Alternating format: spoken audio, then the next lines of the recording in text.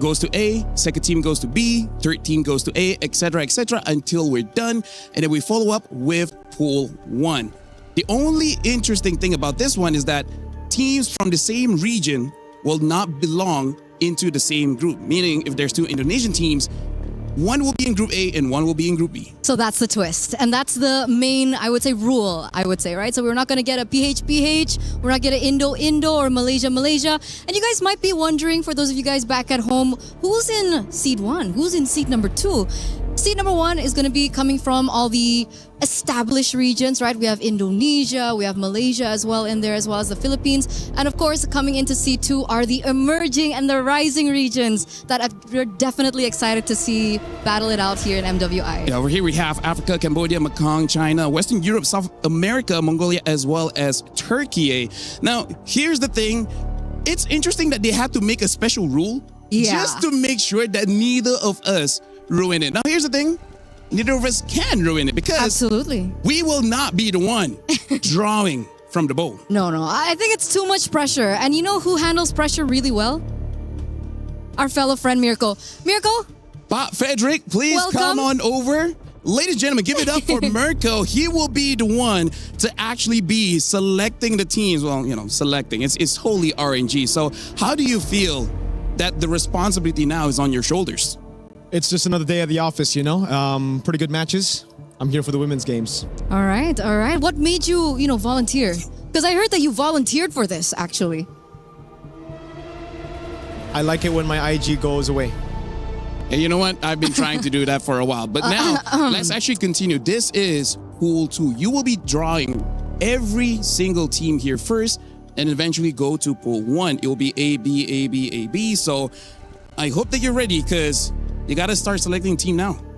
Okay, let's start. I think everyone out there is anticipating this first matchup, but we aren't going to see the matchups just yet because we're going to draw out the first team. Don't forget to show it on camera once you get visuals of it. It's okay. That's what she said. We have all the time. And the first team is Seita. All right, our representative from the Chinese region. Yeah, so right now it looks like Seita will be the first team from the second seed moving over to Group A. Now the next team you will choose will be going over to Group B. So this one, we're going to be finishing everything from here. Yep. Let's go. Let's go again. So right now we still have Africa, Cambodia, Mekong, Western Europe, South America, Mongolia, as well as Turkey. And let's look at the second team here. Okay. And the next team is Foot Esports from Turkey. All right, so at least for now, looks like Seita as well as Foot Esports, they will not be in the same group. It will be different groups, Group A and B. Now going for Group A again. We'll see the second team entering Group A. All right, we still have Africa, Cambodia, Mekong, Western Europe, South America, and Mongolia. So the third team here. It's going to be Aurora Gaming from Mongolia. All right, so it looks like in Group A, we have Seita as well as Aurora Gaming. And right now, we have to see who will be joining Foot Esports in Group B. So far, this means nothing just yet because we do not have the matchups. After we finish Pool 1, then we will officially have the matchups here. Okay, next team is MIBR Loss. All right. From South America. Yeah. All right, so right now, looks like Turkey and South America will be in Group B. Now, go for Group A again. We only have 4 more teams here, Eterna. Let's see the final 4.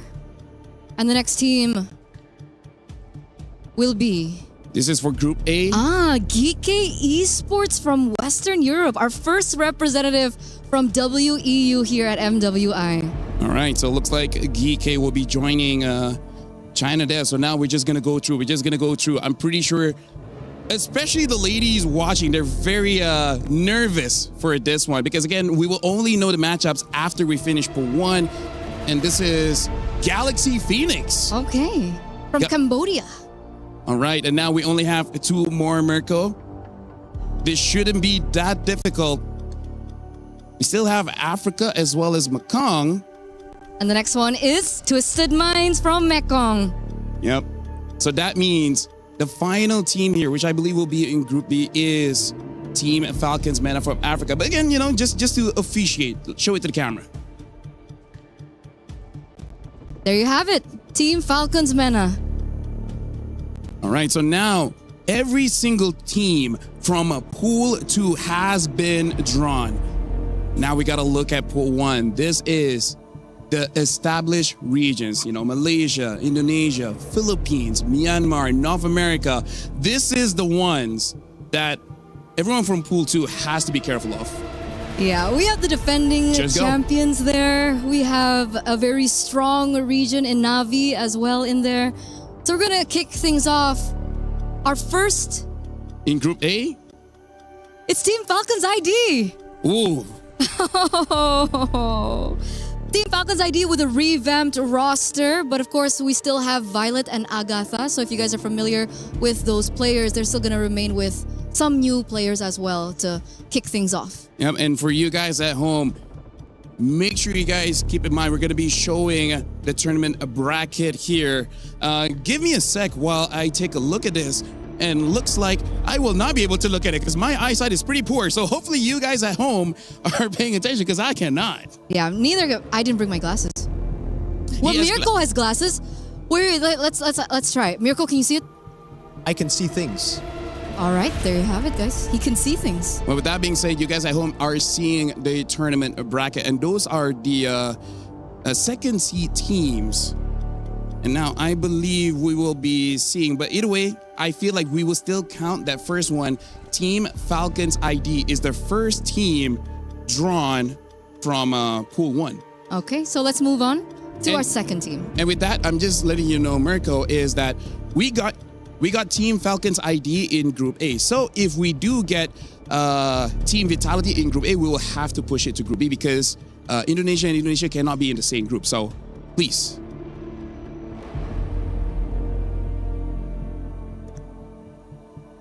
Our second team.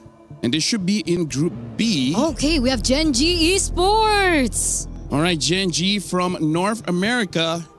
Hopefully Group B goes good. Remember, they went top 2. Vitality will be there. They went top 2 last time under the banner of Gaming Gladiators, but of course it's a different roster because Nicolette is not going to be there. Yeah.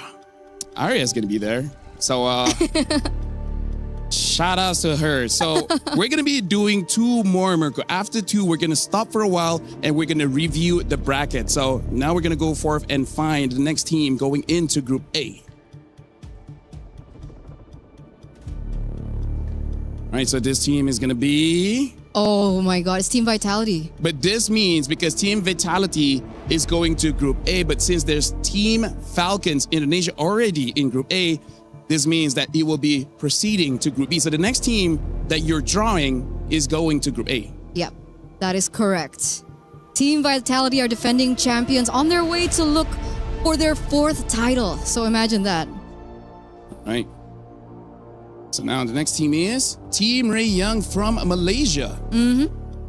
It's a new representative. They were able to beat Navi Malaysia. Yeah. So it truly is a big deal that they're coming through here. Wondering what they're going to be able to bring to the table at MWI. Okay, we're gonna stop for a while, allowing time for the bracket to really go through. For now, I'm sure there's no stakes for you, but how do you feel about the draw so far? There's only 4 more teams left. I think I got really good teams, I got really good teams, really good matchups. I think MWI will be, this year, the best ever. Oh.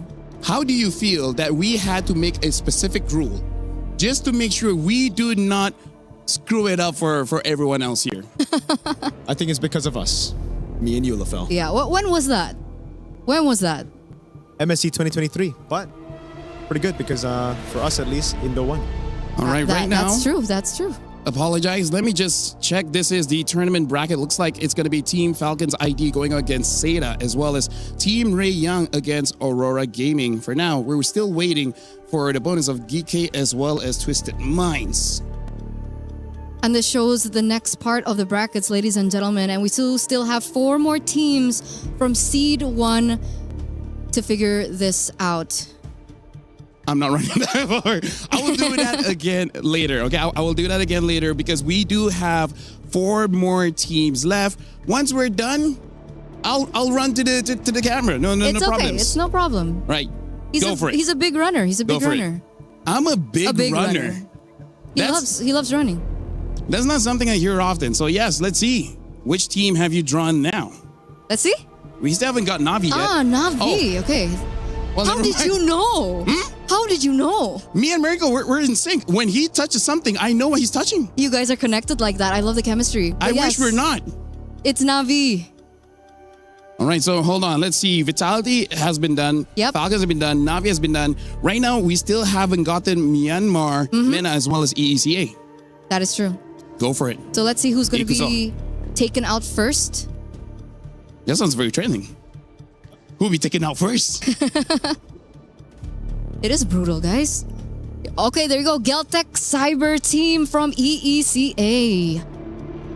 All right, so now there's only two more left. It's between Myanmar as well as MENA, Virtus Pro as well as Falcon Daisies. Falcon Daisies. I love that Falcon name. Daisies, go for it.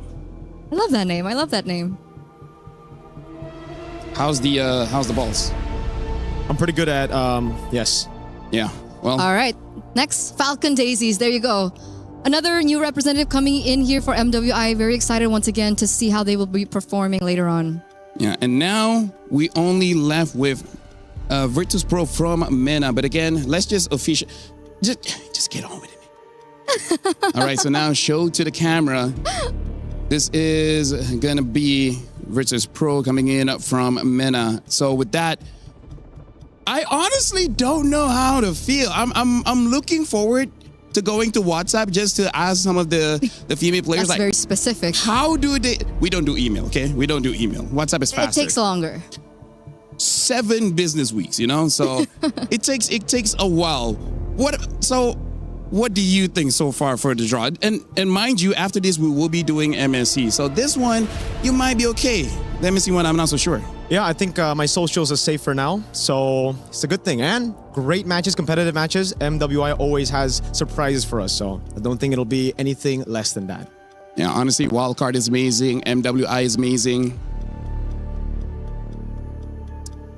MSC is copy paste, but either way, hopefully this time is gonna be fun. Let's not have a 4-0 grand finals, right? For now, let's look at the brackets just to see how it shapes up. Let's walk. Oh yeah, let's walk. We can walk together. You can stay there. You're Mirko all doesn't good. want to come?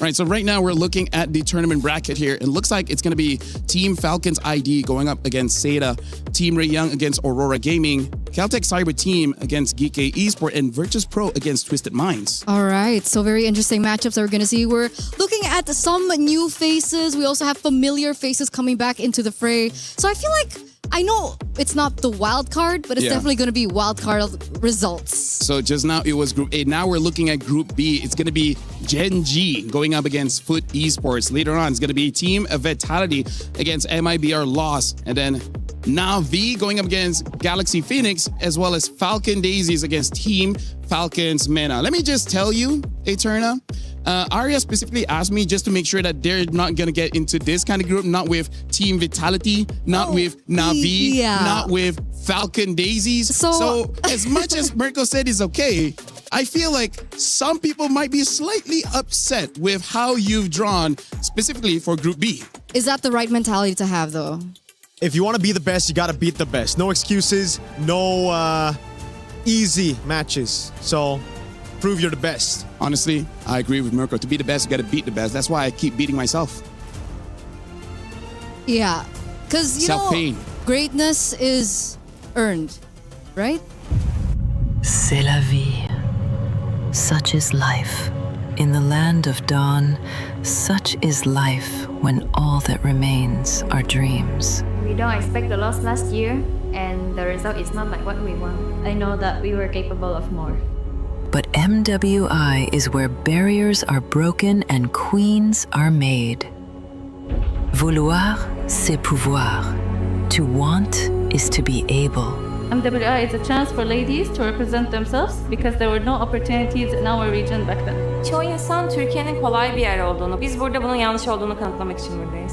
From heartbreak to hope, from doubt to belief. We only want to take revenge on Team Vitality because they were the only team standing in our way. То, что я нахожусь здесь, уже доказывает то, что мечты сбываются. I think the fourth title will be ours. Who will rise above? Two champions, one game.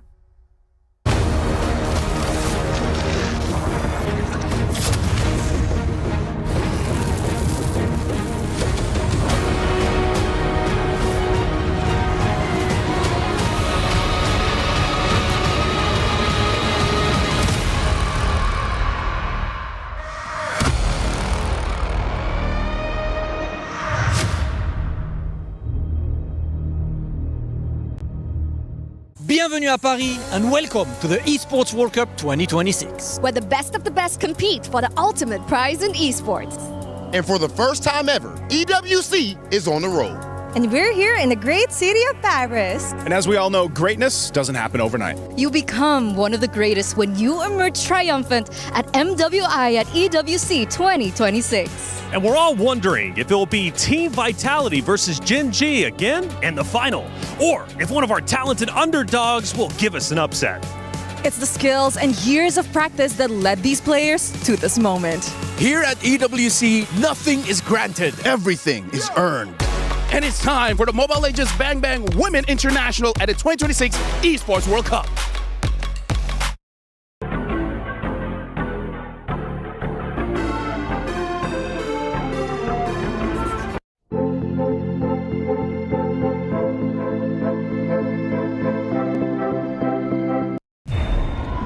$75 million, 25 tournaments, over 200 clubs, only one club champion. The club championship is the beating heart of the Esports World Cup. Over 7 weeks, esports clubs send their players to compete. Every placement, every win, every podium earns points for their club. At the end of 7 weeks, every point counts. The club at the top walks away with $7 million and the title of Best Esports Club in the world. It's not about being the best at one game. It's about being the best across all of them. Depth, versatility, consistency under pressure. One championship trophy, one title. Who will take it? Watch history unfold in Paris at the Esports World Cup 2026.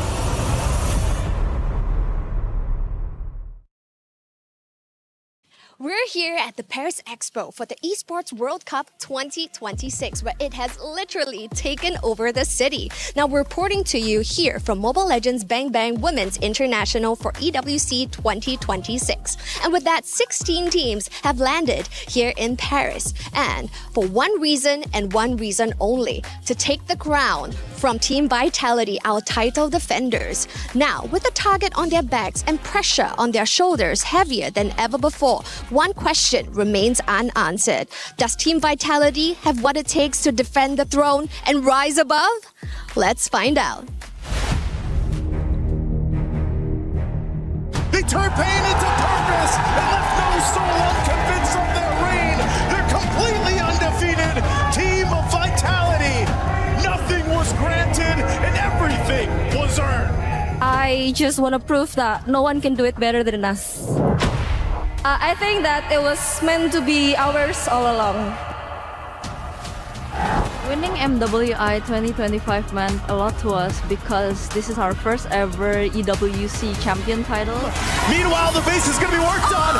She's working on the base and Arya's there. They have to clear out the minion, but she'll take it in her own hands and they take it. We didn't plan for a perfect run last year, but it just happened, so we kept going. The triple forces the flicker out, but she'll get it over the wall anyway. I feel like I have conquered the world in Mobile Legends Women. After that, we went to Paris. I actually feel a little bit pressured because we are playing at the home ground of Team Vitality. Now that we're here, all of our fans in Paris are able to watch us directly on site. Defending it again is the biggest challenge, plus there are more eyes on us. It has always been our nature to win every tournament there is, but what changed is going into this year's EWC, we have more motivation to get the back-to-back title. I feel confident this time I know that everyone wants the MWI title, but I will not let it happen. I will always be hungry for the title. If you call us the final queen, we will take it. To all teams, give us an intense game. Don't make us sleepy. Play is in our DNA.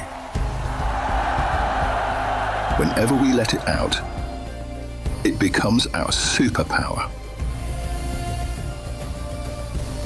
Now imagine an entire city being built to supercharge it. Kadir City, powered by play.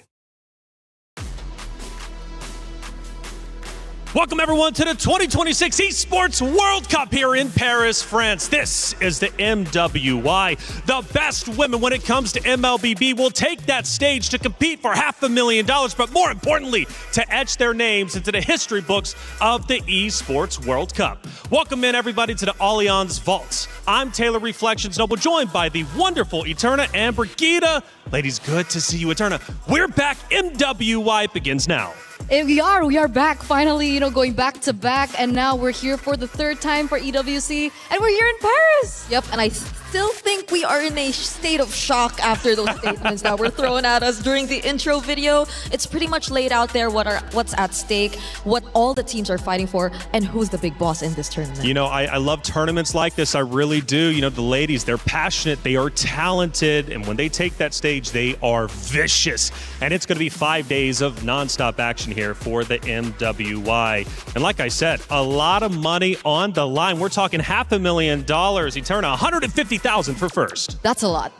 And I keep saying this over and over, but I think even from the first EWC MWI collaboration is the fact that this is a lot of money, especially for the women's teams, because some of these teams, I think even from back in the day, they didn't even have a gaming house to work with, so the resources were very limited. Right. And that's why this is definitely life-changing money. Yeah, and that's like $5,000 to $10,000 difference, especially if you make it all the way to the knockouts, which I think is one of the most crucial parts now that we are entering the first 3 days of MWI. Well, format, it's going to be a grueling, at least road that they have to travel in order to reach the finals. We start in a breakout stage, 16 teams broken up into 2 groups of 8. It's double elimination, so you do get that second life. You go on that stage, maybe you're not ready for it, right? You get a second opportunity to make it into the knockout stage, but that's where things get real. Single elimination, the championship up for grabs, and more importantly, that trophy they might hoist at the end of the competition. And let's also not forget protecting your heart,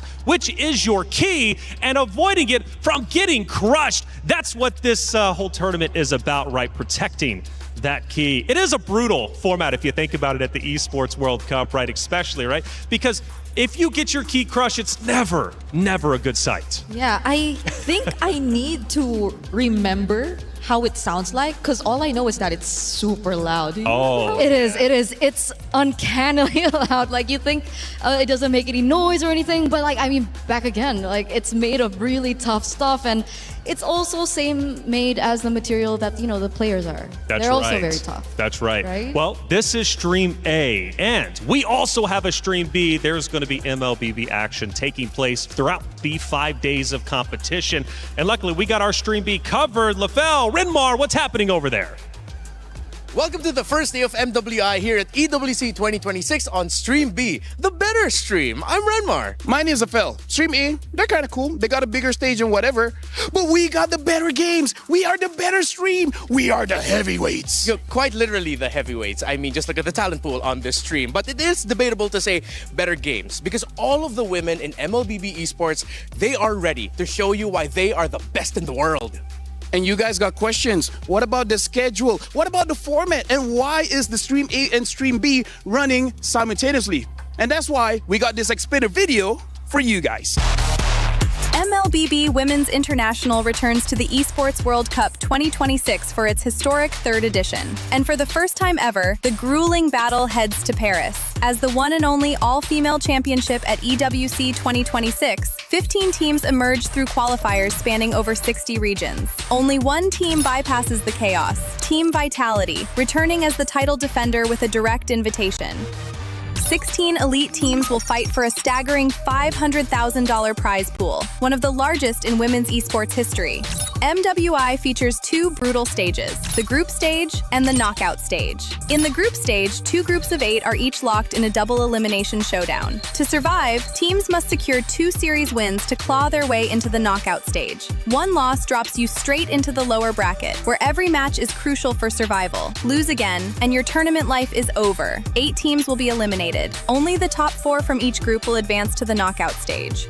In the knockout stage, the stakes escalate with every single step. Teams start in a best-of-3 quarterfinal before advancing to an unforgiving best-of-5 semifinal. Teams who fall short of the grand finals will be granted the opportunity for a podium finish in the third-place match. Finally, the top 2 teams battling for the title in the best-of-7 grand finals.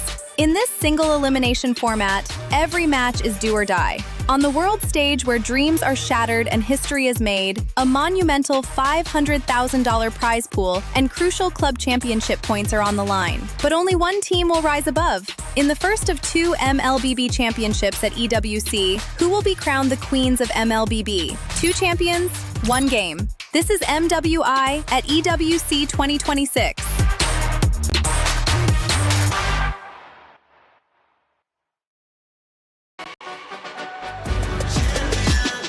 This ain't no regular thing. I came for the ring, you know what I mean. You see my name in the lights, better get right, I'm champion.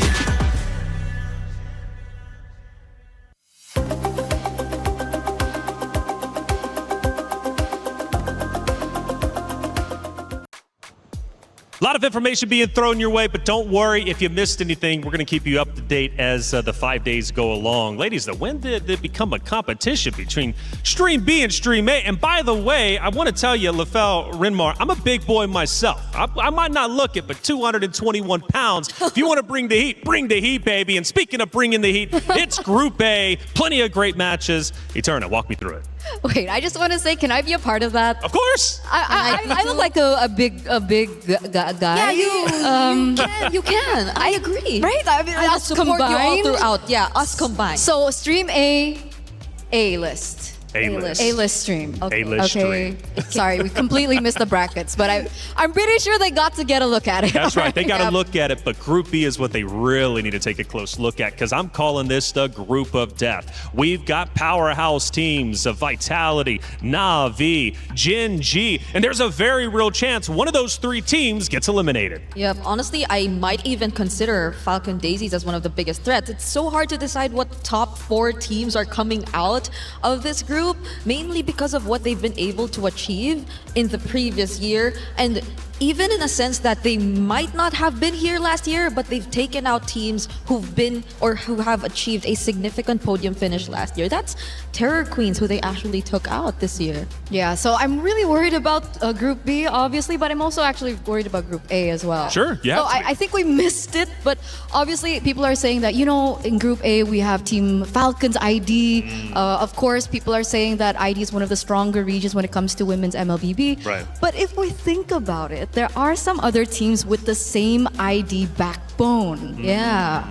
Plenty of teams. Actually, there's 18 different countries represented from the players alone, which is incredible. This is going to be our schedule for Group A. We start off with Falcons Indonesia versus Seda Esports. We go down the list, and then Vitality takes on MIBR. Now, that one's going to be a good one. Vitality, the top dogs everybody's looking to take down, and of course, Genji at the end. But this isn't the only schedule. We also have our Group B, which is going to be action-packed, 4 matches as well taking place over there. And we're going to cross-pollinate, have a chance to show both of them. Like I said, have 2 tabs open. Yep. Don't exit out of either one, okay? Have them split screen, get a second monitor, get a second phone. I don't care what you got to do. Watch both streams, because these will be the matches taking place on the B stream. Again, an exciting day of competition. And we, for the Esports World Cup, have a ton of things happening. Check it out.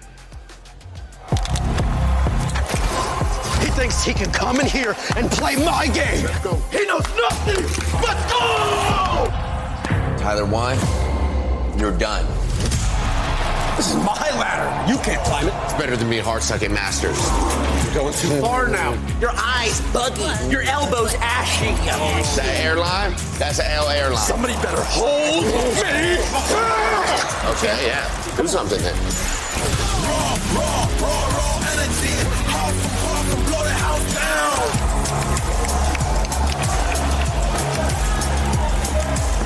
You look nervous. You look short. Everything's good? Mm-hmm. Fight.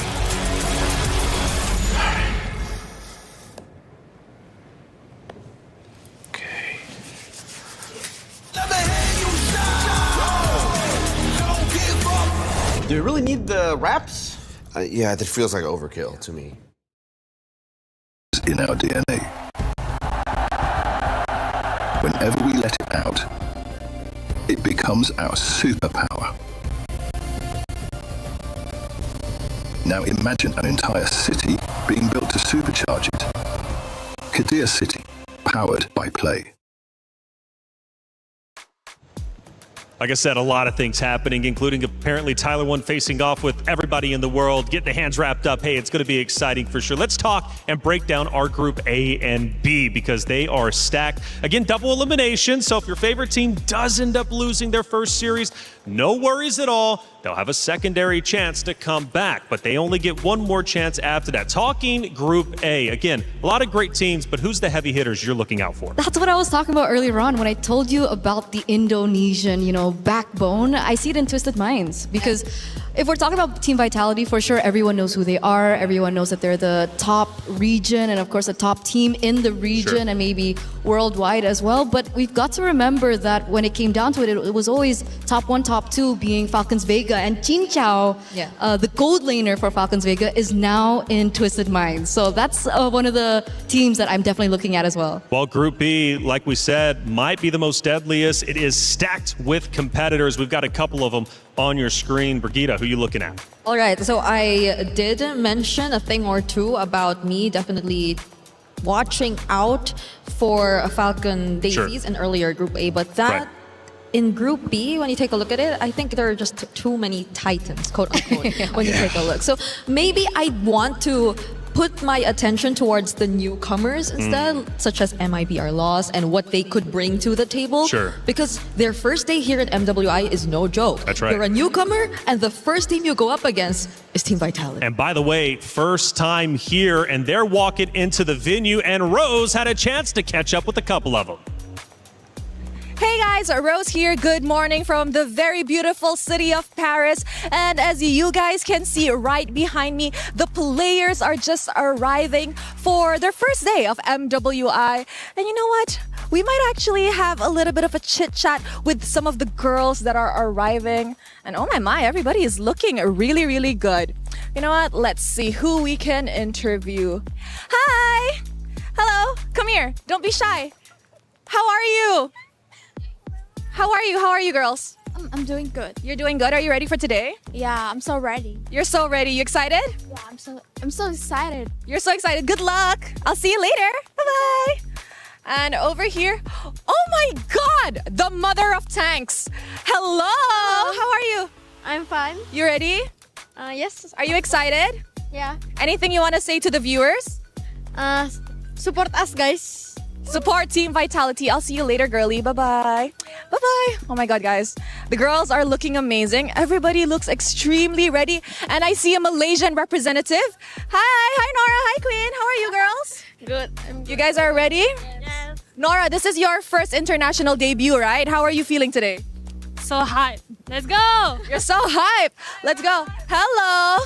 Good luck, girlies. Good luck. I'll see you guys later. And of course, we also see Falcon Mena. Hello, girls. You ready? I see you again this year. Yes, I'm ready. We are all ready. Perfect. You girls look amazing. I love the little ribbon on your hair.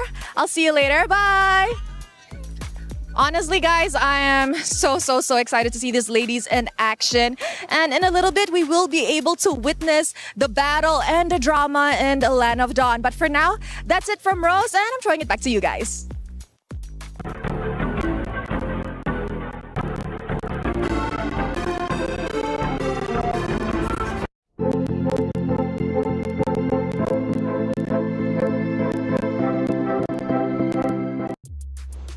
Ooh, the players are ready, and Rose, love the energy out there. Vivian putting on the moves, man. She's like out there ducking and dodging, man. She's the mother of tank. She's looking to go big, of course, representing Vitality. You know, one thing that I really appreciated about those player walk-ins, sometimes you never know what you're going to get, but everybody pretty much had a smile on their face. So they're ready for the competition, and I'm ready for our crunchy story of the day. Now, the question is, who dare challenges the queen? Who dare challenges Vitality? And I've got one that I think is looking for revenge, and that's Gen G. Yeah, back last year, they were under Gaming Gladiators, and they were able to take top 2. It was the Cinderella story, the underdog story. I think everyone was corralling behind this team because they just wanted to see someone be able to beat Vitality finally, right? Yeah.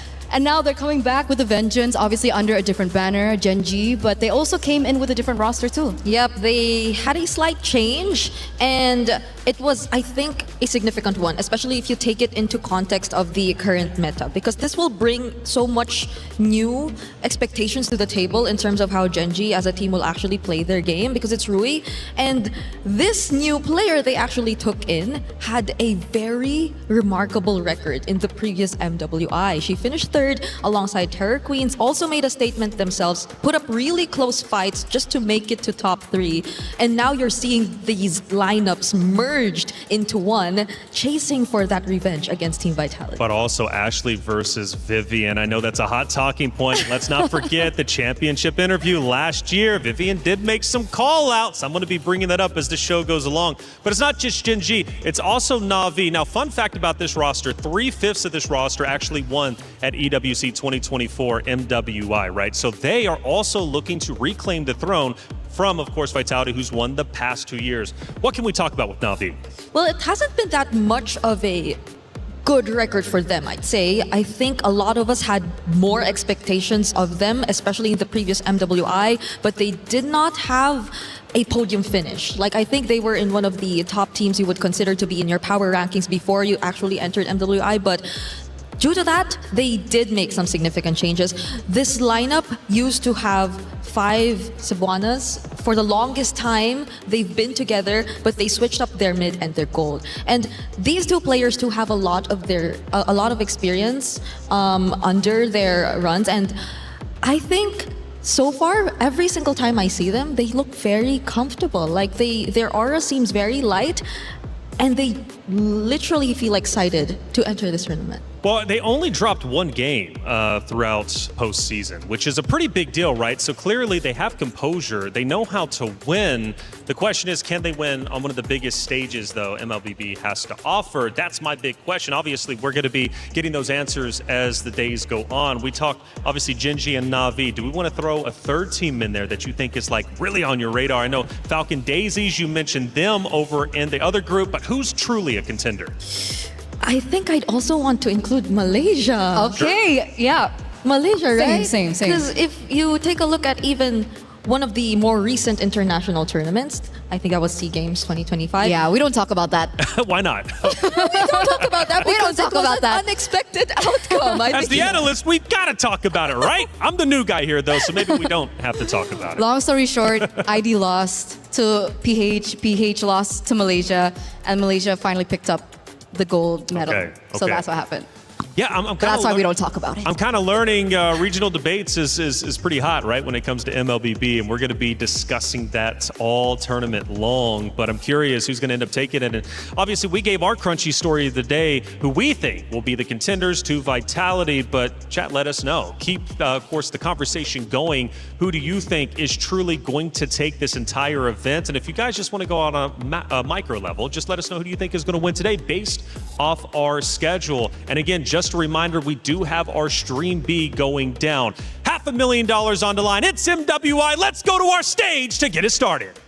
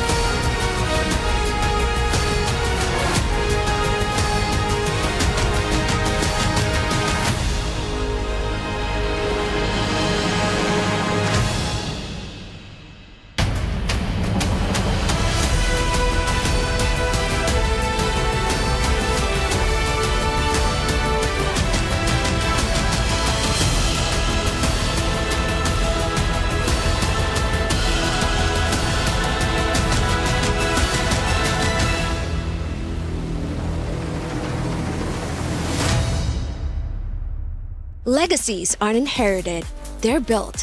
One match, one win, one impossible comeback at a time. Nothing is granted. Everything is earned. The Esports World Cup has landed here in Paris, the city of love. And this time, for the love of Mobile Legends Bang Bang. 2 champions, 1 game.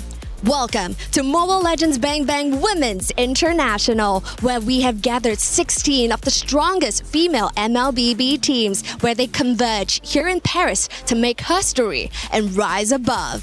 And of course, all of these 16 teams are the queens of their regions. And here at the Esports World Cup, you know that means they are about to be fighting for a lot. $500,000, ladies and gentlemen, is up for grabs. And of course, the glory of being considered the best women's MLBB team in the world. Of course, right here on the trophy stand, we do not have the trophy yet, as last year's champions, Team Vitality, will be bringing out the trophy later on. But in the end, there can only be one champion. Damascus, what help us to those who fall short?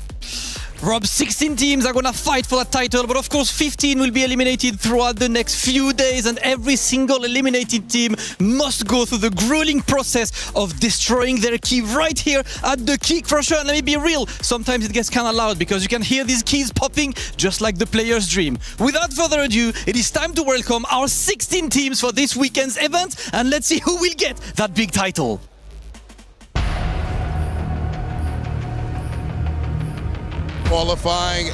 Qualifying out of Indonesia, Team Falcons. Qualifying out of Western Europe, made up of 5 countries, GK Esports. Qualifying out of North America, GG Esports. And joining all the way from Mongolia, Aurora Gaming.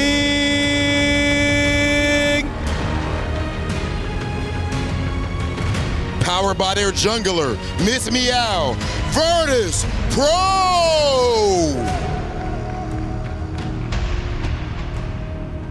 Last year's rookie come back with a lot of experience, all the way from Turkey, Foot Esports.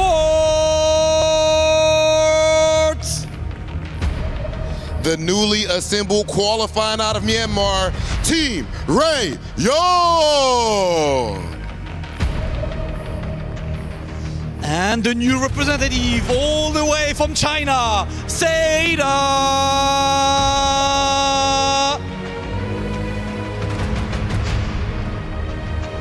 Qualifying out of Cambodia, Galaxy Phoenix.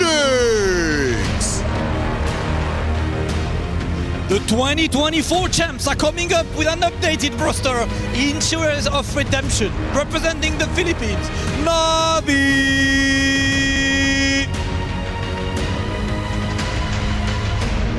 With the return of the Ice Queen, Galtech Cyber Team.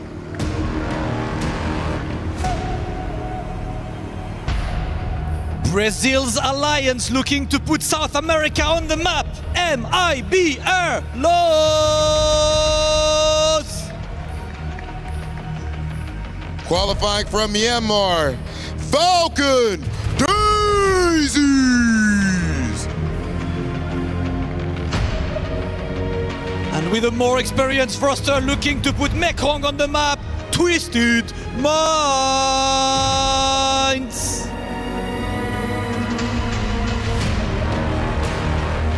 Sweeping the entire Africa qualifier, put your hands together for Team Falcons MENA!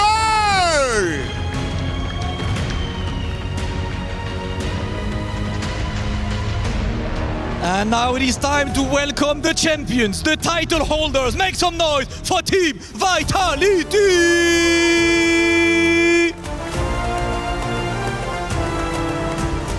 Last year, the defending queens didn't just win it back. They went undefeated. A perfect run. The golden road. This year, the target is on their back, heavier than ever before. Every team came here to Paris for one reason and one reason only: to take the beehive down, and the crown from the queen bees. But here in Paris, this is the home ground of the organization. Pride is on the line. Today, the question isn't whether Team Vitality still belongs at the top, it's whether anyone in the room can actually do something about it. To break it down, let's find out from the studio. It's an introduction. The ladies have taken the stage. Things start to get serious. And the trophy has been placed in the center by Vitality, looking to protect it. Will they be able to? Well, only time will tell. 5 days of competition. Let's start breaking down our first matchup. It's coming up quick. It's going to be Falcons Indonesia versus Seda Esports. Two dominant rosters going toe-to-toe for the first time ever here at the 2026 Esports World Cup. However, when it comes to MLBB, there's been some big changes even since our wild card matchups. Let's start discussing our new meta and how things are shifting about. And, well, I don't know. Who wants to take this one first? Okay, I think we start with the first and probably the most important point that we have to talk about here. It's the nerf on tank junglers who have been the kings of the jungle for the longest time in MLBB. We see occasionally some assassins here and there, but just because of this nerf, in terms of their jungling speed, I think this will allow for the assassins who we've all been wanting to see finally step up and take place in the Land of Dawn. And I am so excited to see this because a lot of our female junglers are actually really good assassin users. Yeah, they're carries. They're carries, they're violent in their execution, they're violent in the game. So I do agree with you, Brig. I like that you brought that up. But also when we take a look at this hotfix, we got to see it coincide with one another, right? You're talking about specific tank junglers being nerfed, and we're talking Baxia, Fredrin, Akai specifically, but also the fact that there were battlefield adjustments that we also need to pay attention to as well. The fact that the purple buff, the orange buffs, and the creeps around your own jungle has gotten buffed when it comes down to how much income you get. It's 20% on orange and 20% on purple, and the rest have been upped by 50%. We're saying a lot of numbers, we're saying a lot of specifics, but what does this mean in the game? It means that there is more room for carry junglers to rise. Assassins will be able to get to their power spikes a lot quicker. It also allows them to not really have to go for the contest for first turtle, so they can play the way that assassins want to play. And hence, if you do still want to use your tank jungles, I guess you need to be a little bit more aggressive in the invades. And farming, like heavy on farming, because you will feel the change. You will feel the difference in terms of your farming speed if you still opt to go for your tank jungle setups. And that will also probably change the way we see the roamers come into play. Like, are we going to see a bit more of the aggressive invade type of roamers or the heavy pick-off crowd control specialist roamers? Because I think that will be also one of the biggest responses to the potential rise of the assassin junglers all over again. But more so, if we're talking invades, if we're talking about all those disruptors and annoying heroes, then might as well touch on a bit of the EXP lane. Because there was this one hero that took a significant change as well, which is Esmeralda. Huge. Lower cooldown, increased damage, increased shield on her first skill, more slow on her second skill as well. So we are going to see whether or not Esmeralda rises in popularity. And I think that's what makes MWI so exciting. Absolutely, and so much to ask, even based off of this, especially with two specific players. I'll ask that when the time comes, especially for the matchup a little bit later. But this one here, Falcons Indonesia, Seda Esports. Very talented ladies about to take the stage. Now, the story here is you have one of MLBB's strongest teams going against China's newest team, built specifically for MWI. Now, first we talk Falcons. Now, Falcons Indonesia, a talented roster built around a veteran. Yeah, we have Violet and Agatha that stayed, but other than that, everyone's kind of new. But also, we do still have some veterancy in it, despite them not being from Falcons, right? They came from EVOS Lynx, and they were together 7 years ago. That's Leaf as well as Violet. So I'm excited to see that duo come together, how they've been able to gel with one another. And it's also important to note the fact that they did miss last year's MWI, so I am quite excited to see what they have to bring But to the maybe table. missing, sometimes the heart grows fonder with distance, right? And they were watching that and thinking, thinking, I want to be there. Now that they're there, they're not going to waste that opportunity. Now, one good thing about them is they have great composure, clearly, because, Violet specifically led her team through 3 elimination matches to get to this stage. Now, that's not easy to do. When you know your tournament life is on the line, you've got to guide your troops effectively. Violet was able to do that. So if they get into a sticky situation, I'm looking at this team to be perfectly fine, and it is going to get a bit hairy up there at times, right? It's not going to be easy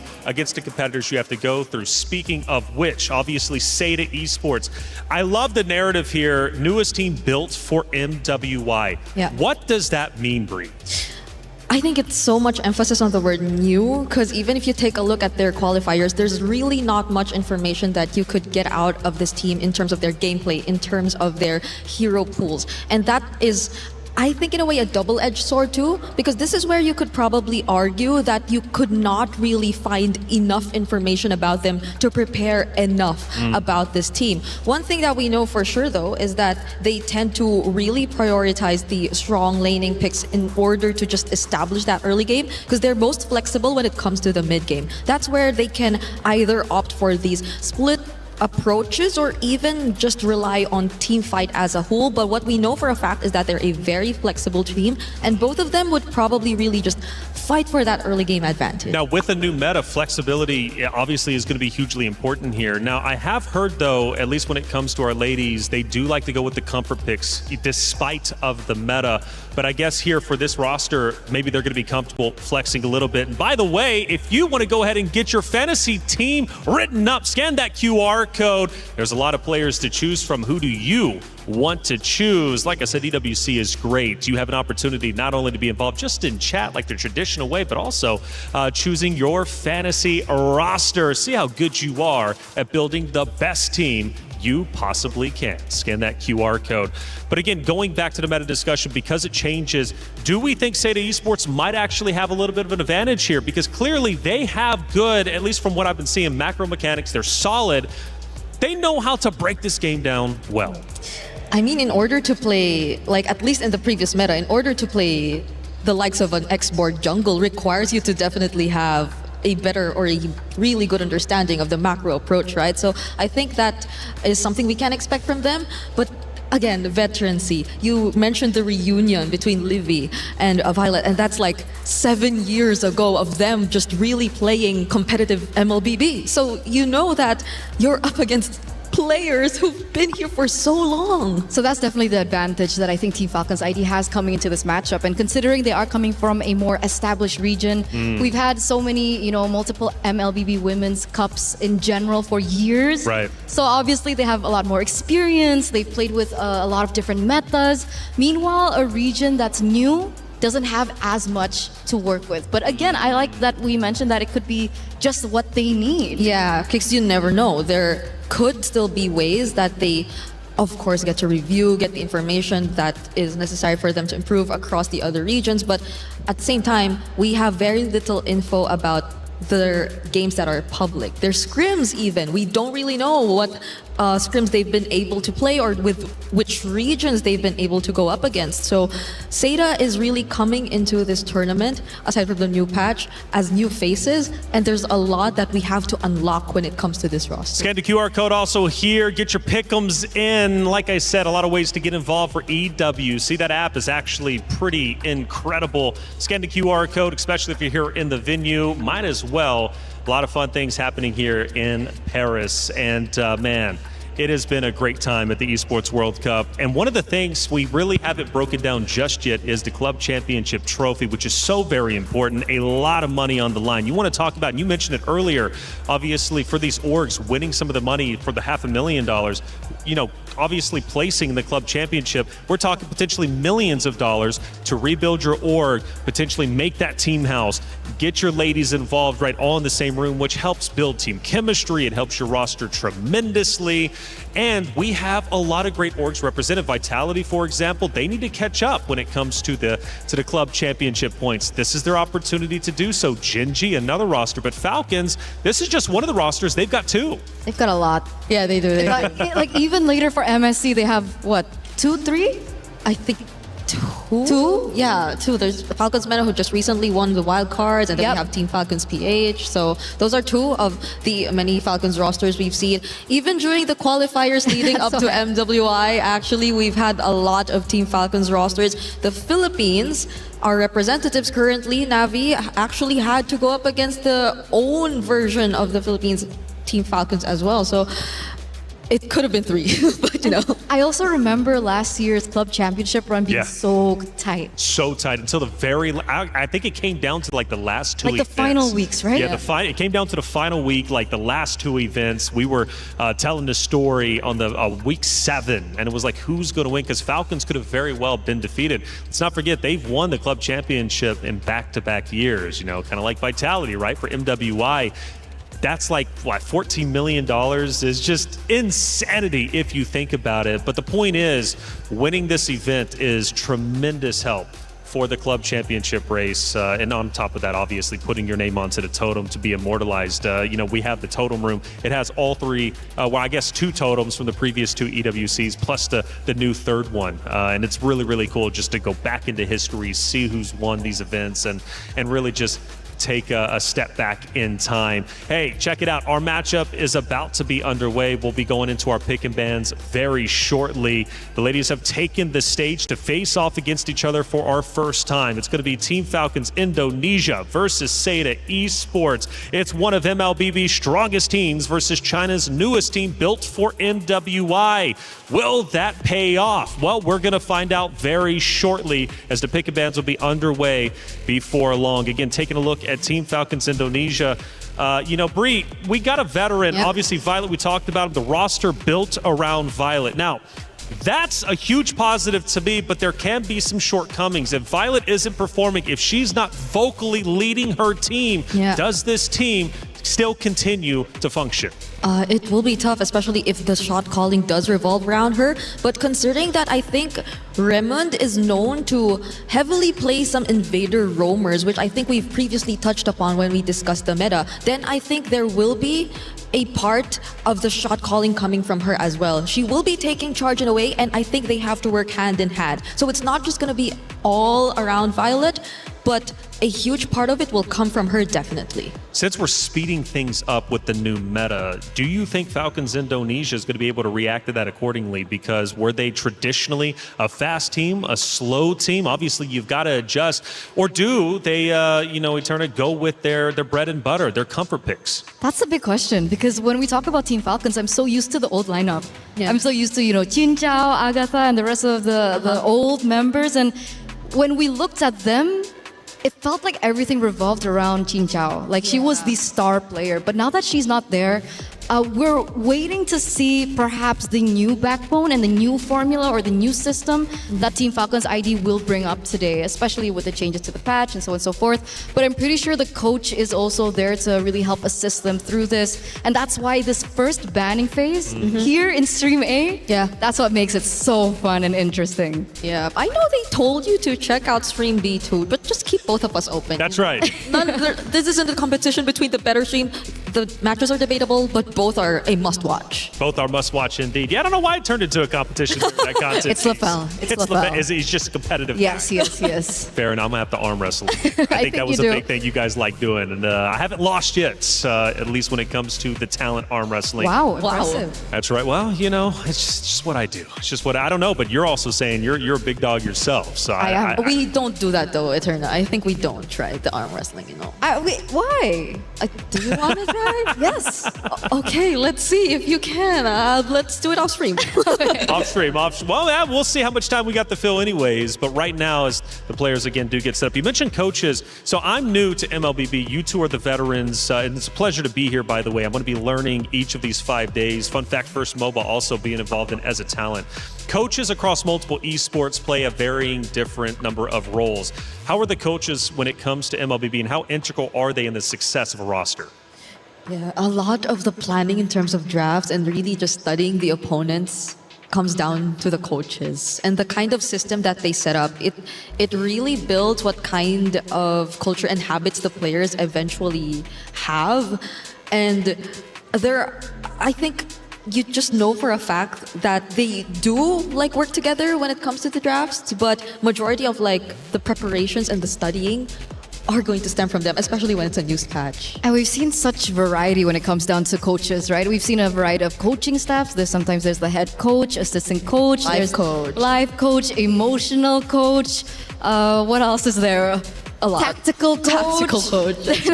It really depends on how established the org is. But for simplicity, let's just keep it to, let's say, head coach and assistant coach. We also usually have an analyst to really study everyone else in the competition.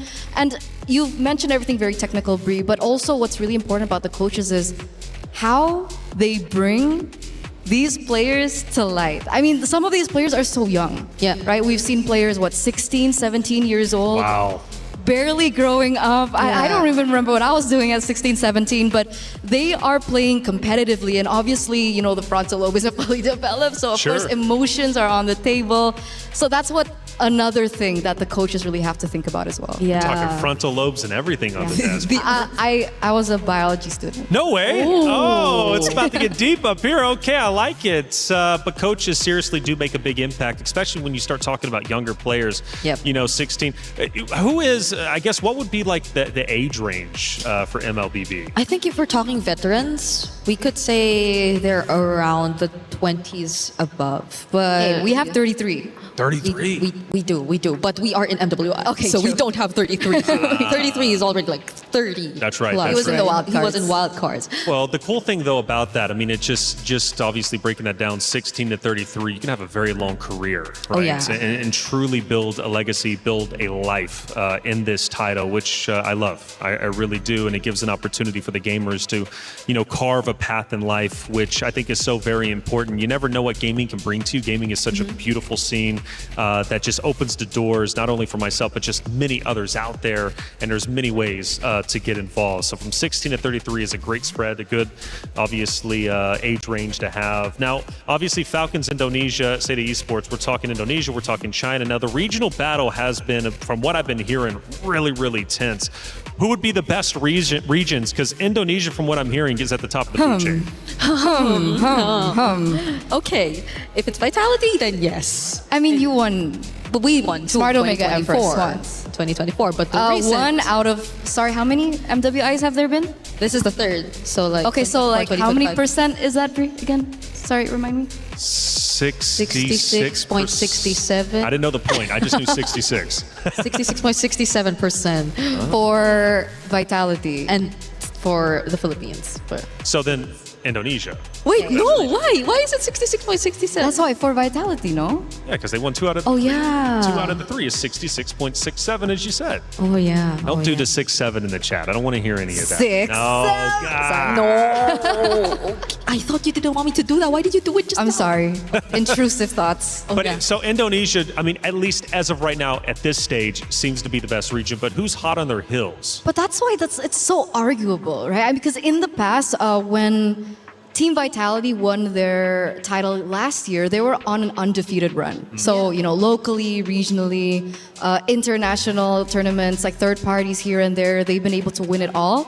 But this year feels a little janky for me. The fact that they lost the SEA Games. Yeah. What do you think about that? I mean, at the time, it felt as if the mastery that Malaysia was able to show was just really exceptional overall, because they've been spamming. Well, it was sort of the utility meta back then. So we've seen comps similar to the Fredrin and Arlot being spammed over time by Team Malaysia. But at the same time, it's surprising because the level of understanding and chemistry that they've shown up against Team Vitality or then Team Indonesia is something you really wouldn't expect, because you would expect the most polished and the cleanest of executions to come from Indonesia. But I guess that shows that there occasionally are some loopholes when there are adjustments that have to come into play. That's the thing. That's what makes me so worried. Because it's a new patch. Yes. I mean, considering this is a different coaching staff, by the way. So in 2024, was it 2024?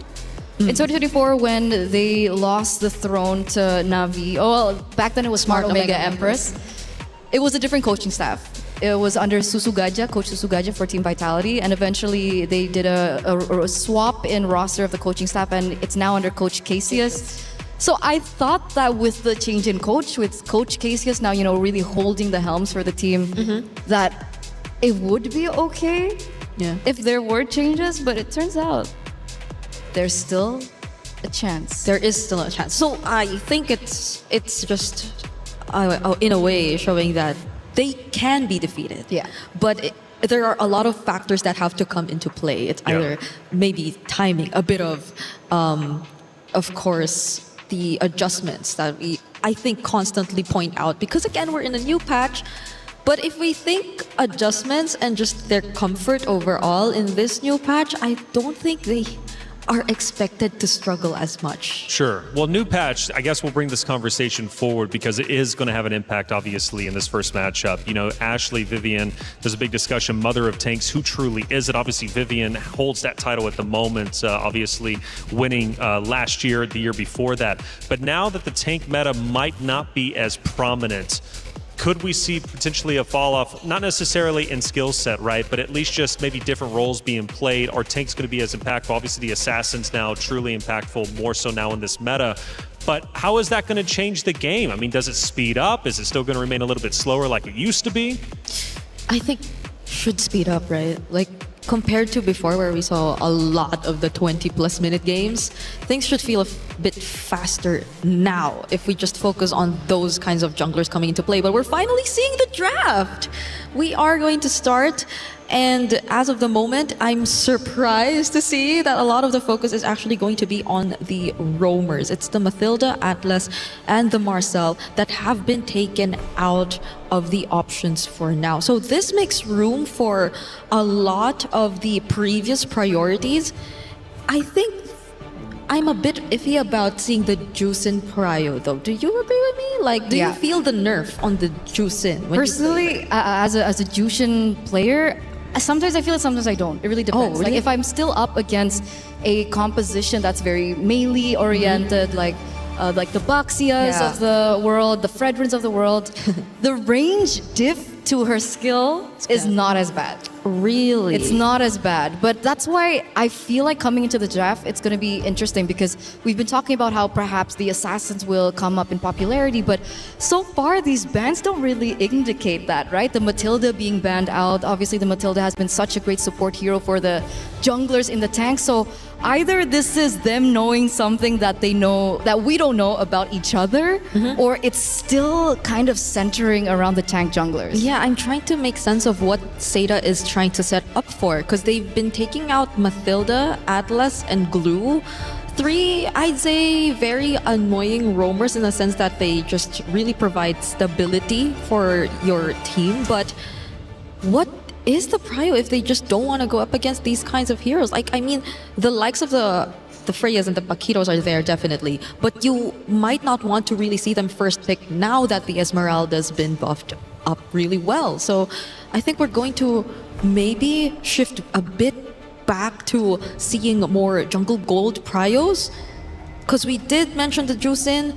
It's also probably going to depend on these teams if they still feel very comfortable into prioritizing the mid lane picks. Yeah, and on that note, we do still see the Baxi being banned out, Brie. Okay, so we talked about the Hirara coming to the wild cards. I think it was a very huge and heated debate. Is Hirara good? Is Hirara bad? Is she viable in the meta? Is she okay for top-notch professional play? Yeah. A lot of players argued differently, but we did see an okay win rate from Hirara. I think in the later stages, I think the teams got a lot more accustomed towards the Hirara, and the fact that we do see the changes towards the battlefield, easier to farm and so on and so forth, we do see the potential of the Hirara. Okay, and more so now that I think you really want to just take a look at the assassin junglers a bit more because of the changes in the patch, then I think Hirara, compared to it becoming a 50-50 pick, feels a bit more reliable. Now, Team Falcons Indonesia though, these are really tanky first 2 picks that they've decided to go for. It's a Phoveus and the Belleric, which really makes me think of, does Seta just really want to counter them immediately on, or do they just want to go for the safer priorities on their carries and reveal what their lineup will really revolve around? Because the bans are just Yeah. Really interesting to see. Like, you don't really get to see what the plan is from the fans. I think right now they definitely cannot rely on the Hirara. So the carry does come through, and the Yves. So we have a double secondary carries here. Yves going to be a very strong laner considering the nerfs to the Jushin. Carry also one of the answers towards the beefy guys in the front, like you mentioned, for the first two picks. And the Falcons ID drafted in a way, especially first two, that they really want to counter this Hirara, right? Yeah. Very difficult for her to dash in of these team fights and get out alive. And that's exactly what the Belleric has to offer. And so does the Phobias on the side lanes. But the question is now, how do they want to close things off? What is that third pick? Do they want to go for a counter pick in the jungle? Yeah, and what is their damage source? Like, what is one of their damage sources gonna be? So now we get an answer. It is gonna be the Gourd. Although it is gonna go up against a Hirara, we do see like the synergy that can come into play. It's a Belleric and a Gourd, so you can just be constantly annoying in the mid, just spamming the taunts, and there will be very reliable follow-up and poke damage that can come into play if you take a look at their mid duo, because I think that's something we're yet to see from Seda. Like, what is going to be paired up with the Eve? What is going to really change the course of their mid rotation so far? Because the fact that you don't know what kind of jungler Falcon's ID is going to go for yet, it kind of feels 50-50 to just go for a heavy invade type. But there is a high chance that they go for an assassin or a damage jungler if they already have these two beefy guys in their lineup so far. That's why, but I think they need someone to kind of speed up the process about the mid-rotation, right? I'm really worried with Hirara being on the other side, the fact that she's going to be able to roam quicker, be able to invade into the enemy jungle a lot quicker, which is why I was actually still thinking about the Fredrin. So the Fredrin does get taken out here. I think it's a good call by Seta. And by the way, the buffs to Esmeralda gets banned straight. Yeah, I was really thinking that it could have been a great option for Seta against Phobias, but they did not decide to go for it just yet. They prioritized the Eve and the carry instead. So we're seeing a setup on the box for Seta, at least for now. Most probably is going to be a team fight approach that they really want to take heading into this game. And speaking of team fight, they even take out the Minotaur. This is something I wouldn't really expect to come in, but there probably has been some information for Team Falcons that it could have been a specialty for Remon, or for, Miss on the roam. And if you think about it, I think it pairs up really well with the AoE that Zeta have actually established so far in the Eve. Makes sense. We're waiting on the final ban now coming from Zeta.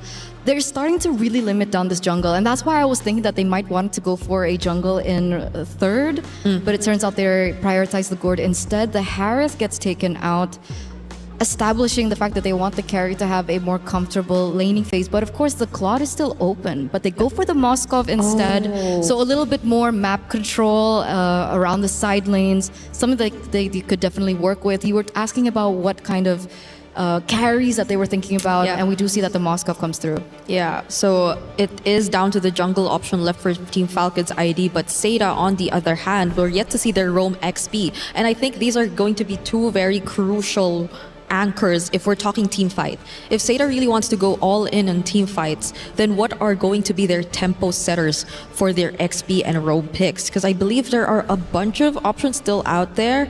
If they're looking at AoE or pickoffs, I think some of the more common picks previously were the Cho. I was supposed to say Gatot Kacha if we're talking AoE, but I didn't expect it to come out because it has been out of the meta for quite some time now.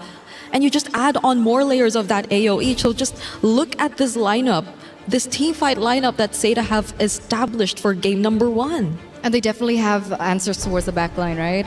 Moskov, backline, Gourd, heavily backline, and they have the Gatot Kacha with the AOG to kind of disrupt that front line, especially we're seeing and considering, the Phobias and the Belleric that will be a huge factor when it comes down to the team fights. They also have the Alice to get to the backline. So it feels like it has been answered. I just don't know what Team Falcons should prioritize in the jungle here. Yeah, there's so many options if you want to fight them head to head with an assassin, but also they're Nolan was buffed. Do they want to go head to head? Oh, they go Suyo. Okay, yeah.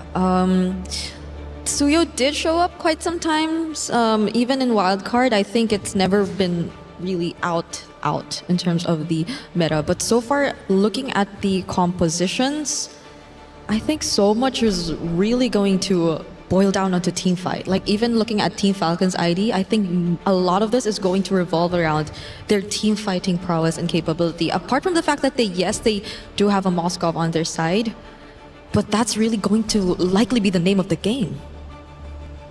Well, now that they're obviously chosen, from what I'm getting, Seda Esports maybe taking a little bit of a different approach versus Falcons Indonesia. You know, mentioning it obviously for the macro mechanics for Seda Esports, they're solid, and they did come in created specifically for MWI. And I'm thinking the Hirara pick is going to make a big impact, obviously, for the side of Seda Esports. Getting that buff recently, we think that's going to be a prio pick. It was instantly.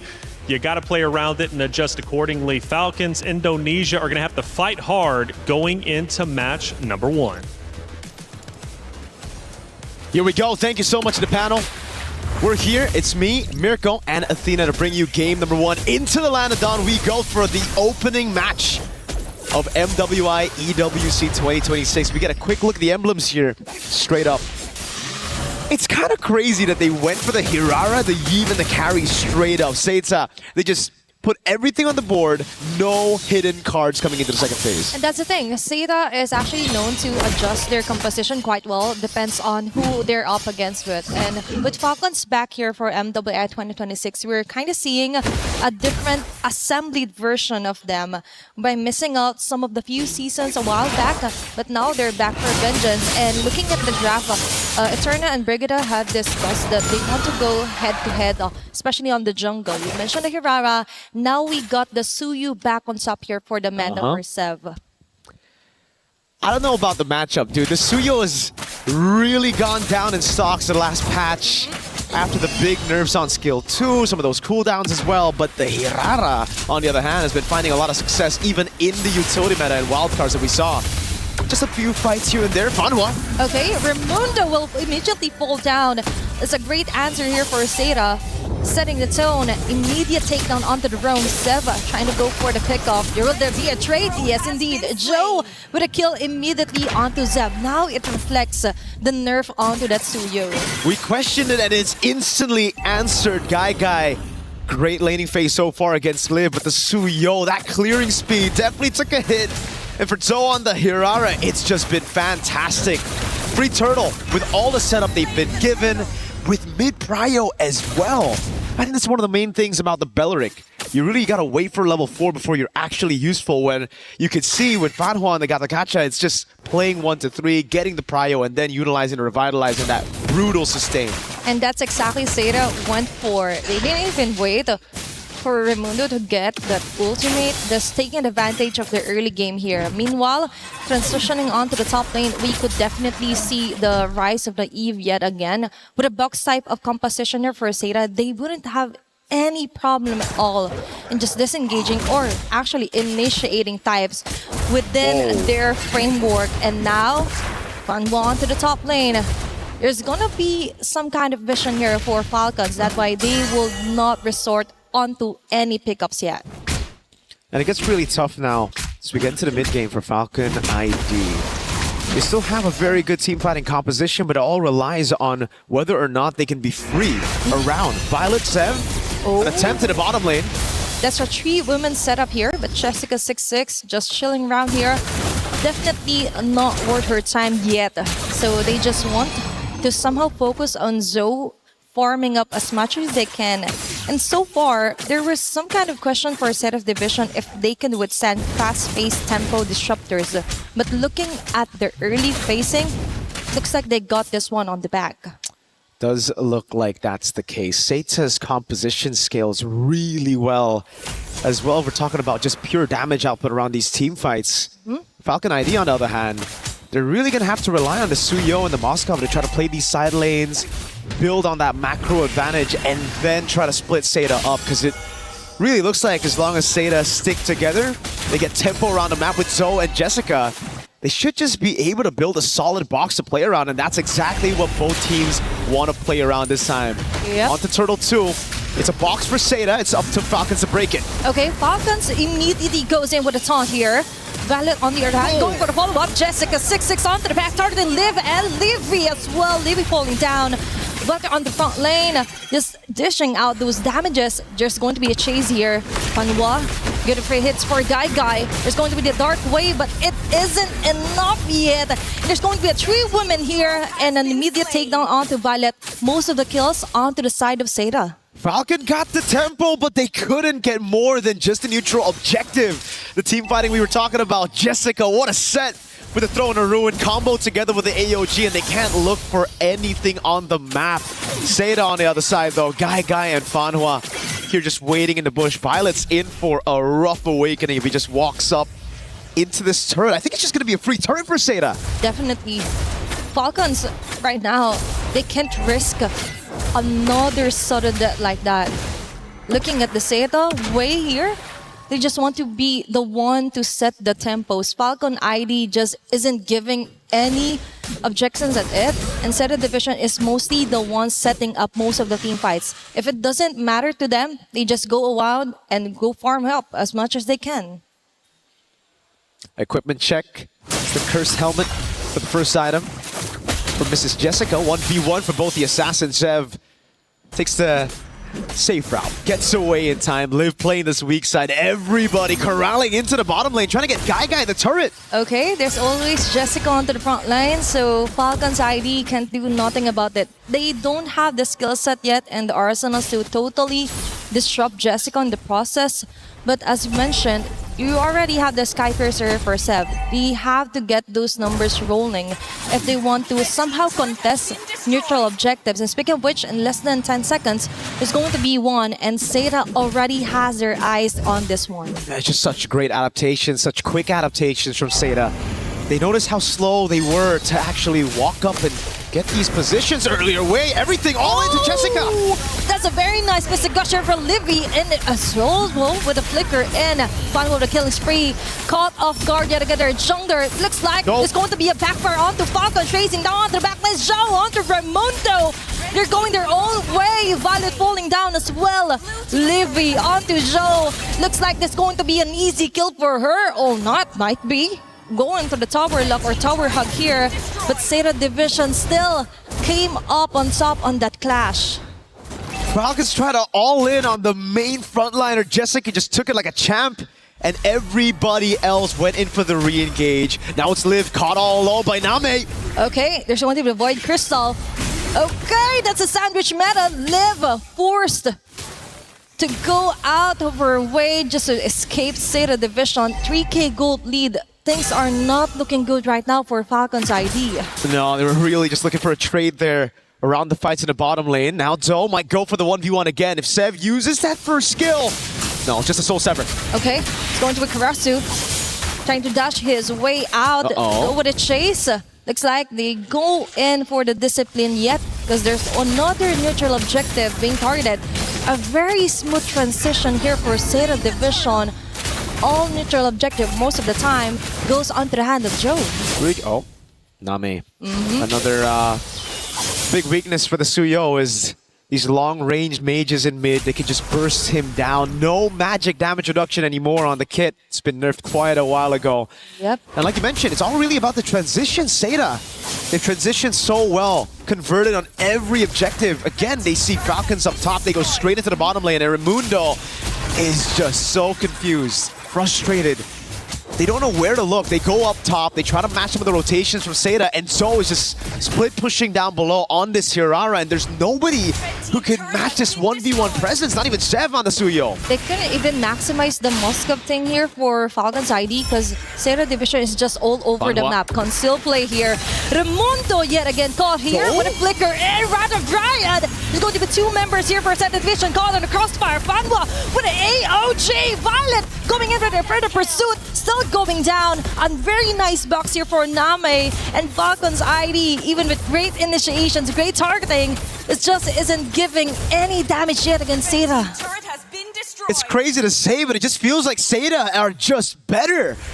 Falcons have had no answer to anything. The only time we've seen a proactive move has been Liv trying to get a turret up top. That's about it. Everything else, pace set by Seda. And you can see in the goal difference here, it is all almost across the board, a 1,000 goal lead. So it is the 1v1s that are just constantly going to Seda. And for Doe, it's that immobilization. The fact that it's just so difficult to catch anyone from Seda. I had my doubts early on when they revealed all of their damage dealers in the first 3 picks, but then the way that they were able to adapt to it, picking up these 2 beefy frontliners and the Gata Kacha and Alice, getting that combo in together as well. It has really confused Falcons now, especially as Guy finishes off her DHS. That is the 3-item power spike we were, well, should be looking forward to. I don't think Falcons are actually looking forward to that too much. It's just free. There's no way for them to even walk out of their own base. It's just Liv who can do a little bit of that. Just clears it out though. Can't go for any trades. It's not enough for Liv to just go on about her day, clear off the last bits of minion wave on the long lane here against Seda Division. But also we have to consider the fact that the crowd control mostly will come from Raimundo or Violet. Additional crowd control might get from the Mystic Projectile here for Livid, but still isn't enough because the moment they approach, they're easily torn down here by Seda Division. They just don't have that range yet. Damage isn't there for Livy. I just saw her build up the corrosion side, but that's it. Now Seda Division has the Lord. Totally maxes out the outer and inner turrets here for Falcons ID. Now they're left to defend down to their last base turrets here onto their base. They do have okay clear. Still have a Gord and a Moskov in their lineup. But Seda's got really good siege with Jessica. Conceal again? On the Alice, yep. The conceal. Guy's looking for the shot to the turret. Name just looking for an angle to get an RWM to zone Falcons away from this turret. Now Baser down below. Targeted by Seda. Oh, another drone of ruin! 3 members gone here for Team Falcons ID. But a follow here for Fanblock. Jessica26 still on the Crimson Gleam, but trying to run away. Seb going down. Leave with an answer called. That's 1-for-1 trade up. They're not backing away just yet. Still for Seda Division, I think that was a very fruitful initiation, even though it cost Jessica26 her life. Yeah, no bounties on Jessica. All good as long as they're able to get those chip damage over onto the turrets. It's very low down below. It would have been even better if Seda were able to take that down. But hey, a win's a win right now. You'll lose your frontliner for the price of Zev, who now will lose a lot more time to try to look for farm. Heck, Liv is being given over the orange buff. So this level lead is going to be still a problem as we get into the next Lord for Falcon ID. Sev is going to have to just try to out-red tree, predict those red tree battles coming in from Zoe. Yep, because most of the time for Falcons ID, the issue is that for the earlier parts of the game, they weren't even able to farm up as much as they can. And from their coach, they quoted that they just have to go farm, then go kill. They can't even do the step 1. So for right now, it's too scattered here for Team Falcons ID. Seda Division really found the right weakest link here for Team Falcons, which is to somehow get and disrupt the whole jungling pattern here for Seb. Just going ninja here, trying to get her own purple buff while all of them are still busy. But now for Team Falcons ID, there is just so much to catch up to. Gold lead, kill lead, and as well as the map control overall. Chev's doing a good job, yeah, just staying out of vision, finding these holes in the map game that Seda have conquered to try to get some farm. And what a story this will be for our opening match. One of the titans of MWI from Indonesia. Usually when we look at the women, it's the Indonesian teams who've had the craziest records. But now it's Seda, proven in the world right now that they can go toe-to-toe. Heck, they can actually even just be better. Name poking Violet down. Mid-prio for Liv. Okay, they have to watch out here for Guy. Mystic Kush is ready. Jessica26 with a stopper of the Throne of Ruin. Liv falling down. Joe getting busy here. Liv will slowly back away. Killing spree for Guy. Joe on to Liv with those damages. With Jessica26 on to the front line. A Crimson Gleam out. Livy as well here will go livid. Seb can do nothing but stare back. Seda Division still got the lead. Joe was the survival instinct mode there. But still, they want to go up against their base turrets here, trying to finish off the round as fast as they can. Guy with a mega kill. Now they're locking their eyes onto the tower, and it looks like this is it. Sado Division takes game number 1. A shocker of a win. Could be an upset on our first match at MWI EWC 2026. What a way to start things here. Seda 1-0 up against Falcons ID. Oh my goodness. Imagine doing that on your debut against Indonesia's finest. That is how you set the bar high here on MWI. Again, we've known the powerhouses here at MWI for the last 2 years. It's been the Southeast Asian teams, but now Seda, they might be the ones to shock everybody, just like a lot of teams did at MWI 2025. A whole game away from declaring themselves here in an international stage at MWI. What a performance. It was just fantastic all across the board. We take a look at the replay again. This was the final moment. What a call from Seda. They know they depleted almost all the resources from Falcons, so instead of going for the Lord, they go for the bombastic move to go for the siege. They know it's just Liv that they need to deal with, and what a fantastic zone coming in from Fanhua on the Gata Kacha. Zone her under the base, not much to do. And that's it for me, Mirko, and Athena. We're going to toss it back to the studio to dissect exactly everything Seda did in that game. In our DNA. Whenever we let it out, it becomes our superpower. Now imagine an entire city being built to supercharge it. Kadir City, powered by play. Mirko and Athena, thank you so much for game number 1. More games to come, but what a dominant performance from our newcomers on the international stage. Seda Esports came in with a game plan, executed well, and honestly, the competition really didn't even show up. Things are looking quite scary. My goodness, what a beatdown that was. Coming in, Falcons Indonesia, we were hyping them up. The veteranship, building their roster around Violet. But this, at least for this matchup, round number 1, Seda Esports had their number. It was so impressive. It was so impressive. And I think a lot of people out there and probably the audience watching in the venue right now are quite stunned because obviously coming into this, Falcons ID were the favorites coming into this matchup. But in game number 1, Seda just really showed exactly how it's done. I would imagine that they would have needed a little bit more of an adaptation period coming onto such a big stage, but they didn't show any hesitation whatsoever when it came down to that execution. Early game was so on point, and even if we drew it back to the drafting phase, the fact that they prioritized 3 cores early on, you'd think that that would leave them in a bit of a bad situation, but it really didn't. It revealed so much of their game plan and the box that they wanted to set up, but they were still able to set it up nonetheless. Like the entire game, you see them just being very calculated in terms of their engages. And I like how Jessica26 just proved to be the X factor in this game, at least. The way that, yes, she did manage and keep Violet in the lane, which is, again, one of the players we've been really building up for this matchup. And apart from that, just overall really starting the most crucial fights. It's not just her alone. I really loved how we saw such good coordination from these players, all of these players. Their team fight, we expected it, but we did not expect it to be this clean. They could rely on each other so well, and we saw that for the entirety of the game. Yeah, and I gotta ask, Carrara coming into play, the new buff obviously making her a prio pick.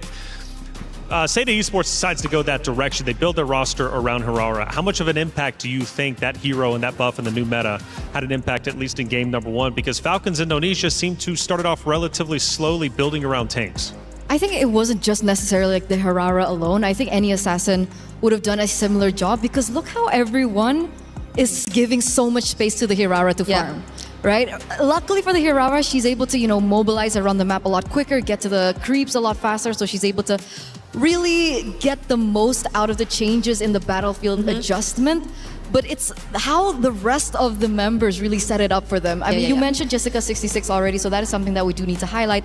And you talked about chemistry, and specifically it was chemistry with Fanhua. Yeah. Because as soon as you see the Throne of Ruin come in, the AOG comes after as a really good second layer, and then that's how the team fight really goes and coalesces with one another. It's so refreshing to see the Gatot make its return this way, because I think we've been seeing very few Gatot Kacha games, especially or even in wildcard in tournaments prior that even. There has been the rise of the Atlas, the Balearic, or even the Cho, but the Gatot Kacha in this sense, you see why it's such a terrifying roam as well. And I think for the Hirara specifically, beyond what you mentioned, I guess it's also really mostly on mobility, like what you said. So the fact that the farming has been faster for the hero as a whole, and the fact that Falcons Indo choose to always pick the fights in the mid-river, which is a bit of the weirder parts of the game for us, and they've been always constantly trying to find those early skirmishes when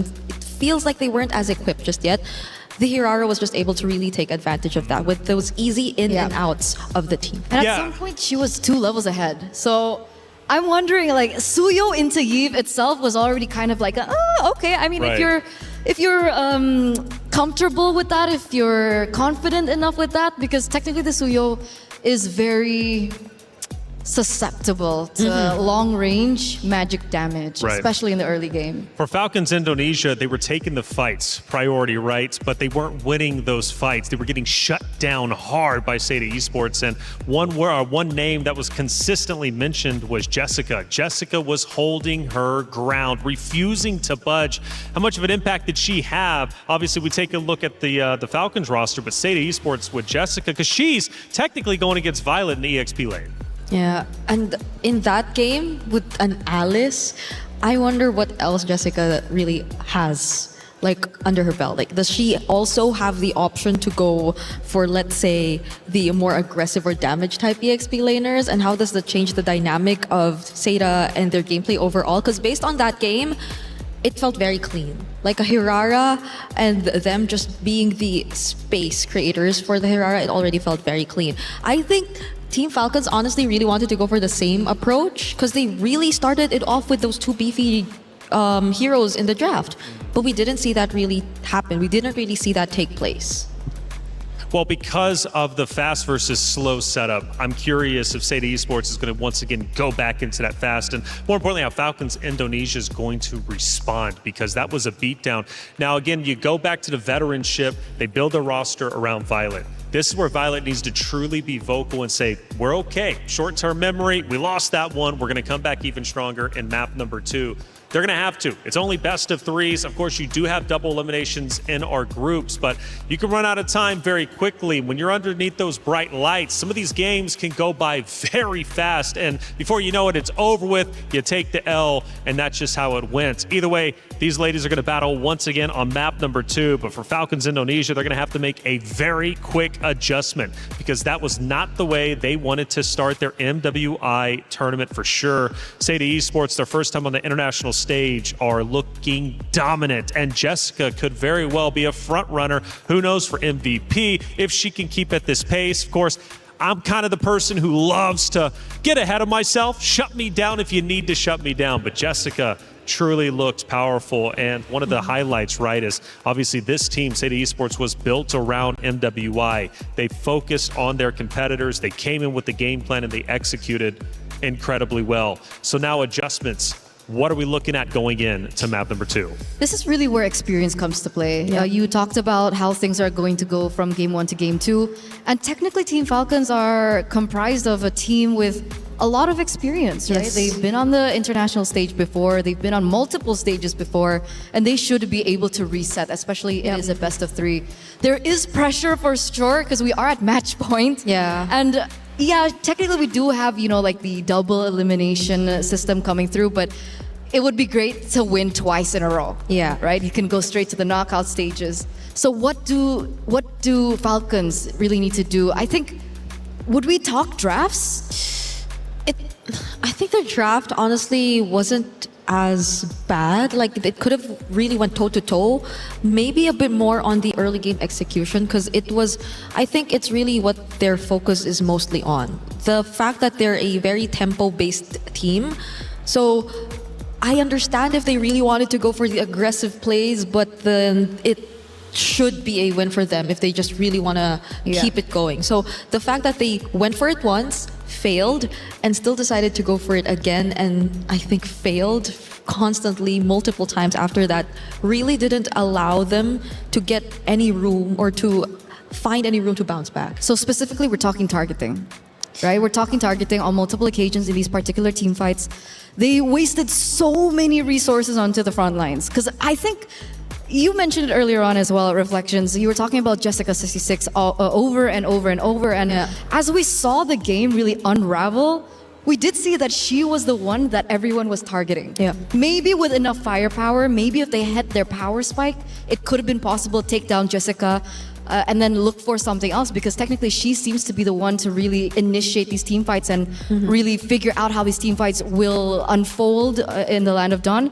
But the fact that the Moskov only had 2 items, that too. She was so far away from her power spike. She was so behind as compared to the carry. So they really didn't have the firepower if they even wanted to go for the target on Jessica. Which they wanted to really catch up on, I feel, because we saw how there were a lot of times Liv was just trying to get farm elsewhere, or try to farm, or even in a way through map control, since they were trying to attempt to go for split pushes, since that's what we know the Moskov actually specializes on. But the way that Seda have been also very quick to respond didn't allow them to do that either. So it's as if things fell apart one by one, when the moment that they failed their first 2 or 3 attempts in the mid. I think mid-river, really, you need to pay attention to that. How do their mid duo actually decide to play the matchup against the mid duo from Seda, against Name and against earlier Fanhua? Because I think also that was another surprise that we got to see. Fanhua coming in and having a really good KDA, honestly. That was a Gatot who I think had almost 100% kill participation with 0 deaths throughout the entire game. So, as far as speed goes, Falcons Indonesia aren't scared to initiate the fights, get aggressive, get in the face of Seda Esports. But how do you slow things down if you're Falcons Indonesia? Is it worth slowing it down and not initiating all the fights and maybe trying to figure out what Seda is all about, as opposed to just constantly bashing your head into the wall and hoping you break through? I think it goes back to the fundamentals, right? They really need to think about it. It's great to be aggressive, but why are you aggressive? What are you aggressive for, rather, right? That's the question. Like, are you going for an objective? Are you trying to shut someone down? Because it seemed like in the way that they initiated the team fights, sometimes it was just for the sake of. Yeah. And if you're going to commit to that aggression, who can you afford to be that aggressive against? Because earlier, I think staying and being aggressive is not a problem, absolutely not at all. But if they're just really going to commit to the bit, then might as well make sure that they can really afford to go after these targets, to really take out these targets they really just want to go all out against. And now, I think we're seeing some adjustments from Team Falcons. They did take out the Phoveus and the carry from the options, which then leads us to, I guess, opening up the roam options earlier that were all mostly banned out. The Matildas, the Atlas. Is this early trauma? Oh yeah. Like, carry instantly banned out? That's not a hero that we usually see being banned out, first phase, right? Yeah. So, I mean, is Seita only limited to carry? Because I don't see another reason why that first phase you would go for a carry. Yeah, and more importantly, the Carmilla has been a staple ban too. Like, I wonder where this really came from. The fact that they just really wanted to take it out a lot of times. So, okay, we're seeing a Paquito priority come into play immediately in the first pick, but Seda does Jessica play the Esmeralda? Do they really want to go that route immediately? Even for Red 3 later on, let's say, if they just really want to keep their options open, because I think there are a lot of other priorities you can also go for at this point. there's no carry left. So, but the Eve seems like a safer pick. How about the Claude? Just to make sure that there won't be any counters. Okay, they go for the Esmeralda immediately too. At least you have a guaranteed winning matchup in the lane. And we finally get to see what the Esmeralda has to offer, right? With how many buffs she was given in the Scarlet Embers patch. We're wondering how OP is this Esmeralda, because everyone really is talking about her. You were talking about the Claude earlier on. That's definitely something they can bring out. It's not going to be as simple because technically you are in a winning position because you're up against the Eve. So it's definitely something that I think Falcons need to consider. But the fact that we have a Paquito on one side, does this also signify that they're not going to go for an assassin in the jungle? Oh, that's gonna be, especially if they go for that damage bit of the Paquito, then that'll compromise the sustain of their lineup a bit. Exactly. I am concerned though, Jessica, being as good as she was in game number 1, going into game 2, a guaranteed win on the EXP lane, especially with Esmeralda, who currently is OP. That is a big boon for this side of Seda Esports, and Falcons Indonesia, in my opinion, are already behind. Oh, okay, this is interesting too. So we might expect majority of the damage to really come from Guy. Without the carry pick, I feel like they're confident enough still. So this might just take away the fact or the theory that carry is one of her main or special picks if they're going Baksha jungle. Or is it Baksha jungle? It should be. Do you think there is a chance that it could be flex in the roam? It can be flex into the roam because it was picked after the high loss, Jusin. So like those are really high mobility heroes. Look at that. Seda also taking out the Expo, a hero they played in their very own qualifiers as well. Which is why I think Baxi is going in the jungle. Yeah. If they're taking out Expo, okay. Do you think that we're living in a world where Paquito can go jungle? I mean, it was meta before. Or are they forcing it to? It could be possible, but technically Fredrin's still up for grabs. The Akai basically hasn't seen the light of day as well. Because I remember there was a time too where Hylos could have been in the EXP lane. We remember that. Yeah. We remember that meta.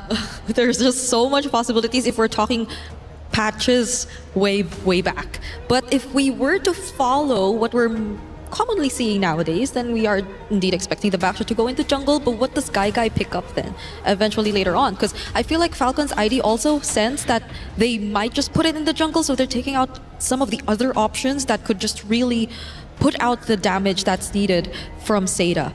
But if that's the case, shouldn't they be taking out the Claude as well? Because Seda's picking up first after the second banning phase. What's the idea here? Yeah. Technically, they're put in a tough position as well. Like, how big is that hero pool that you opt to go for the Moscow ban? Unless, or do they feel like Guy doesn't play Claude? It could be that, or are they going to put something unique in the gold lane? Maybe an unconventional gold laner? What else is there? If we're talking Shred, there's an Obsidia, but there's again a Paquito. I mean, Freya is still up for grabs. But then that leaves you with an almost all-fighter Freya lineup. Against Esme, I don't think you want to do that as well. Okay, does Seda consider the Claude here? Or do they have other options up their sleeve? Because we're thinking that the Baksha is going into the jungle. They already have an Esmeralda and Eve. So much space created. There you go.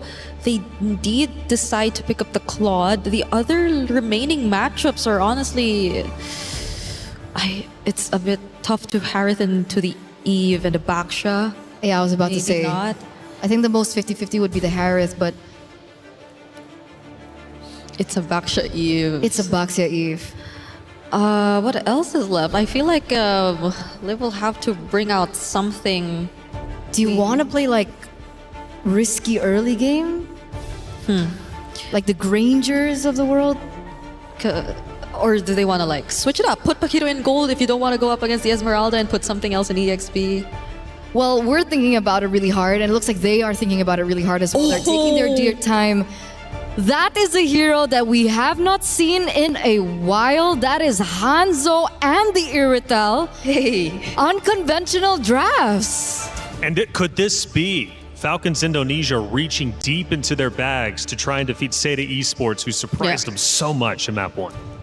I have a feeling there might be a chance because it doesn't feel like a typical Game 2 draft in a best of 3. It feels more best of 1.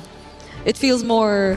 Well, technically, if you think about it, they're already down 1-0. They lose one more, they're That's going true. to loser bracket. They got to commit everything. It's a do or die for Team Falcons ID, at least if they don't want to go to the lower bracket and have only a single life left. And say to close it out with a Tigreal. Okay, how could you just go in?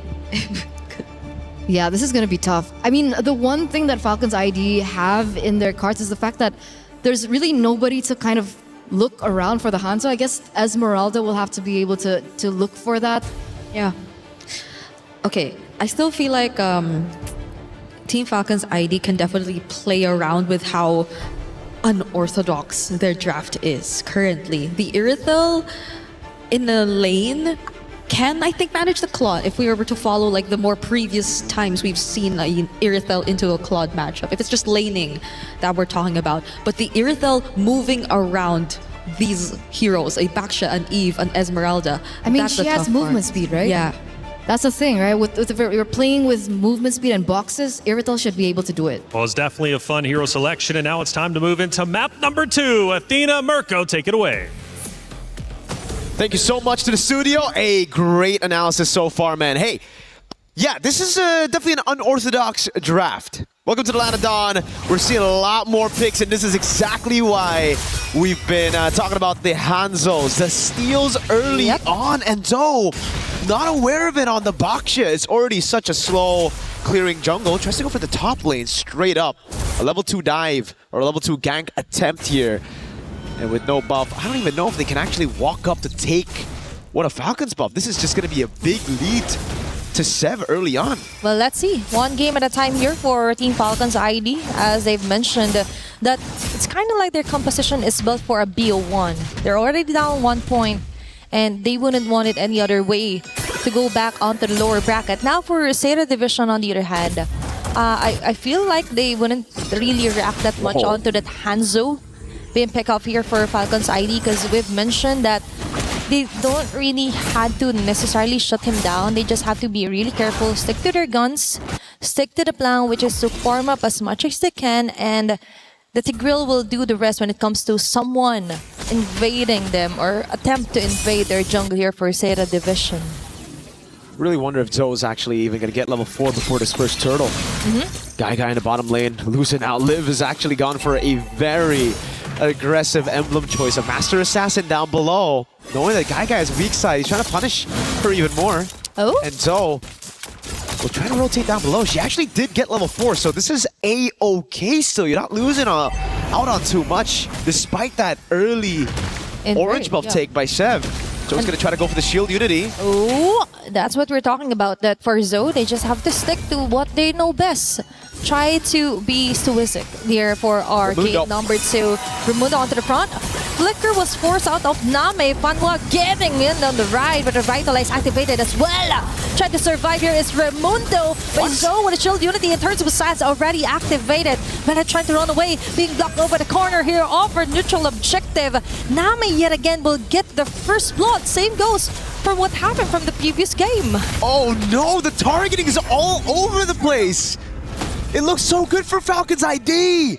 Yeah. They went in, but they just had different targets in mind. Seda, their composition that really thrives in that position where they can actually delay and sustain through the initial damage from Falcons ID, and they just had no idea who to target together. It really just feels like a big disconnect between the team. Turtle 1 going to Seda with the Baksha. A hero that we just didn't expect to be meta after the nerfs coming into this patch. With a Hanzo stealing her orange buff early as well. This is a disastrous early game for Falcons ID. It's not like... This is not the same Falcons ID that we've seen compete on a triple elimination, surviving that game hers from way back in Indonesia. And now, for Sera Division, they're just showing how much they want to stay in the lane. Okay, Glorious Party already activated. Liv will get the kill. That's numerous members down here for Seda Division. Jessica26 keeps them at bay. Liv right now cannot do some follow-ups. Nami with a free hit. Valid crawl onto the RWM, trying to run away. Jessica26 hot on her tail right now. And it looks like she will be able to get back. Now Falcons got another punch in from Seda. And it's the same story again, Athena. It's all about Falcons initiating first, being the proactive team, but then losing track of the win condition. They go in, they use all their resources, but Seda, they want that to happen. It's all about the longer team fights where they can abuse some of those resources being spent already. And look at the zone coming in from Fanhua. Liv has the Purify, but I don't know if she wants to burn it. Oh, maybe. But let's see, Fanwa being cornered here, Flicker, and now we see has been exhausted. For Falcons, on the other hand, we see them try to attempt numerous fight, but that's it. For Seda Division, they just go ahead and trust their instincts when it comes to Nami committing that very nice box around them, and Jessica26 always on top of things, preventing the very great rest pool here for Team Falcons now. Objective up. Violet. Half an HP left. Violet onto the back line, targeted Nami. Nami will still survive. Onto the front yet again. Seb with a ninjutsu. Pinnacle Ninja not able to even get the objective. It's Seita yet again taking the upper hand. 2 red trees, and it's Fanhua on the Tigreal. What? Do a lot of damage with the implosion, and I think it was like 3 patches ago. Jessica, though, there's no one that can actually handle Jessica. She can actually just be all up in there, under turret, no problem whatsoever. So has a vengeance too. Chef's just tickling her. Look, she's kind of enjoying the attention that Falcon's ID is giving onto her. And imagine, she is considered the X factor for Seda Division. Definitely she is. With an X painted on her back, she doesn't even care. It's looking rough for Falcons ID. They got to regroup somehow. It's not like they have the best late game too when it comes to just pure team fights. Seda wants to play the tempo toe with a dive. Okay, that's very nice Gar's pathway. Although there was an implosion play here immediately for Fanwa and Joey. Now we see Gaige just going with the free hits. Now the blazing duet activated. All those bullets coming in hot here for Falcons ID. It's going to be the Soul Stare, enough stacks, but they have to try and run away. Fanwa onto Livy, hot on her tails.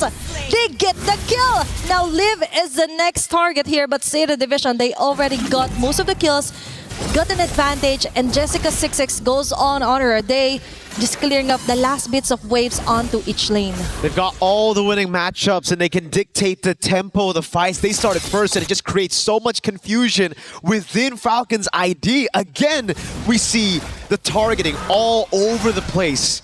Livy, Crimson Beacon forward, went onto Guy, but Sev wanted a different target. Everybody is going for their own 1v1s, and it just doesn't look good for Falcons ID, who are already a game down. Seda are putting Chinese MLBB on the map. Imagine that. First match, opening of MWI 2026, and a win against a Titan. Oh!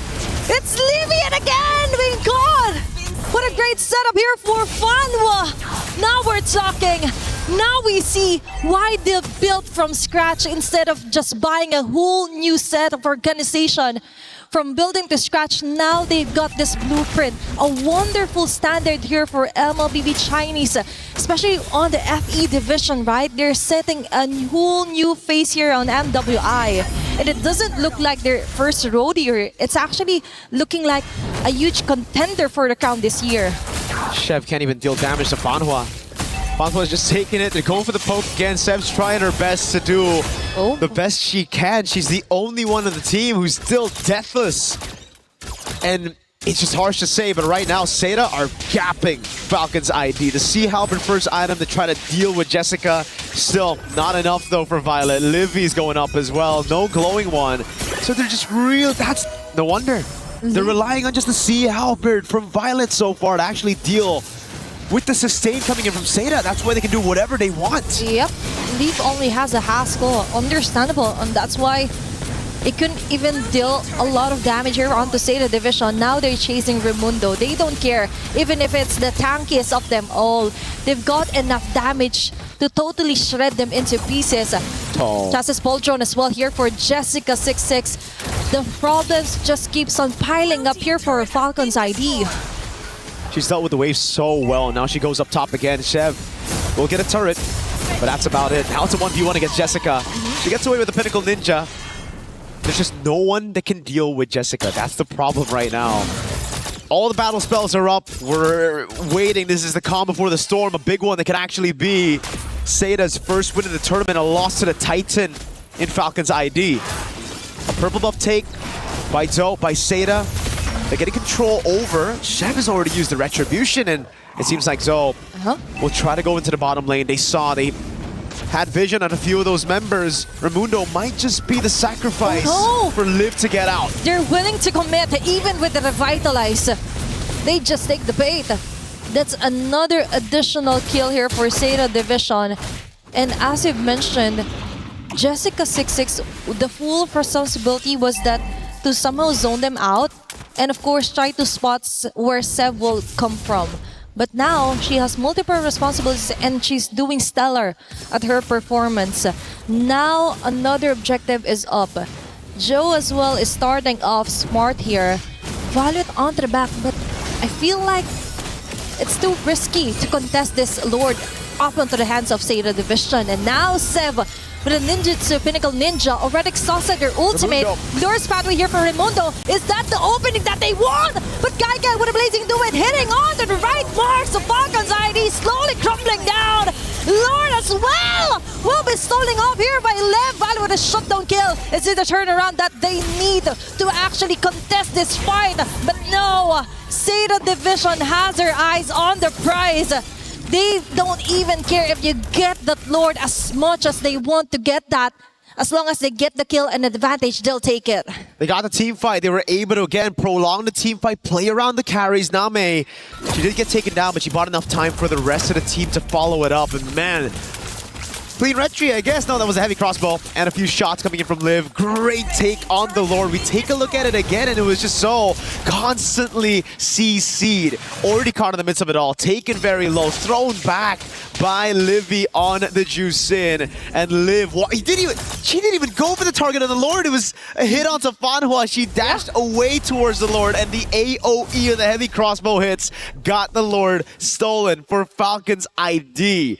They're playing with just a tad bit of luck here so far, but again, Seida have just been the more calculated Fanhua! That's two members caught here inside the box here for Nami with RWM. Very nice pickup here for Seida Division. Raimundo falling down here low, trying to run away. And now they have to back away. Seida Division with that immediate responses. Very beautiful implosion plays so far here for game number 2. These implosions have been brutal. Nothing they can say about it, even with the Purifies.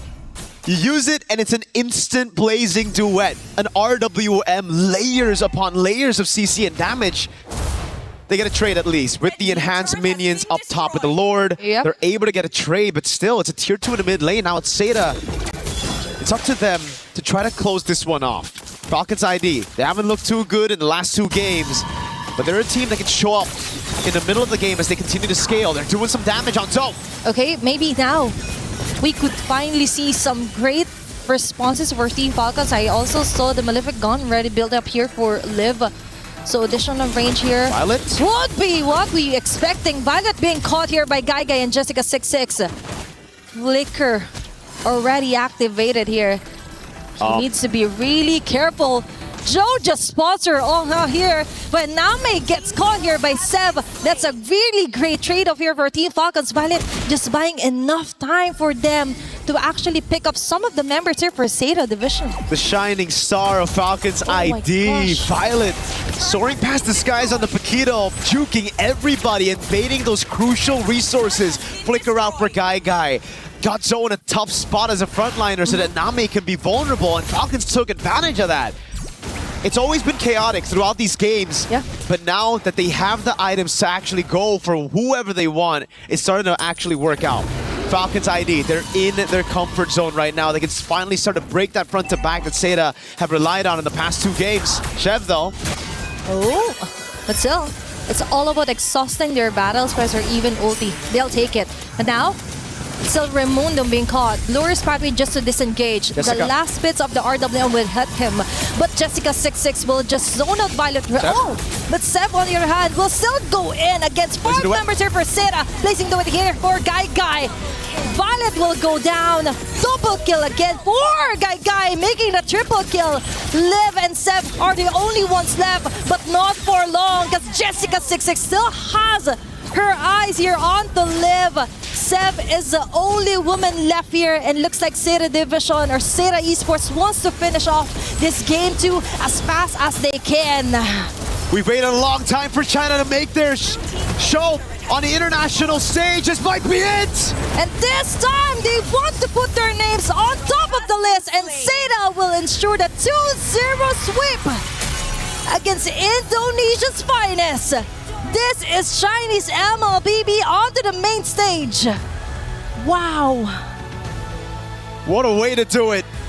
What a way to put China on the map for MLBB. A win against a Titan in the women's division. MWI has just started with a big surprise, a big bang. They came in hot with guns blazing. What a way to start off the first day of MWI at EWC. What a fantastic performance. Again, it really looked like they gapped Falcon's ID. There's no other way to sugarcoat it, no other way to put it. Seda were just better across these 1v1s. Even adapting through the game, we saw a few of those adaptations for Violet, for Sev. But again, the instant response from Seda. We get to look at the replay here, that final moment of the game where the game just went straight for it again. So it's just back-to-back, Lord up, but the decision to go for the throne. Rinse and repeat. If it works, why change it, right? And for Seda, they just stick to what they know best, focus on the macro. The micro will follow soon, and Jessica26 still hot on the lead. We're going to throw it back to the studio to dissect that game.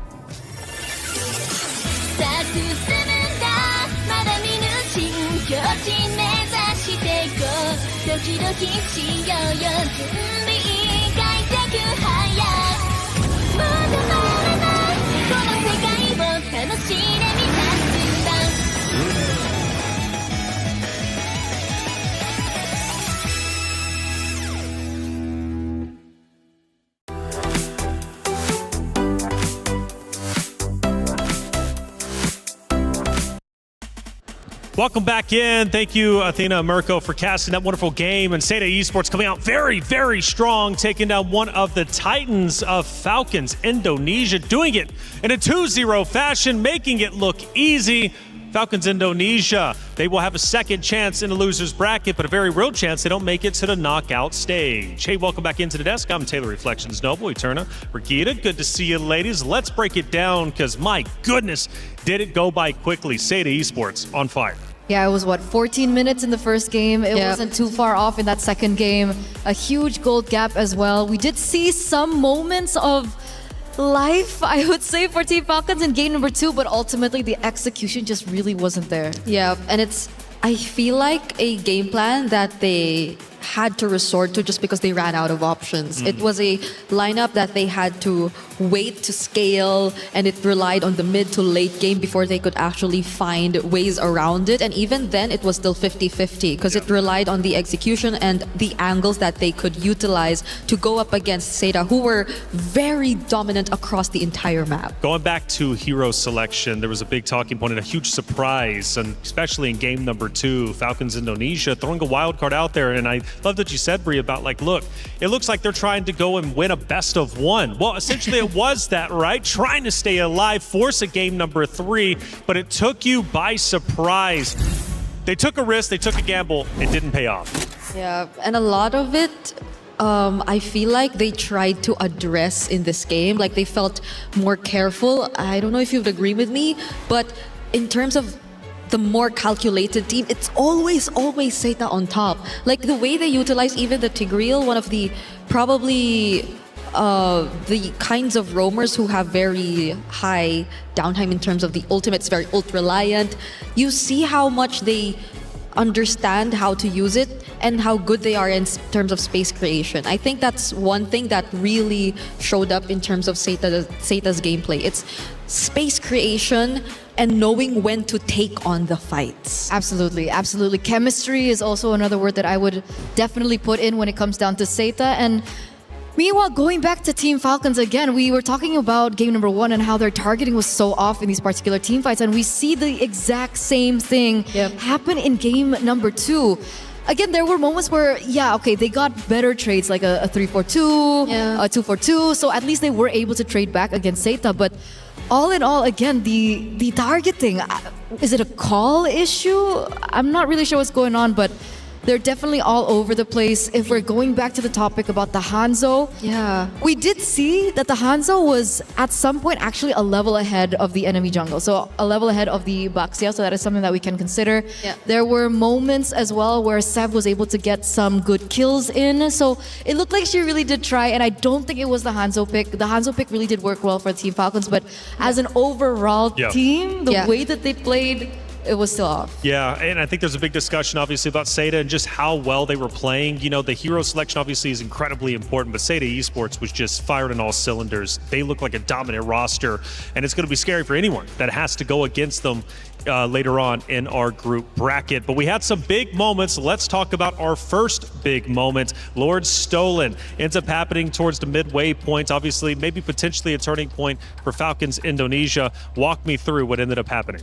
Okay, I think in this moment, everyone was individually just trying to accomplish their job, but it felt like there was a bit of the overcommittal from Raimundo, which didn't really allow or didn't really get the necessary follow-up. It was just fortunate for Falcons that Liv got the last hit on the Lord, but I think that's what I could just really term for that fight. It was just fortunate because everything else wasn't really on their terms. Like, their fight looked very Seita despite them actually taking that Lord. Well, let me ask this. If you take fortune, though, sometimes you get a little bit lucky.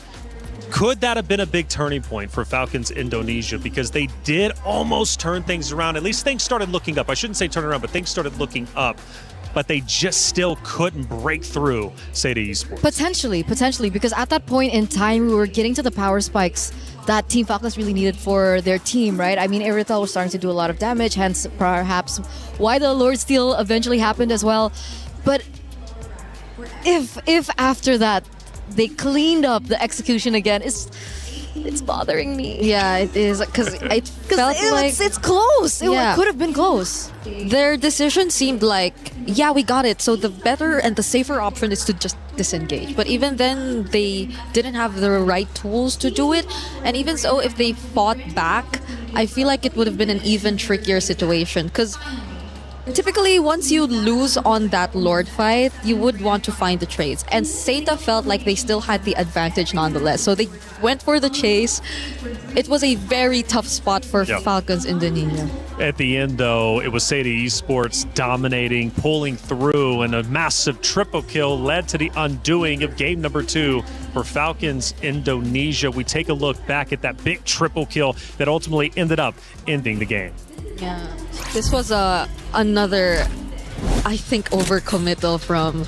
It's Sev, so yes, she can afford to. Yeah. Because she can just go back to her body, whatever. But it's the fact that they decided to also go all in. Like, everyone else followed. I don't know if you have a term for this in Indonesia, but for the Philippines, it's more of like an audition where you just go in one by one. And it's a very uncoordinated play, which eventually cost them the game more than the triple kill, which felt like it was just handed over to the Claude. It feels like, okay, you know, to play devil's advocate, I mean, we've been talking so much about Team Falcons and ID and how they could improve coming into their next matchup, but obviously it's also something that we need to highlight coming in from Seita. The fact that they were able to make the team fights as messy and as unstructured as that, I would say, right? Because, you know, like the Jushin was jumping in and then the Paquito was still in the back line. Yep. So it was just really messy and perhaps it was forced. It was a forced error that happened. Yeah. Well, I mean, that was a lot of conversations about, you know, Falcons, Indonesia just trying to force openings for themselves anyways, especially in game number 1. The aggression was there, the mindset was there, but the execution simply was not. And one of the key highlights was for Seda Esports coming into this, their macros were clearly at the top of the food chain. They know how to break down each and every moment, and they punished Falcons Indonesia. Again, they have a very real chance, but a 2-0 loss is definitely going to be heavy. And then coming up, potentially, whoever it is, it's going to be Team Ray Young, Aurora Gaming will be playing against them. And that's happening now on the B stream, and Team Ray Young was actually up 1-0. So Seda Esports, let's say theoretically one of those two opponents, I mean, how do we think that matchup's going to go? Because Falcons Indonesia, we hyped them up as one of the best in this group. I feel like I just don't want to assume anymore, you know? But if anything, I feel like if Team Ray Young actually get to secure the 2-0, that will be a much closer fight. Like, I just won't establish that it's going to be Team Ray Young. Although I really would like to say that they would be considered the favorites if it ever will be a Iseta Team Ray Young matchup. So I'm just putting it out there that I still feel like, Team Ray Young. If we're doing predictions, maybe it's a 2-1 against 2-1. Seda, if they win this series. All right. Okay, I'll go 2-0. 2-0 for Seda. No, for Team Ray Young. Oh, no way. Okay, so Seda didn't impress you enough for you like, hey, this team is looking dominant. Either way, for Malaysia's new guard, man, Team Ray Young would be exciting to see that against Seda. That'll be coming up, I believe, off stream, if not mistaken. Maybe it's going to be on the B stream. I'm not so certain. Either way, that's going to be a great matchup, to say the least. And I think it was, in fact, a 2-0. Team Ray Young does, in fact, defeat Aurora Gaming. So Malaysia's new guard versus Seda Esports, first time international stage. Looking great, taking down Falcons Indonesia. That's a powerhouse matchup. Wow, 2-0s to start our day? Both 2-0s on both streams. I didn't expect ours, though. Same, yeah. Like, perhaps a lot of people out there as well would agree that maybe we thought it would be a 2-0 for Team Falcons, but it's the other way around. I love it, though. It's an upset on stream A. I love it, though. And we love it. That's it. Don't get us wrong. Hey, things are getting exciting and spicy. You definitely got to love it. Chat, get active. What do you think about our first series, not only on Stream A, but Stream B? Did it surprise you as much as it surprised us? Hey, the club championship is being fought for each of the weeks. We're now in week number 2. Trev, how are things shaking up? Last week, we wrapped up 3 of our titles at the Esports World Cup. Those being Fatal Fury City of the Wolves, Valorant, and Apex Legends, crowning a new champion in every single one. That puts Na'Vi and 100 Thieves at the top of our club championship leaderboard heading into week 2. Dota 2 continues its action this week as they head out into the knockout stages. We'll be seeing a load of good teams kicked out of that competition. Over in MWI this week, we'll be seeing Team Vitality trying to retain their crown whilst facing off against heavy investment once more from Team Falcons. Gen G signed the runners-up from the previous year, and they'll be looking to play spoiler against Team Vitality too. I'm Trav, and I'll be keeping you updated on all things Club Championship this year.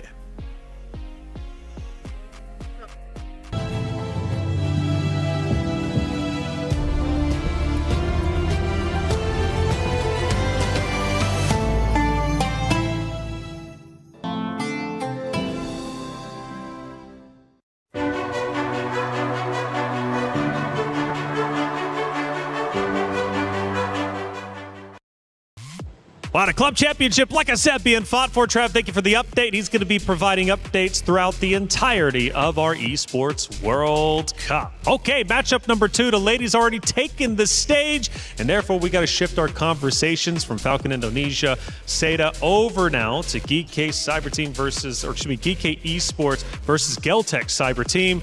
2, again, great teams. And what's fun about this one, GK Nefiria, our only French player in the tournament on home soil. No time zone change needed coming in, and hopefully the crowd are going to be supporting her each and every step. So is this added pressure or added confidence, right? Because it could go both ways, but I'm definitely really excited for GK Esports in particular because this is our first WEU representative. So I love that about MWI. Each passing year, we get more regions, more faces to look at, and of course more strategies as well. And it's no joke because these are like 6 players from 5 different countries, which Yeah. brings you the question, how has chemistry been? How has communication been between these players?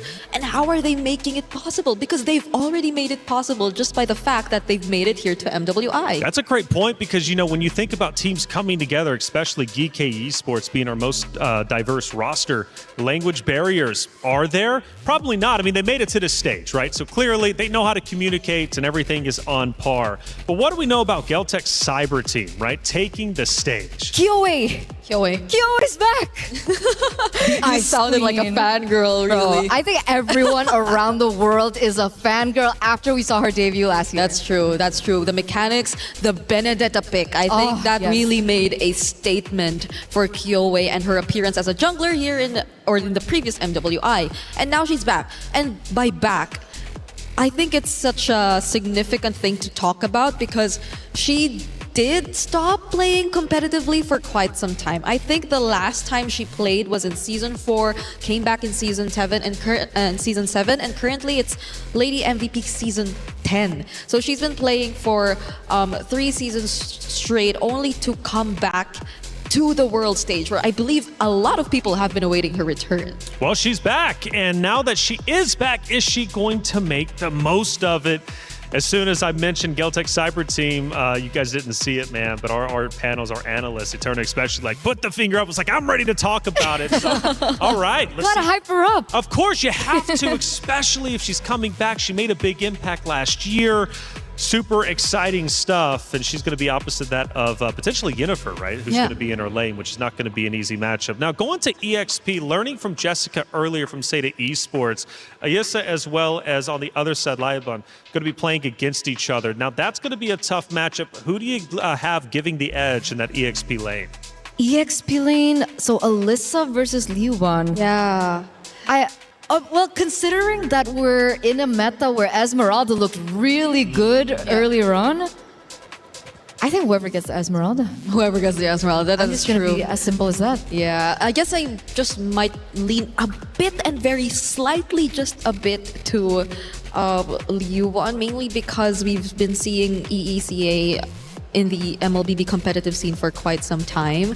Western Europe, again, we did mention that it is one of their first appearances in the international stage, and they probably, or at least for a Geltech Cyber Team, right, they have a bit more exposure and they get a bit more information from the people around them, even from maybe their counterpart, the men's teams in EECA and in terms of their gameplay. But remember, GK Esports, they're comprised of these Egyptian players. That's right. We have Alecta, we have Yui, and they are no stranger to the international scene. We've seen them time and time again. Yeah. It's always been them and, you know, the Egyptian girls. The connection. Right. Yeah, they have that connection, and they've been also dominating so far whenever they do have an international appearance. So that's true. I think there are multiple international influences that we can expect from both of these teams, apart from the fact that they're very diverse in terms of their lineup.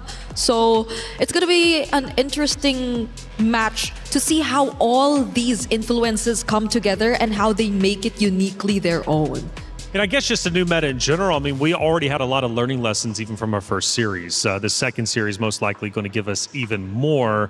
And GK Esports seems to be, I'm assuming, the favorite between you two, at least in this matchup. However, obviously on the opposite side, Geltech Cyber Team, we do have a specific player that you guys are rooting for all the way. But I am super curious to see the heroes picks because I really don't know what to expect. And I don't think we do either, given these two teams after that first hero selection. Definitely going to be entertaining for sure, but GK Esports looking strong, most diverse roster, and definitely a roster that can make it through at least not only this matchup, but push forward in their respective group. You know, let's not forget, there will be some keys crushed by the end of this bracket, okay? Yep. You will be out of this tournament. You need to be top 8 if you want to move forward. So 4 teams eliminated, 4 teams move forward out of each respective group, Group A and B. Losing your first series sets you behind and gets you that much closer to having your key, your heart crushed in the crusher by your opponents who just defeated you. Nobody wants to fill that. And of course, for the club championship trophy, GK Esports, Geltec Cyber Team, this is a big moment for them to obviously put the right foot forward, go up, and potentially put some club championship points up there, especially once we get into our knockout bracket. Early predictions from you two. GK, Geltec Cyber Team, where are you leaning? Okay. I'm not You want sure. to answer first? Okay, I will have to go for experience, GK. Okay. I mean, EECA, I feel like I'm contradicting myself because I said EECA as a region, but I think it's going to be a similar storyline to what we were talking about when we discussed Team Falcon's ID. Only now, hopefully, like they actually get to be the anchors of their team, because we're looking at the EXP and mid, if I'm not mistaken, for GK. Okay. I feel like you're a very... I'm so Geltec yes, right you're now. very Geltec, so I had to balance it out. I am so Geltec right now. Their outfits, have you seen their outfits? They're so cool. Their fits are clean. They had metallic pants, and then they had like the overalls. Yeah. And now they're wearing like the normal jackets. So I don't say, but we saw them in the toilet. Yes. Okay, and the team mascots obviously out there too on the table as they get ready. On a serious note, one of the reasons why I go for Geltec this time around is because of Kyoe, right? Yes. She is the core and was the core last MWI, and the fact that she was so good on the Assassins, and the fact that there is more potential for Assassins now to show up back into the jungle. Yeah. You know, the Noland coming back as well. We saw her on the Lance before. Hayabusa Fanny as well, very high ceiling kind of player. I think this might be just the meta for her. Could be, chat. What's your predictions? I'm going to bow out. Maybe I'll give mine in just a little bit, but it seems, at least for my two analysts, they're kind of split. One's going one way, the other. So you have to choose. Okay, but before I do, let's go ahead and toss to our EWC app to keep everybody informed on everything Esports World Cup. He thinks he can come in here and play my game. He knows nothing but go! Tyler Wine, you're done. This is my ladder. You can't climb it. It's better than being hard-sucking masters. You're going too far now. Your eyes buggy. Your elbows ashy. Is that airline? That's an L airline. Somebody better hold me. Okay, yeah. Do something then. Raw energy. Blow the house down.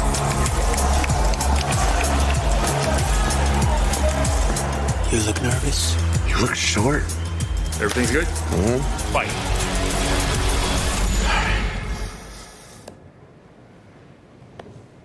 Okay.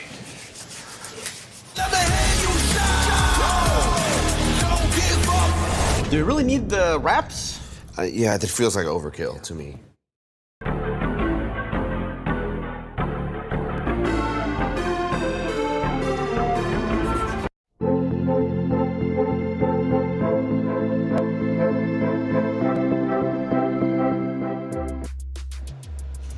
Hey, welcome back in, everybody. We are getting set up for our second series of the day. It's Geltec Cyber Team versus GK Esports, and we've kind of broke it down a lot, especially on the side of GK, most diverse roster, and then of course Nafira is going to be there, the only French player here representing on the MWI stage.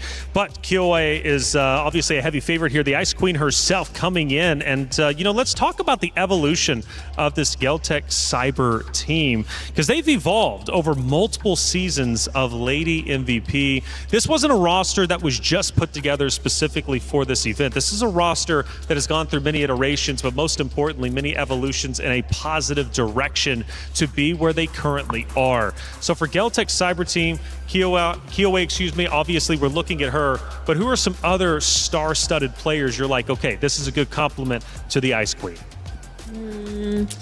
I think we're all eager to see like the quote-unquote debut of these players, because it feels like a revamp in a sense from the last time that we saw Kyoe alongside these players, because again she herself took a break, like a 3-season break before getting back into competitive gameplay, and was under a different banner too. So this is I think one of the questions that we are also having before the start of this game. It's the fact of whether or not this is a lineup that gels together much better than the last time we saw. Because I feel like it'll be great to see another standout gameplay where Kyoe shines, but it's also great to see the same level for the others, where it's more of like a team effort that we get to see from them. And team effort indeed is needed because our club championship is well underway. So much money on the line. And if you don't know what the club championship is all about, let's fill you in. 25 tournaments, over 200 clubs, only one club champion. The club championship is the beating heart of the Esports World Cup. Over 7 weeks, esports clubs send their players to compete. Every placement, every win, every podium earns points for their club. At the end of 7 weeks, every point counts. The club at the top walks away with $7 million and the title of Best Esports Club in the world. It's not about being the best at one game. It's about being the best across all of them. Depth, versatility, consistency under pressure. One championship trophy, one title. Who will take it? Watch history unfold in Paris at the Esports World Cup 2026.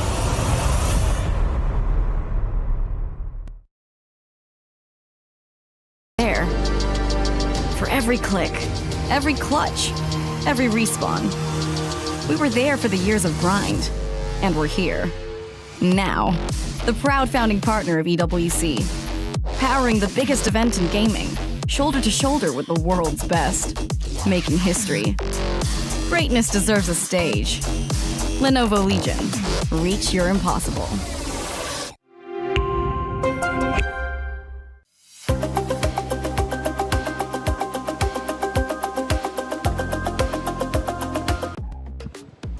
Again, the club championship, it is being fought for super hard, and each of these matchups puts the respective org that much closer to securing club championship points to ultimately win some much needed money, especially for many of the orgs out there. I mean, we're talking a ton of life-changing money indeed, even for not only the players, but also for the orgs themselves. I mentioned coaches a little bit earlier and how much of an impact that they can truly have with each roster. For Geltec Cyber Team, they've got a guy called Coach Osprey, who has a long lineage in the scene of just competitive MLBB as a whole. Coach Osprey, like how much of an impact has he made for this Geltec Cyber Team, and how do you think he can lead the charge for these ladies on that stage? I mean, on the way to MWI, definitely Coach Osprey had a huge role to play. I think we'll just really have to see whether or not he's remaining active alongside Frost, or has Coach Frost taken over. I think we are yet to confirm, but if we know one thing for a fact, it's that Osprey and his experience as a coach is undoubtedly one of the longest running EECA coaches who's had lots of international experience as well. Yeah, he's definitely not an unfamiliar name, especially if we've been following the international scene. So if we take a look at how everything has really unraveled for Geltec Cyber Team, especially during their qualifiers, I would say huge, right? I mean, they were able to get all the way to the finals, and then they were able to defeat Aurora Avalanche 4-3, and being in a best of 7 is also definitely very taxing. Mm-hmm. Like, you would need extra mental fortitude, and I think that plays a lot, and it requires a lot from the coaches as well to kind of guide that through. Yeah, that's why we listed down the names and kinds of coaches that you tend to have when it comes to an MLBB team, because really there's so much. There's definitely a lot, especially for I think our players who are currently part of MWI, because how often do you see them given an opportunity to just come together and compete internationally? I think the most significant is definitely this, but other than that, it's like we rarely get to see them meet each other on the international stage. So these are like one of the few times they can really just show up and really prepare for and make a name for themselves internationally. So they definitely just really wouldn't want to miss this opportunity. For sure, and for GK Esports on the opposite side, they are obviously debuting here for the MWI. Now that is a big deal for this roster, and we kind of questioned the same thing, right? For Seda Esports, how well they would be able to adjust to the international stage. Clearly, very, very well for GK Esports. I'm thinking they've got some surprises up their sleeve. Of course, being the first ones here, it's kind of hard to play around them. You've seen what they've done, obviously, to the lead up to this point, but maybe they've got some tricks left in their bag. Yeah, because majority of them are rookies. Even our French player, even Furia is a rookie, It's right? 3 out of 2 that are rookies. 3 out of 2 are rookies. So if it's in terms of unexpected, then yes, maybe in a way, like we are yet to figure out their main comforts and if it's a bit too different from the meta or if they're already really used to the meta. Because I think based on some of the information that we got, Freya does play meta, but occasionally brings out the likes of a Melissa or an Hanabi. Which just got buffed. Melissa, right? Yeah. A Hanabi, we're not so sure because there's an Esmeralda, so maybe not, but the Melissa, maybe, just maybe she also has other stuff we are not that familiar with just yet. Which I'm actually a big fan of. So, I mean, how often you come MWI, this is our third one that we've had, or at least on the EWC stage. I do wonder, do you see a lot of new rosters, fresh faces popping up, or is it some of the old guard typically coming in? Mix. Mix. It's always a mix of both. Yeah. Like we always see a plethora of different players, whether it be veterans, returning, looking for redemption, rookies. We finally get a story of revenge that is from a different region, I would say now. Yep. Like between NA and Indonesia. Like that was very new because before that, when we thought about revenge, it was between both Indo representatives, Falcons Vega and Team Vitality, who have been always top 2 for the longest of times, and it's always the same storyline before, like Falcons Vega, always number 2, looking to be number 1. And eventually that entire dynamic shifted into what we have now. So it's so exciting. I think the change of storyline as well, Yeah. like even our first game, Seita winning that, yeah, it could set up for something different altogether. Yeah, it's a big deal, isn't it? I mean, even on the opposite side for Stream B, Team Ray Young taking the victory over Aurora Gaming is a big deal. I mean, you've got Malaysia's new guard coming into play and taking down Aurora Gaming, going against Seda Esports next, which obviously is going to be a banger of a matchup. I mean, we're talking Seda Esports has been on fire. Jessica was incredible, and they were bringing out heroes that just aren't obviously used in comp, you would think, but here they are bringing out the new meta, and that was something we highlighted. They know the new metas, they're used to coming in for MWI, or at least their game plan come into MWI and just try and bring something fresh and different that the competitors are not used to. And obviously for Falcons Indonesia, that was exactly the case. Ladies are still getting set up. We are just moments away from heading into this next series, getting our pick and bans done, and then going into map number 1. And obviously, I asked the ladies, I said, Geltech Cyber Team, GK Esports, who you going for? I never gave my prediction. Okay. Yeah, we're waiting for that. I know you're waiting for it. All right. Now, I'm thinking, I got to go GK Esports. I'm thinking GK Esports, and I'll tell you why. I love the underdog story. Not necessarily that they're an underdog, but the fresh faces coming in and providing upsets, I should say. I'm a big component of that, and I think for GK Esports, they have it. Just like Seda, right? If you would have asked my prediction, I'm going Seda. Granted, Falcons are a strong organization across the board throughout the entirety of the Esports World Cup. But week 1, they didn't get a lot of club championship points. They've got 2 great teams here that could definitely fight hard and hopefully at least make an impact. They need to get those much-needed club championship points. For Falcons Indonesia, though, they're going to have to fight extra hard throughout the lower bracket. Not going to be easy by any means. I guess Reflections is always going to go for the less favored team then whenever we are going to see a matchup. So we are. I don't know, man. Once Vitality takes that stage, I might be going with the easy pick. That's all I'm saying. That's true. It's going to be a tough choice if it is going to be against Vitality. But I agree, because these are 3 versus 2 rookies that we mentioned, and hopefully is a more successful iteration of more veterans guiding the team. That's right. Well, hey, from what I'm hearing, Rose is over on Stream B. Rose, what's happening over there?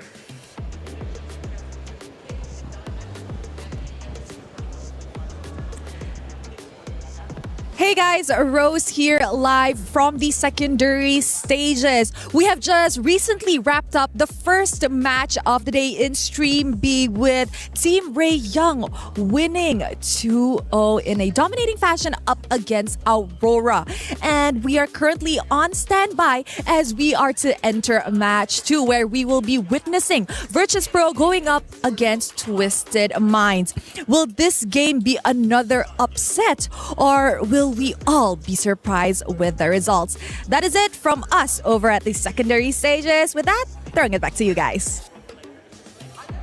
Thank you for the update, Rose, over there on Stream B, laying down the law. Team Ray Young, as we mentioned, a 2-0 win over Aurora Gaming. Coming up next on Stream B, Virtus Pro versus Twisted Minds. Anytime that I hear about these two organizations going against each other in any esport, I can't help but get excited. Me too, me too. And this was one of the teams that I mentioned earlier on when we got into the broadcast, right? Twisted Minds, Yeah, a very same. unique team, being able to go through from the Mekong qualifiers. And they've incorporated such a unique lineup, very Indo-coded. Jin Chao's there in the gold lane. And we got to actually see them, I actually saw them at the airport. And I was like, you guys confident? Yeah, it's been okay, but I've been hearing that there are communication issues. So no matter how professional these teams are, no matter how professional these players are, when you unite a particular team under different banner from different regions, communication is going to take its toll because their coach is also Indonesian. It's Nasi Uduk, Coach Nasduk. On paper, though, they seem like a very terrifying lineup. Like their mix of players consists of players with very remarkable experience. So you know for a fact that she's also made waves even in previous MWI. Jin Chao, again, we're so used to seeing her rivalry within Indonesia, but now she's exploring outside. Jin Chao and Shell. Yeah, that's another layer to the story that we're currently talking about. And the other players as well, Mei Lane, Daisy, Kao, every single one of them, and the kind of flavor that they bring to this lineup and the difference that they make. So I agree. For sure, for one, communication might be likely an issue, but it's nothing that cannot be resolved completely. I feel like even for adjusting imports, there are just really like common and basic go-to terminologies because the fundamentals are pretty much already established. Like you know the structure of a game and how it normally goes. It's just the team and their unique approach that they usually have to deal with eventually. But we get to figure that out later on. That's a Stream B thing. So again, if you guys are watching, please. That's a Stream B problem. That's a Stream B problem. They got- Stream A don't got that problem. We have a different... we have Vitality later on. That's right, Vitality, and then also Geltech Cyber Team, GK Esports, and Kyo obviously getting a lot of attention over here, especially from the side of Eterna, right? Being a big fan. And you know what? I can see why she's a fan. I mean, she was awarded as the finals MVP. She was making great clutches in a previous tournament. And, a 7-game grand final playing Harley, Leomord, right? She obviously has versatility. She can go in and make objectives hers, which clearly, as a big impactful player, I can see why she's clearly going to be a big impact for this Geltech Cyber team. But is it enough to take down GK Esports? Because we mentioned the veteranship earlier of, I believe it was Violet, right, coming out from the side of Falcons Indonesia, but that wasn't enough to take down Seda Esports. The veteranship sometimes can't get your team over the edge to take down the newcomers. Yeah, which is why I'm really hopeful. I'm really hopeful this is a more successful version. And that's what makes this matchup really interesting, right? We've been highlighting Kyoe for the longest of time, but on the other side, it's Electa. Do you remember Electa? Electa Final Blow? She also plays the Benedetta. I remember that nickname. Electa Final Blow. Electa Final Blow, Seda Esports, the final blow to Team Falcons Indonesia, who drops down. And we've got our first decider matchup to protect the key and your heart at the Esports World Cup. Team Falcons Indonesia versus Aurora Gaming, who also suffered a loss 2-0. Both teams have yet to win a map. Oh, that's tough. I know it's just been the first series, but you're already seeing an elimination match coming your way. And I believe these are being broadcasted tomorrow onwards. because today we're focusing on all quarterfinals for the first round. Yeah. So it's tough, at least for that group. But again, in Stream A, you get 2 matches from Group A, 2 matches from Group B. So we still have a lot to catch up on. And even in Stream B, we have to check what is happening over their side. But for now, we know for a fact that we are a few moments away from Geltec versus GK, and we are very, very split on the desk as to what our expectations are for this match. Yeah, we need another person up here. Well, then again, that would make it even more split because it'd be 4 instead Wait, of don't say that. Don't say that. No. Stream A, best stream. Stream A, best stream. Stream A, best stream. If you say we need something, then Stream B are going to say, see, we're the better stream. Oh, yeah. We don't need All it. right? We don't need, you stay over there on Stream B. We're okay. That's right. Exactly. Although they do have a banger matchup, VP versus Twisted Minds is definitely going to be pretty incredible to watch. But we'll get one of those teams a little bit later on. And even our third series of the day, Vitality takes the stage. We'll get to see what form they're going to be in with the new meta. And things definitely will be heating up from that point forward. Geltec Cyber Team versus GK Esports. We are just moments away from our pick and bans, which has been quite exciting to see, again, with the new meta, to see how these teams are going to ebb and flow, obviously, to play against each other. And, got to say for Seda, they definitely opened up the hero selection wide of what we could be expecting. I mean, it was truly exciting. I guess it's the Esmeralda thing. Yeah. Like, are we just going to really pay attention to whoever gets the Esmeralda? I'm still undecided. I mean, Esmeralda, I think, is strong. I mean, we did see the numbers. The numbers reflect that the Esmeralda will be a very hot pick, but everything else, I still need more games and more matches to see. Because wildcards, first game Hirara, lost. Yeah. Second, lost. Yeah. Right? A really bad win rate in the early stages of the wildcards. And then eventually we start to see, okay, I think this hero has promise. So we might be seeing something of a similar pattern the longer we get into these games. That's true. Same for me. Is the Gatot really back? Or was it just like a hero synergy or a game plan thing that we got to see earlier together with the Alice? Right? So there are like a lot of layers of questions that we still have regarding the current meta. But one thing's for sure, it remains very flexible, even in the jungle. Because we still saw Seda pick up the Baksha jungle and make it work. Well, it worked, but we could see like farming-wise, it wasn't as fast. Yeah, it wasn't. So the nerfs really did hit him. Yes, it did. I think it was really just compensated by the fact that they are a really good team in terms of punishing and like finding the advantages across the map overall. It worked technically, but we're not sure if it is going to work if it were on the same level and if they had the same footing in game. By the way, Virtus Pro Twisted Minds, this is a really fun one because there's a lot of history with the players themselves on each roster. You look last year, the core players of Virtus Pro roster represented Twisted Minds. They have now switched over to VP.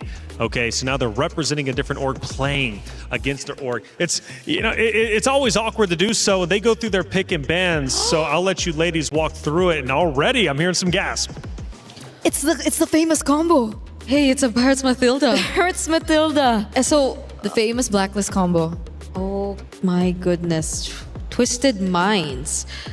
Maylane and Kao are actually pulling out the Barrett's Mathilda.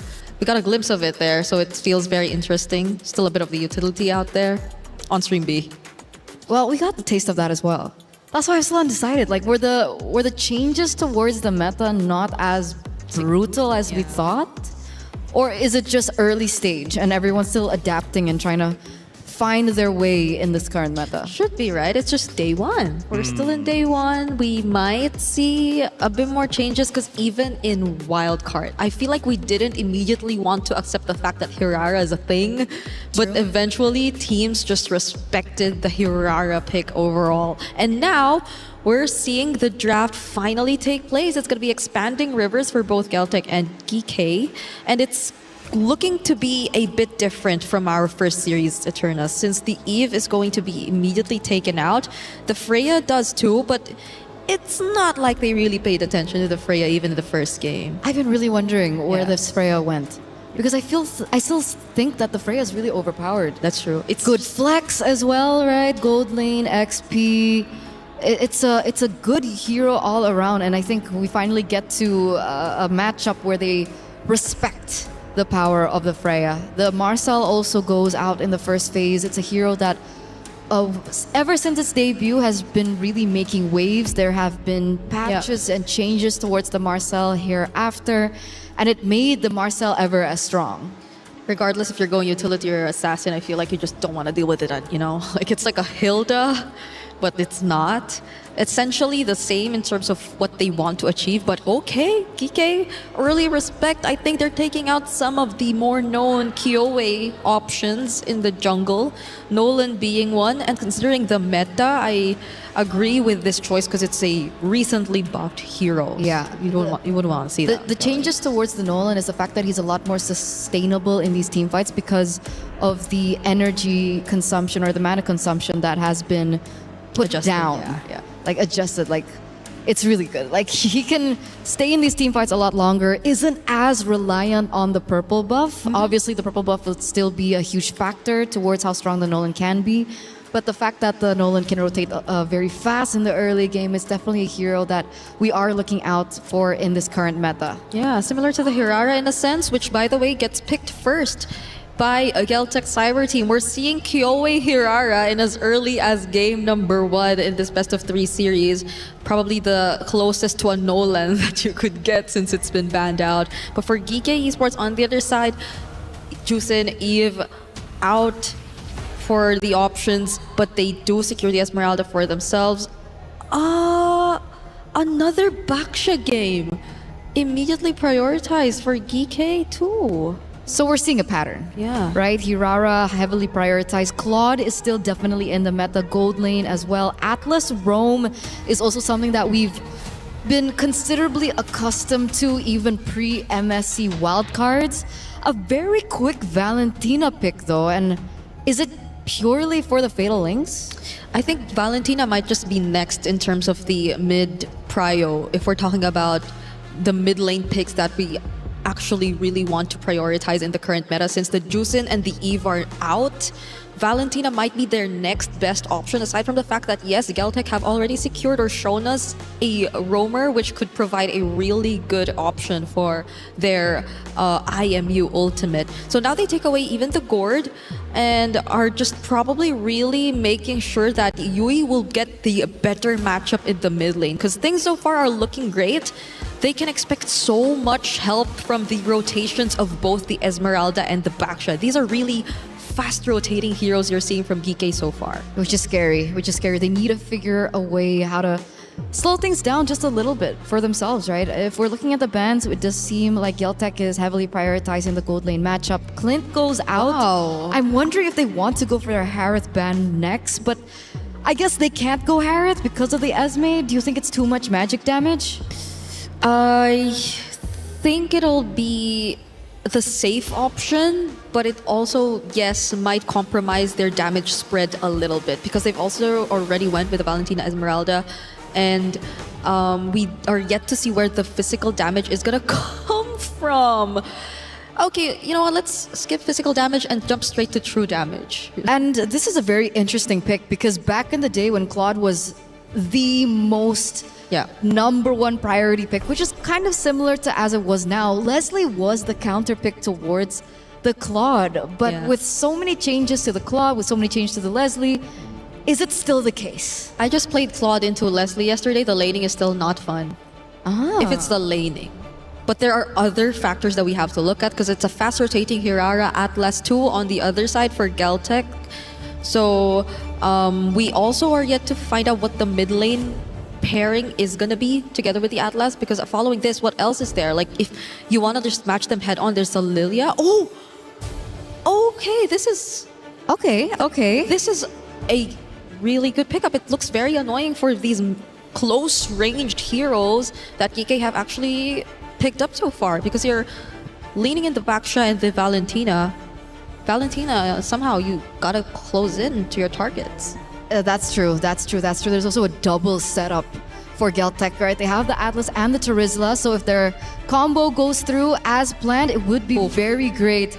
But another unorthodox pick hits after the Leslie here for Geeke, as we do see now the Kufra being picked up as well.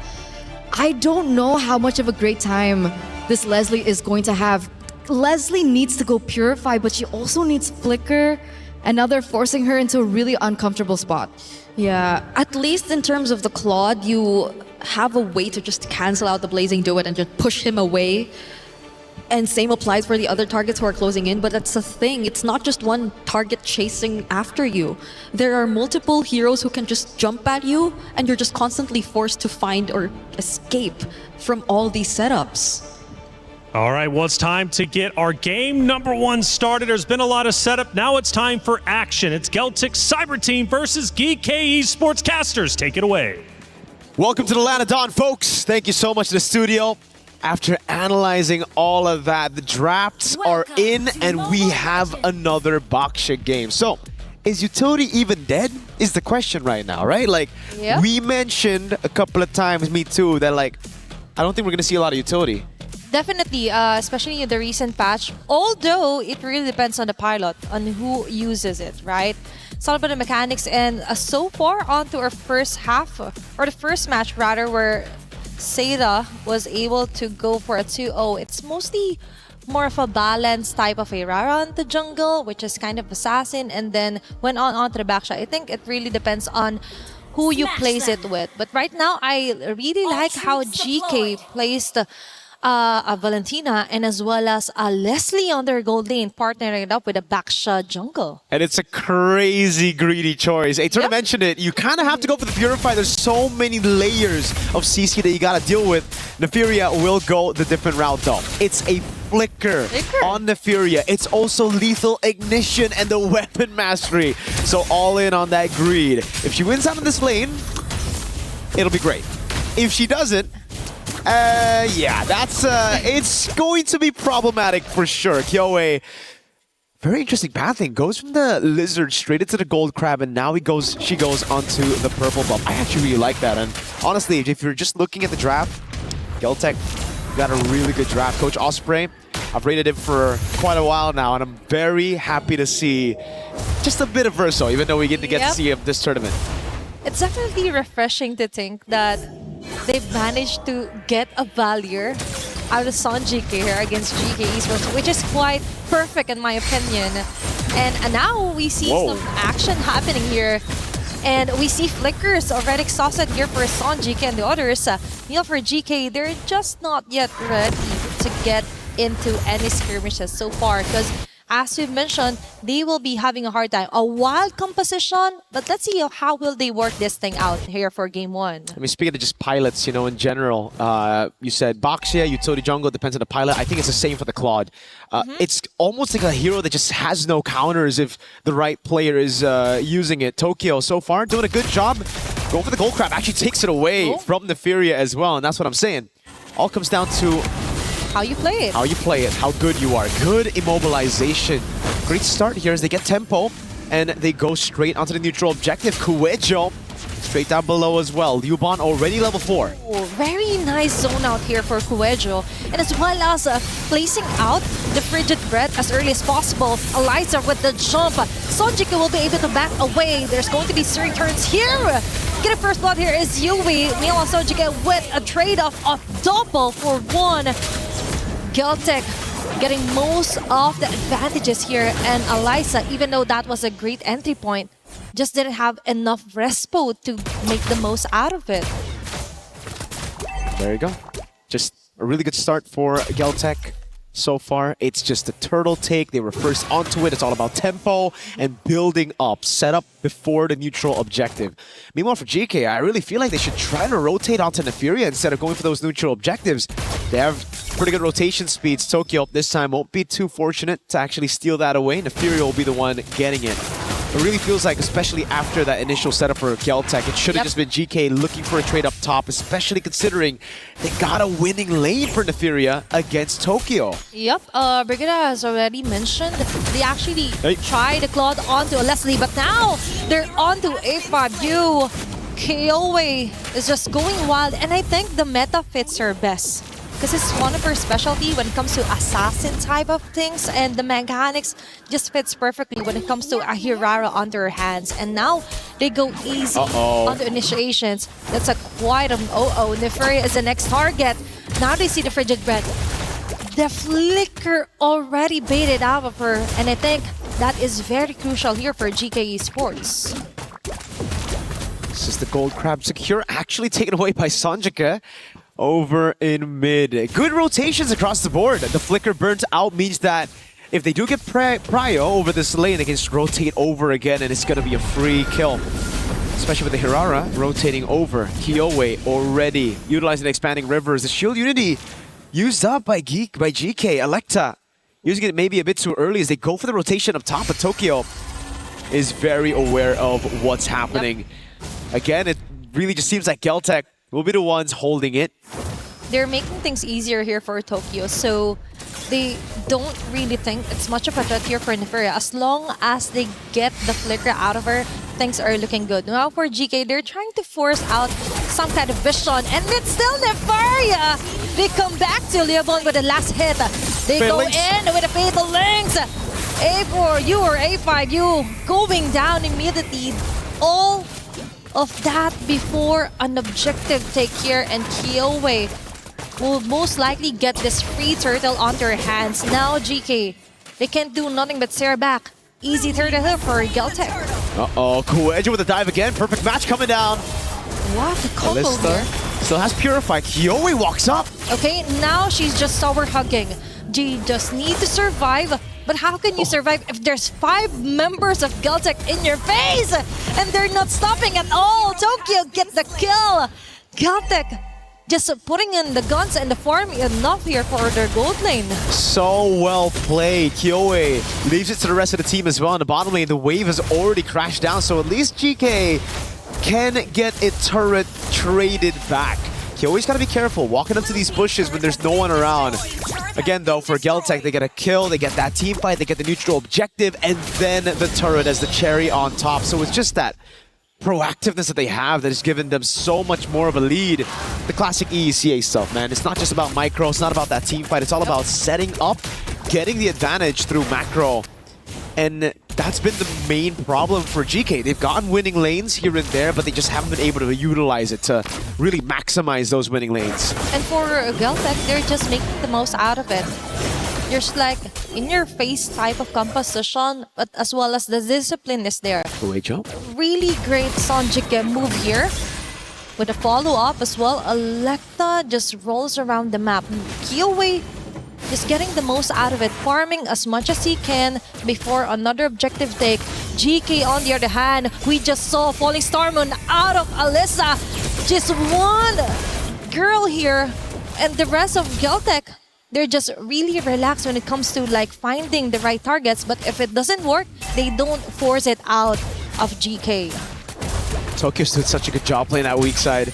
Now he's becoming the strong side of the map, just everybody rotating towards her as Kyowe is the one sent to clear Asa. Oh, now they get Kyowe! With a follow-up Fatal Links as well here for Yue. Kuejo trying to run away, Frigid Breath. Flicker is already exhausted as well. Now we see a big play here for GK Esports, and now they finally get their hands onto a neutral objective, the last turtle for game number 1. Solid stuff. Finally, signs of life for GK. Finally, they're able to catch Kyowe here. And it seems like Asu wants to go for more. Up top with a flicker as well onto Liuban. I don't even know if they had the resources to kill her. Even if that Tyrant's Revenge landed, Kuejo knows the flicker is down, but doesn't have the Fatal Links. It'll just be now a slower game. Tokyo, everything given over to her. It's all about her being the main carry now as we move into the mid game. Tokyo with the Golden Staff, Neferia a bit behind. Kyowe goes for the War Axe here, right after the Hunter Strike. A bit more of a safe approach. No Sky Piercers for the Hirara so far in MWI. And it's the rush for Electa onto Radiant Armor, which is quite interesting. I understand, you know, Sanjika's been a big threat, but Tokyo and Kyowe I thought were going to be the main ones that you have to deal with as a frontliner. I think that is somewhat a tunnel vision here for Electa to just solely focus to the defensive build, but now for GK Esports, maybe that's the plan. They go for the mental mind games. Alyssa forced out of her Purify, and now Geltec just focus fires onto taking down a turret here. Falling Star Moon just in there, the last bits of minion wave, but that backfires on your face.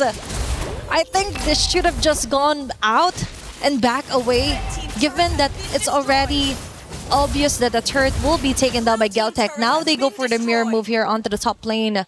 But for Geltec, they still have this in the bag. Advantages, most of it is on their side. Yeah, Kyoe wants to get a bit more into the bottom lane. Asu's getting chunked. Okay, Rigid Red. No can do. Electa just slowly rolls away. And Kyoe deals with the wave in the bottom lane. That's a holy shield taken before the first Lord even spawns in the game, which means, hey, if Geltec gets the Lord, this could be a free base turret down below. Depends on how they siege it down, right? They have great zoning with the Terizla and the Atlas. Kowejo with a face check. Tokyo forced to back away with the BMI. It's all about mid-control right now. Alyssa's trying to form a slow push down below. Kyoe just farming again. Alyssa's got to be careful, though. Purified down for another 20 seconds. You don't know where Kowejo is. Liuban's going to handle the wave up top. And it's all up to Tokyo to utilize the expanding rivers. So for GK, they see the claw down below. Do they try to go for the Lord straight up? I think they want to rush this one. Alyssa. Okay, now they see Kowejo with Alyssa going all in, frozen as well. But Kowejo caught off guard with a fatal lace in your face here for GK Esports. Will they get the trade? No can do. Alyssa falling down. A5U as well. Nefer with a shutdown kill. They're trying to chase down Yui as well. Tokyo with the last hit of the bullet. That's 3 members down here for GK Esports. And right on time, Tokyo even manages to get 1 kill out of them.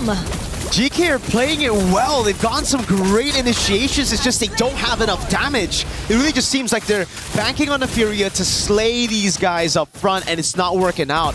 Everybody's going back and forth so well for the side of Geltec, and there's not much they could do about it. They're just going in back and forth. There's that untargetable skill from Kyoe as well. Tokyo's going back and forth with the BMI, and so many more initiations you gotta deal with those penalty zones, the fatal links coming around your way.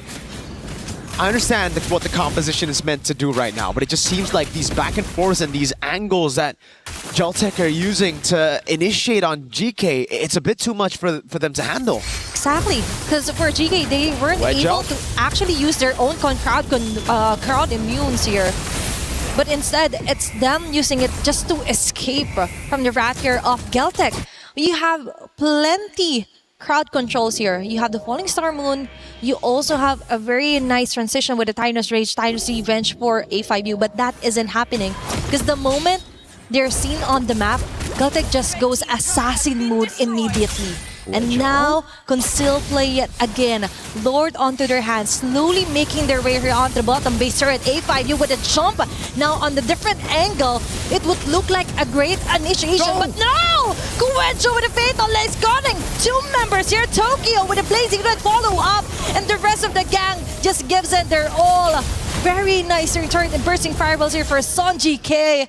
Geltec, immediately, as you mentioned, takes down a base turret 12 minutes into the game. The objective conversion of Geltec, fantastic this time around. 12-3, but it's how they actually manage to get leads across the board. We get to see the replay again with the Holy Shield down earlier, set up by Kyoe. They can just brute force their way into this turret take, and what a play by Kowejo. Baits out the Purify. There's another fatal links coming around by the IMU of Yui, but it's just not enough to deal with him. And again, we see the same problem for Neferia. She's doing damage. She has some of the items ready, but it's single target. These guys, these women from GCT, they're able to go back and forth so well that that single target just does nothing in these team fights. And for Geltec, they just have to like juggle around on who will get the first bullets from Neferia, and that's it. And then another one comes in like Liubon, and the rest for GK Esports can do nothing about it. This is the thing about being too tunnel vision. Linear damage as well is a problem here for GK Esports. The item build earlier as well was a bit of a question here for Electa. But now we finally see an Antikythera onto her arsenals. And for GK Esports, they just need to hold on. And for Geltec, we see Kowejo as well.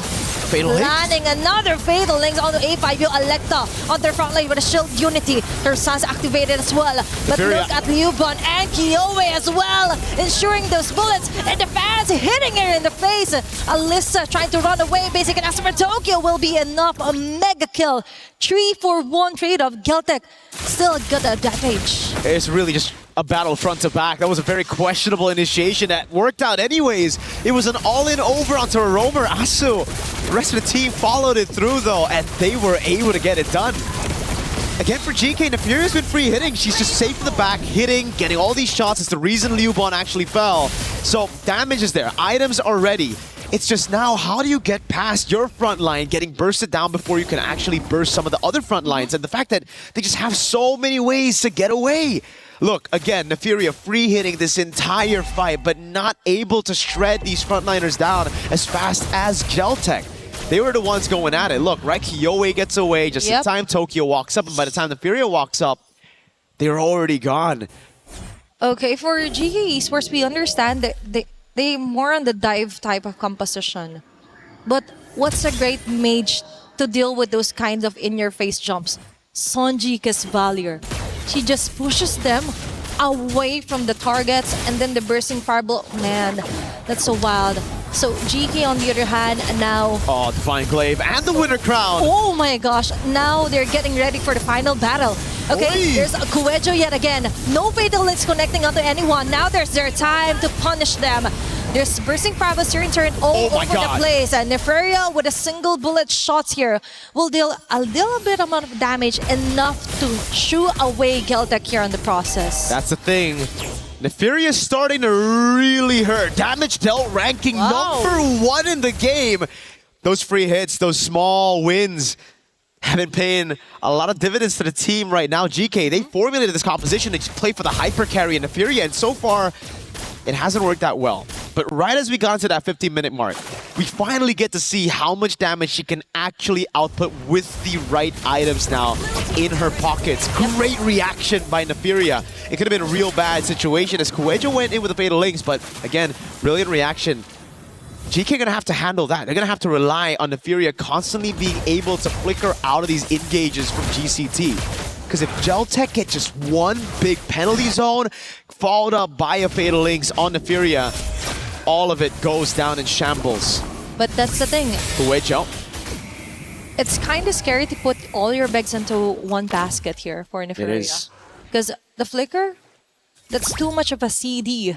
And for Geltec, they could just time it perfectly so that they will be able to jump in from the back here for Neferia. But that's the thing. Now, they just focus on to somehow make scarcity, make the jungling harder here for GK Esports. We're approaching the 17-minute mark, which is kind of good here for GK Esports because they're slowly building up their items that they need. Aside from just solely relying on the damage of Neferia, they have to be tanky enough to just go on their front lines, let Neferia go for the free hits. Now for Geltec, really need to be careful on who they will be targeting here. And when it comes to finding the right spots, and now the Lord available to be grabbed.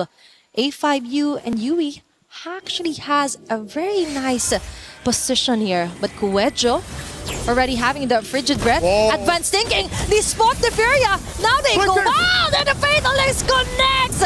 Now they know there's no more flicker here. GK slowly crumbles down. Kiowe with a chase. A5U on a hot spot as well. Kuejo with a double kill. Tokyo with an unstoppable kill. All those bullets targeting onto the faces of GK Esports. That's 4 women down. Now they have a single catapult minion wave here. They've tried to finish game number 1, and that is it. Geltec with a very dominant game win. That's the gamble you play with when you go for the Leslie and the flicker. Eterna mentioned it in the studio. If you're a Leslie, it's a gamble to take flicker. It would have been a gamble to take Purify either way just because of the layers and how many of you can just walk up to the Leslie. Still great reactions, but the flicker, and my lord. Just the vision to walk past everybody. To see that, yes, there's only one carry. There's only one person we got to deal with. All these frontliners, all this peel. You don't care. Won't be for anything if the main damage is down. The vision to look for that play, fantastic. fantastic, and it was actually just that secured them the win. Could have been maybe a comeback for GK, but Geltec, they sealed the deal real quick right there. We get to see the replay again. Kuwejo, my MVP for sure. We're gonna throw it over to the studio to dissect it even further, maybe talk about that crazy dive. It was a Hail Mary, but it worked out. Neferia could not handle those many girls coming at her. Thank you very much, Athena. Mirko casting is electric, I gotta say. Game 2 will be underway very shortly between these two wonderful teams, but my goodness, what a start for Geltec's Cyber team, dominating GK early on. Big early kills led to 2 early turtles, and they just spiraled from there.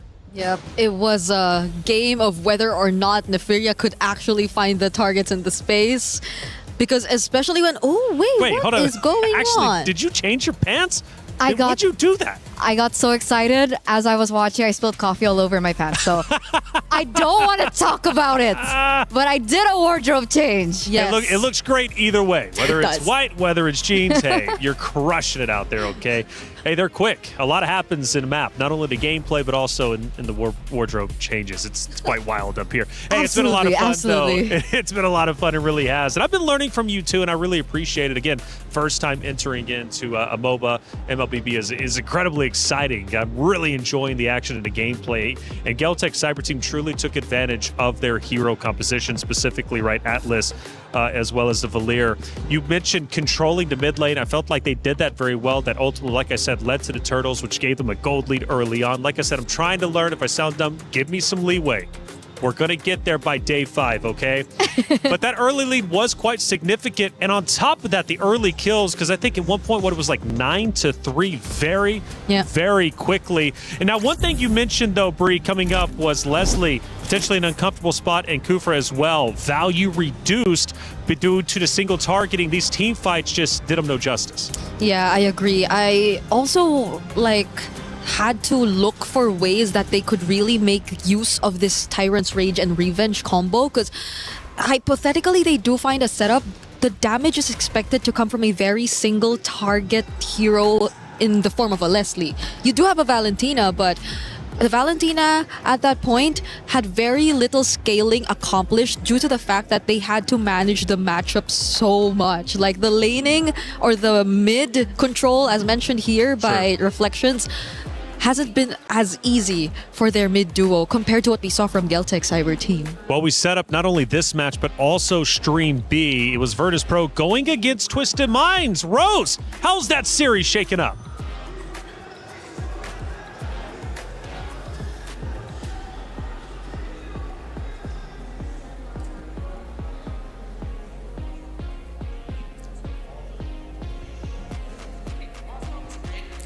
Hey guys, Rose here once again reporting live from Stream B.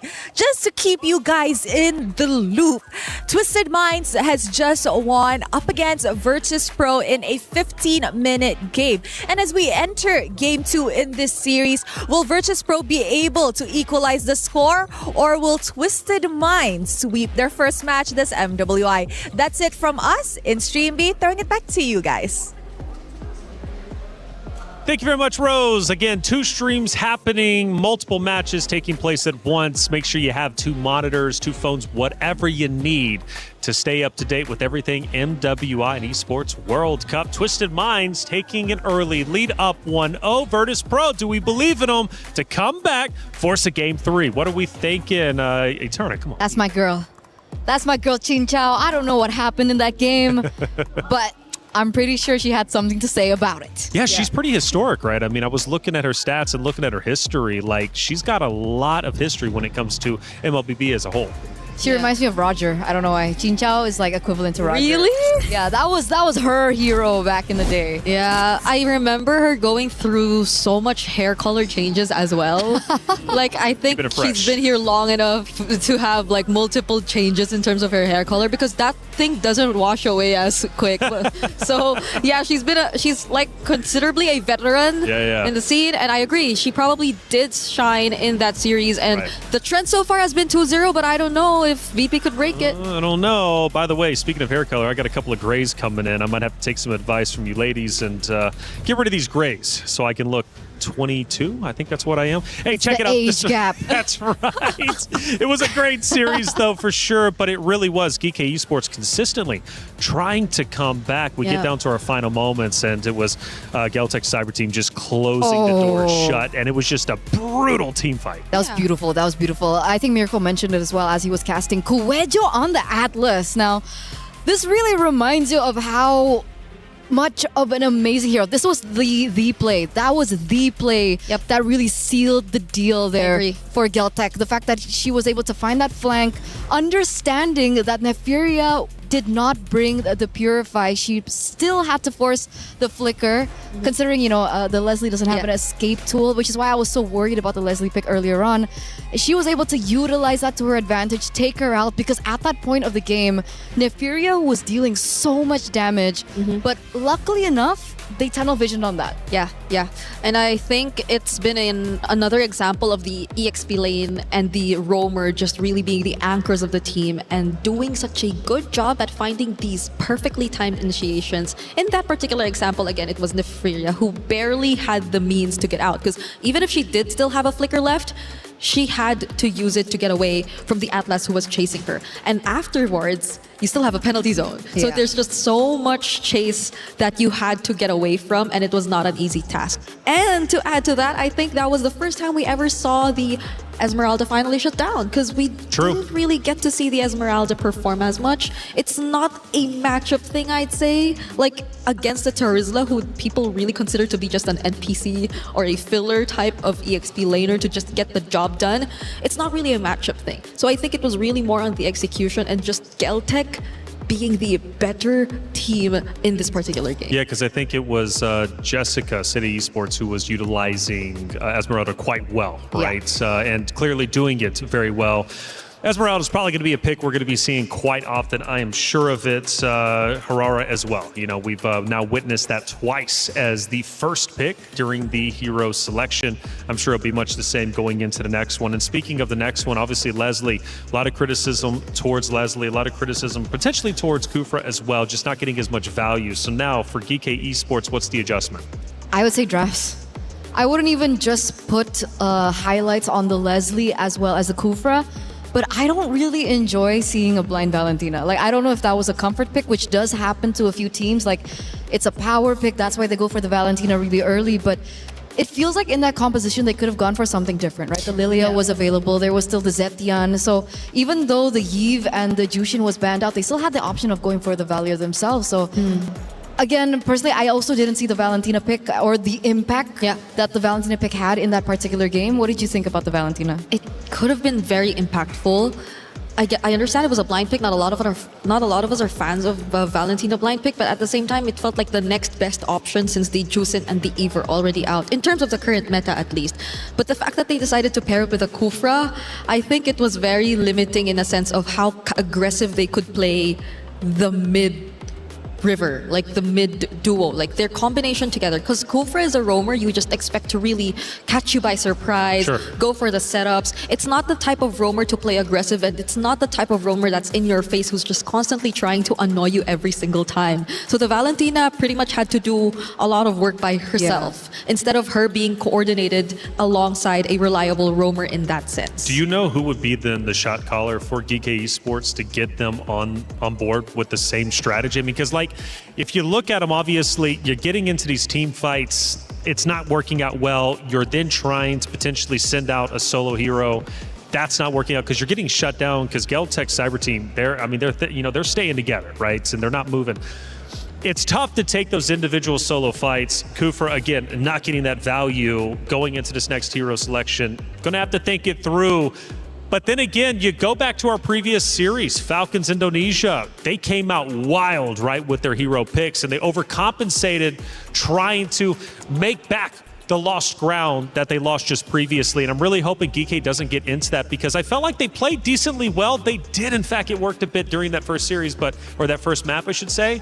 But I don't think they're so far behind to where they just need to break the mold and just go into an uncomfortable hero selection and just try something wild. I get it. I understand. It's us. If we're going back to our wild card mindset of hopefully teams just simplify their approach, you know? Like they just don't overcomplicate things to a point where even they themselves have a difficulty of pulling it off because of just how demanding the lineup eventually becomes. Yeah.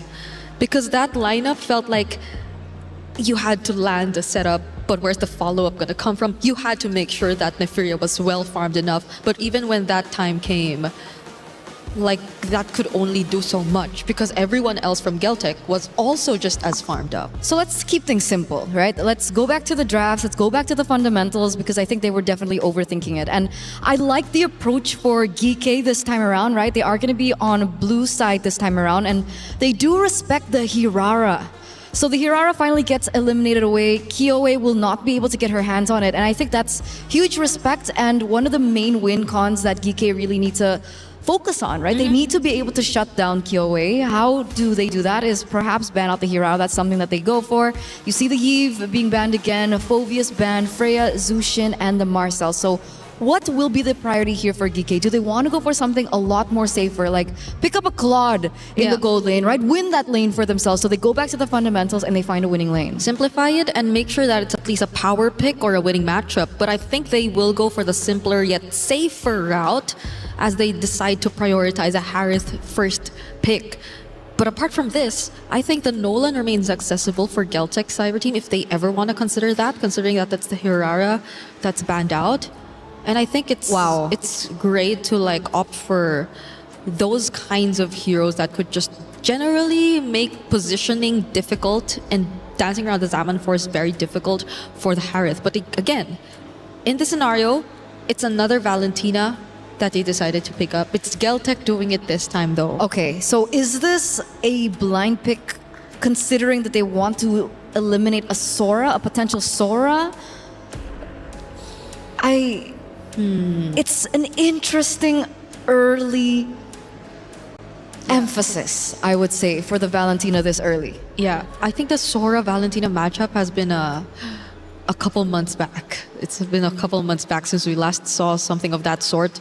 So it does feel like just a general priority for the Valentina, but it does make you think twice about picking up those other very ultimate reliant heroes that could still come out. So Geeke, I think generally their first three picks have been very safe in a sense. Like in this regard, if you do expect the Esmeralda to come out, which Geltec will not let past, they still have an option of further limiting Kioe's hero options, since they did opt to go for the Esmeralda, because either way they could have taken it out since they prioritized the Paquito and Harith, but this is looking a bit too dangerous for them because they've already picked two heroes who are very reliant on shield generation. At this rate, I think they need to do that. I agree with you. And they also need to consider how... That's why they went for Hylos. Okay, technically Hylos has a point-and-click stun, right? So even if, let's say, Kioe goes for something assassin-heavy, like, let's say, a Harley or a Nolan, there is some catch coming in from the Hylos. And that's why maybe they picked up the Paquito themselves. I know they picked up the Paquito, understanding that there's still an Esmeralda on the other side, but they also need a source of burst after that point-and-click stun hits. But can they reach that point where they'll have enough burst? Because it's looking like they're going to be forced to play a bit passive, considering just the matchups so far. It's a Harith Claude. It's manageable, but based on Geltec's rotations in game number 1, it feels as if it will be a bit easier for the Claude to get away. And this time, the Esmeralda is going to lane up against the Paquito. And the Hylos isn't really an aggressive type of roamer per se. So now you'll have to expect how they compensate for this lack of proactiveness in their last two picks. Which is why, if we take a look at the bans, you see Geltec being very particular of who they're banning out. They're going for the Gord, they're going for the Kimi, because they also understand that they need to be able to limit the rotations from the mid lane, right? So what are we left with? Zetian is an option. It's not as safe. she still does have the passive to work on to protect in the Harith. Yeah. So they can roam around a lot faster. But I think save Lilia. Lilia, do they want to Valir themselves? Because I don't think it's ideal considering how annoying the mobilities we're seeing from Geltec are so far. It's an Esmeralda and a Claude, and you don't know if it's going to be like a sprint or a Purify Esmeralda so far, because based on Geek's lineup, I don't think there's much threat in terms of crowd control. I feel like even the Claude would have a much easier time. Even Tokyo might have a much easier time if it's just that, because even Geek took out the Atlas themselves. So right now we're looking for their Roam and I think it's their jungler. So Kyoei, Nolan's gone. Some of the heroes she recently used in the qualifiers include the Harley and the Leomord, but are they actually options in the I don't think Leomord, but maybe... Kyoei special! Hayabusa comes back into the fray, a hero once again that we don't see quite often. I think we saw it once though in the wild cards. Yeah. And it won. I think it was 50-50. Falcon's 50-50? Mena once.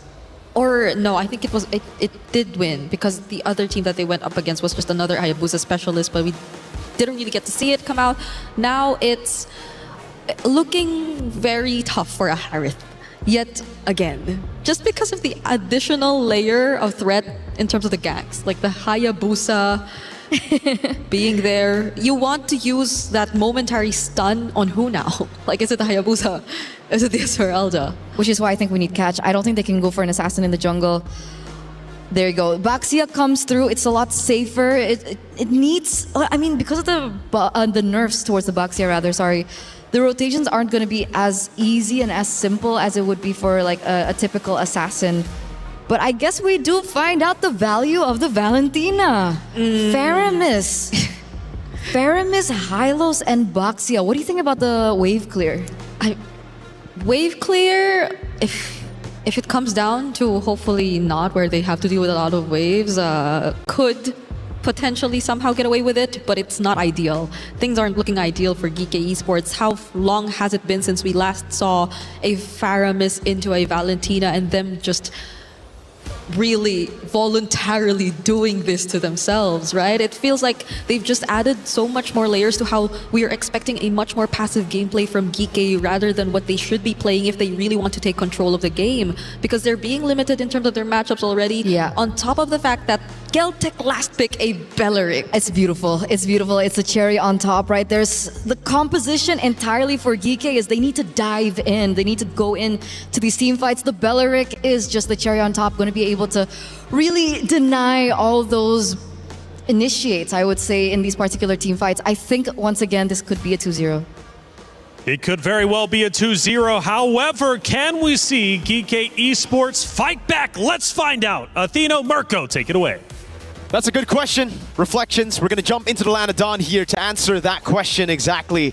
What do you think, Athena? Is it a 2-0 or do you think GK can do it? 1-1. To be honest, in this composition, I think it's a 2-0, especially onto the hands of Kyoei's Hayabusa. Dang. Remember, it's one of her specialty. But let's see, maybe the willpower of GK will be enough to kindly stretch this match onto game number 3. Yeah, the only question I have is just like, is the box just still good is the question right now, right? We've been seeing it a lot so far. Yep. I think we've seen it like 2 times, right? One time it won, the other time it didn't. And Kyoei's just been having a blast on these assassins. Another signature pick here today. Lethal Ignition is the choice for Yui though, so not really just a full utility type of Faramis. It's all in for damage on top of it. Speaking of damage as well with the Faramis, it just gives more value onto Sonjika's Valentina. Eternia has mentioned this, and give Geltec a really nice advantage too. But let's see. But now, we appreciate the effort of Leobon just spawning out here with the started dances as well. But A5U would have immediate first blood. Surprisingly, it's GK Esports getting head-to-head this early onto Geltec. It's a really good start for the game to Hylos, I guess, because it is Asu who actually gets the first kill of the game. It would have been great if it was someone else. This is the thing about the Harith though, and the Fury is really going to struggle this game. Last time he was put onto she was put onto a winning matchup. This time, it's not so much a winning matchup level 1 to 3. Tokyo's gonna have a blast in that lane, and on top of it, Definitely. with the winning matchup and the Hayabusa, with a Valentina all around, it's gonna get even tougher. On top of that, later in the team fights, Liubon's on Esmeralda just soaking in those shields. She is going to have the time of her life Uh-huh. with a Paquito and a heart. Imagine all the team fights they are on. And we see the true value as well of what Geltic has done here onto their composition. And right on cue, Turtle has respawned. There's Alecta, but I don't think their damage will be enough. Might be more on the clutch play here for Alyssa. She needs to keep Killway at bay, and that is exactly her plan. Learbon goes in. Let's see. Kuejo, on the other hand, forced out of her revitalized Tokyo with a free hit onto Alyssa. Now they get rolling in with Tokyo Blazing Duet. Yui falling down immediately. Celtic goes in with a kill, plus a turtle as well. That's 2 birds with 1 stone immediately for Celtic. And Azu as well might fall down. Then Sojiki onto the front with the basic attacks, plus the sticker as well is enough to taunt them down. Non-stop MLBB action from minute 2. And Celtic had the most out of it. What? And part 2 yet again. Alyssa onto the tower, but still enough for now. That's Celtic yet again going in. Just when you thought it's over, it's not yet finished. My goodness. Started off really good for GK, but what happened after that? They were looking for a brawl. Unfortunately, as you mentioned, Athena, it's the backfire of picking a Faramis into a Valentina. Sanjike was already level 4. Yui, not quite at that level, did not have the Netherrealm to play with. So at the end of the day, it was Geltec who got all the advantages that GK should have had coming into neutral objective 1. It's a sustain, it's just battling it out, and also a whiff on the flicker for Alyssa that gave way for the rest of the team to collapse on her. Now it's Asu caught in the wrath of the Dryad. And Asu can do nothing, even with a glorious pathway. That's what, almost 1/4 HP left for her. And for Geltec as well, we've mentioned that this is going to be a total massacre. Starting it off with the Esmeralda being prioed, and Son GK with a prio pick of the Valentina as well. We see GK kind of struggling. They do have somewhat of a game plan here. Just let Neferia and Alyssa snowball, but that isn't happening because most likely for Geltec, that's the next course of action.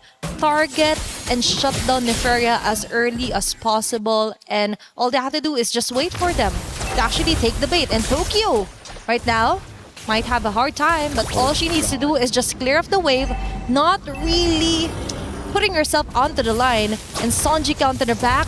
Now we see some kind of a sandwich method. Asu forced out of her glorious pathway. There's Alecta? And Alecta will be saved with the nether here by Yui. But now they're left defenseless. GCT right now has the chance to totally tone her down.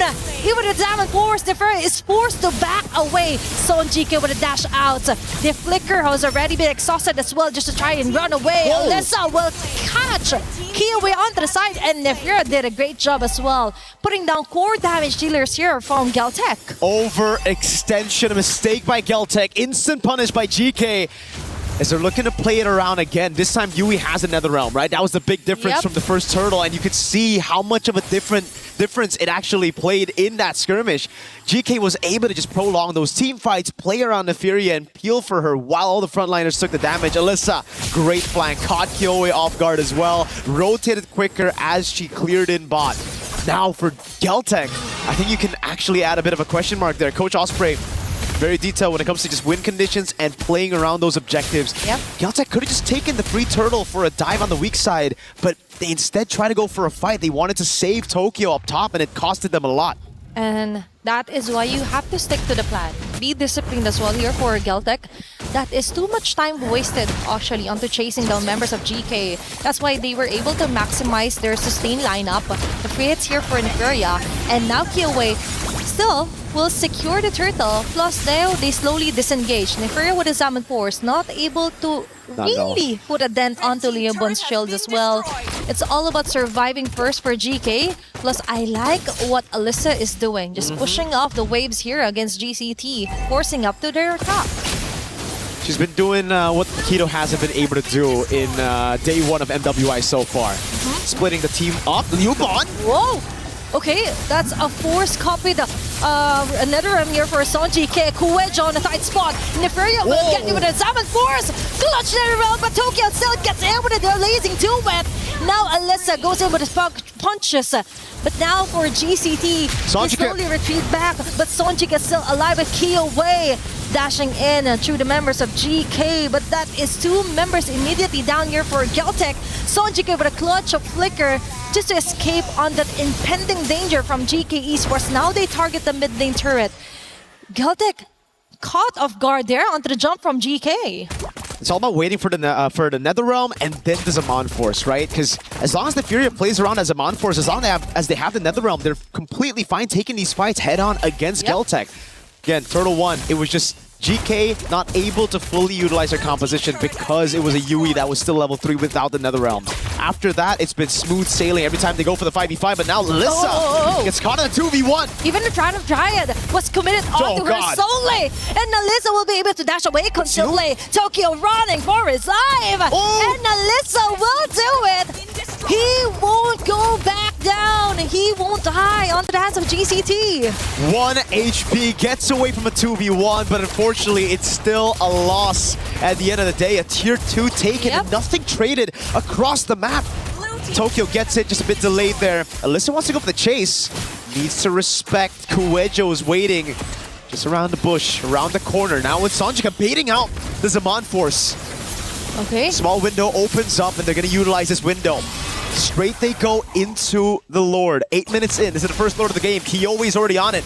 Okay, it's all about placing yourselves earlier on the vicinity of the Lord. Tokyo, focus fire onto the Lord. Rapid trying. Okay, now they change targets. Front right connecting. Electa with Yui as well with another realm. They're safe, but surprise onto Sanjike. Tokyo. Now they have to back away. Neferia going off the shutdown kill. And they go in. Killway as well will get the immediate takedown, but Alyssa goes in with a trade. Oh, that's a very nice falling star here for Liubon. Yui trying to run away. It's going to be the Ghostbusters here.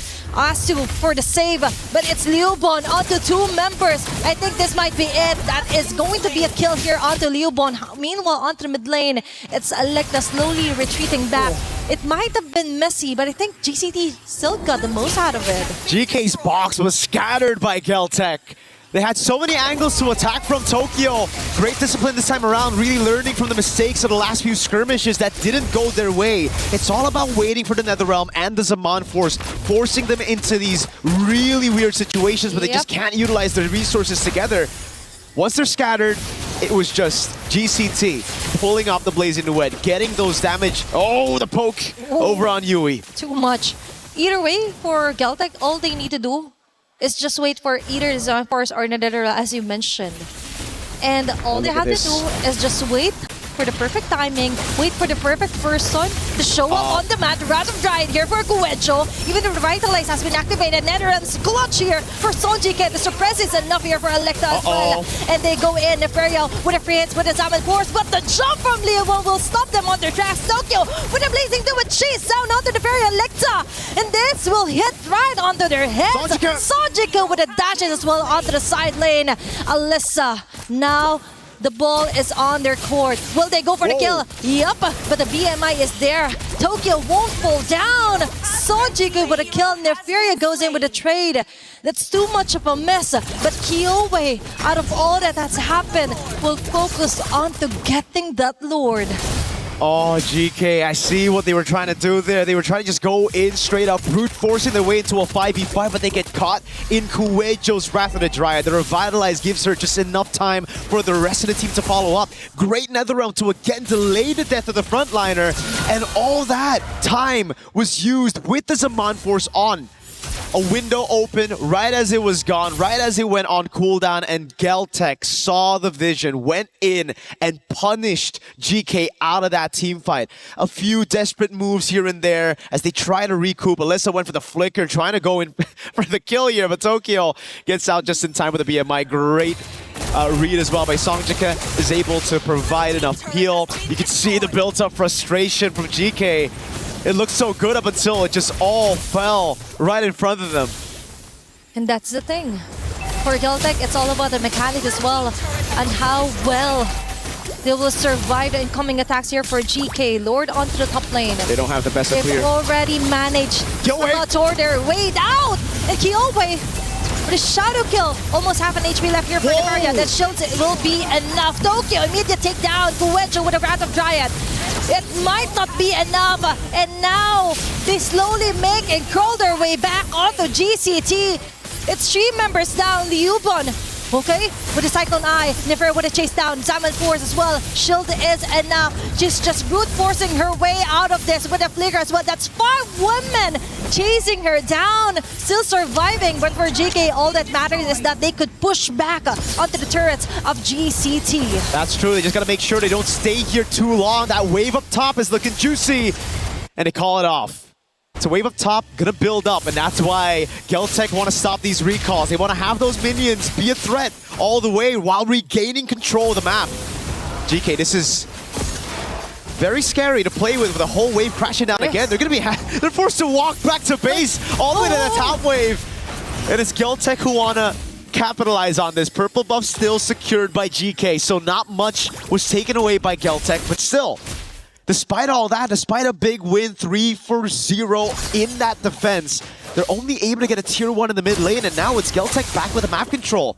Yep. Tokyo, though, way too aggressive. I know she was trying to get that turret down, but you have to respect the damage of GK. It's just deja vu to game number 1, where Nefaria started to get those items rolling on the Leslie. This time it's on the Harith. Damage dealt ranking, Nefaria is very close to the rest of the team. Tokyo, Sanjika obviously still top 2. Kyowe is just doing assassin job, right? It's all about cleaning up. Tokyo, you might have the damage, but remember for GK Esports, they're slowly crawling their way out. So they still have enough of skills to totally sort out on who to target. And now for GCT, we've mentioned, even if they lost on that specific takedown onto the turret, NG was able to take down a turret onto the mid lane. The good thing is that they still had the lead, and now they're forcing their way again with Kuwejo's Wrath of Dryad. Electo right now, half an HP left. Crucial save here for US Netherrealm, but that's it. GCT will stake still the risk here. They know there's no more plan B for GK Esports, but Nefaria goes in with a plan A, which is to totally annihilate members here for Geltec. Now they slowly back away. That's a 1-for-1. Electa isn't having any of it. Kuwejo might fall down. Alyssa targeting Tokyo with a blazing duet. And she will be doing it! What a save, what a kill here. But no, Sanjik is still alive and kicking. Nefaria. Now Nefaria is left alone here onto the mid lane. Will she risk it? I think that's enough of a gameplay yet here for GK Esports. They need to relax. They really do. I mean, at this point, they need to start brawling more and more. Live from Paris, by the way. Got a few stars in the building here watching. Shout outs to them. Very entertained already. Geltec, back to the point, it really comes down to how they utilize the Spar lane up top.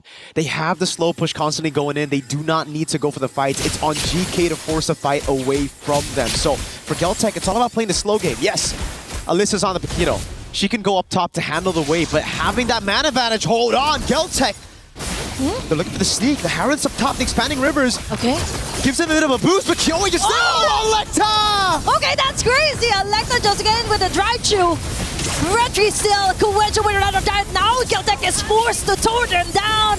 Making the most out of it. Tokyo with a blades into it. Hitting on the right marks here for GK Esports. Nefaria and Nasu has to find a way to actually defend for their base. Liubon goes in with a falling Starman. They're just buying enough time for their minion wave to slowly crawl their way onto the base of GK Esports. And this might be it. Nefaria, this is the final clash of the day, or might be, because now Liubon slowly takes down the members of GK. That's a total wipeout. And Geltec yet again comes up on top. They're just waiting for the next wave of minion to actually help them finish off this round. But there is a few seconds left for GK Esports to totally reset and defend and not let GCT finish off this round onto a 2-0. A hero play by Electa that saves the game. Geltech wanted to end. If they got a Lord, I think they would have still been able to go for that team fight with the Lord, getting all the base turrets. So at the end of the day, I think GK, that steal ended up still saving the game for them. Okay. Oh, they still want to just go for it. They think they're strong enough. The Fury is back up though. Okay, it's all about asserting your dominance here for Geltech. Yuban already committed the falling stars for the next few seconds. GK Esports Taunted. actually has the chance to somehow just come down onto the map, clear off the last bit of minion wave that Geltech has managed to sort their way through. And with that, 16 minutes into the game, still it's not yet the end here for GK Esports. Nope. It is in the end. They still have a shot. It's 3 base turrets down, which makes it incredibly difficult to come back. But I think these girls have shown how tenacious they can be. What a steal by Electa! No one checked the bush. No one Kumar'd. You sometimes need to Kumar, you know? He's got to check the bush. And with the Baksha. Yeah, oh, that's true. But okay, that's true. The Baksh is the one waiting in the bush though this time. Yep. It's not the one checking the bush. Okay. But for GE Esports, that is somewhat of a breakthrough, actually. It was quite refreshing to see Electa go in with a big highlight play, the most crucial highlight play against Geltech Esports. If they didn't get that Lord, that might have been the end of it. But now for Geltech Esports, now they check each and every bush. That's a very expensive lesson to learn, and Liubon as well has to be really careful onto committing the falling star. Even though it's kind of a low cooldown, but still, a few seconds may be what GK Esports needs to actually come back from this deficit. Yeah, they had a shot earlier. They tried to send the Harith up top instead of the Paquito. I feel like this is a mistake that we're seeing again.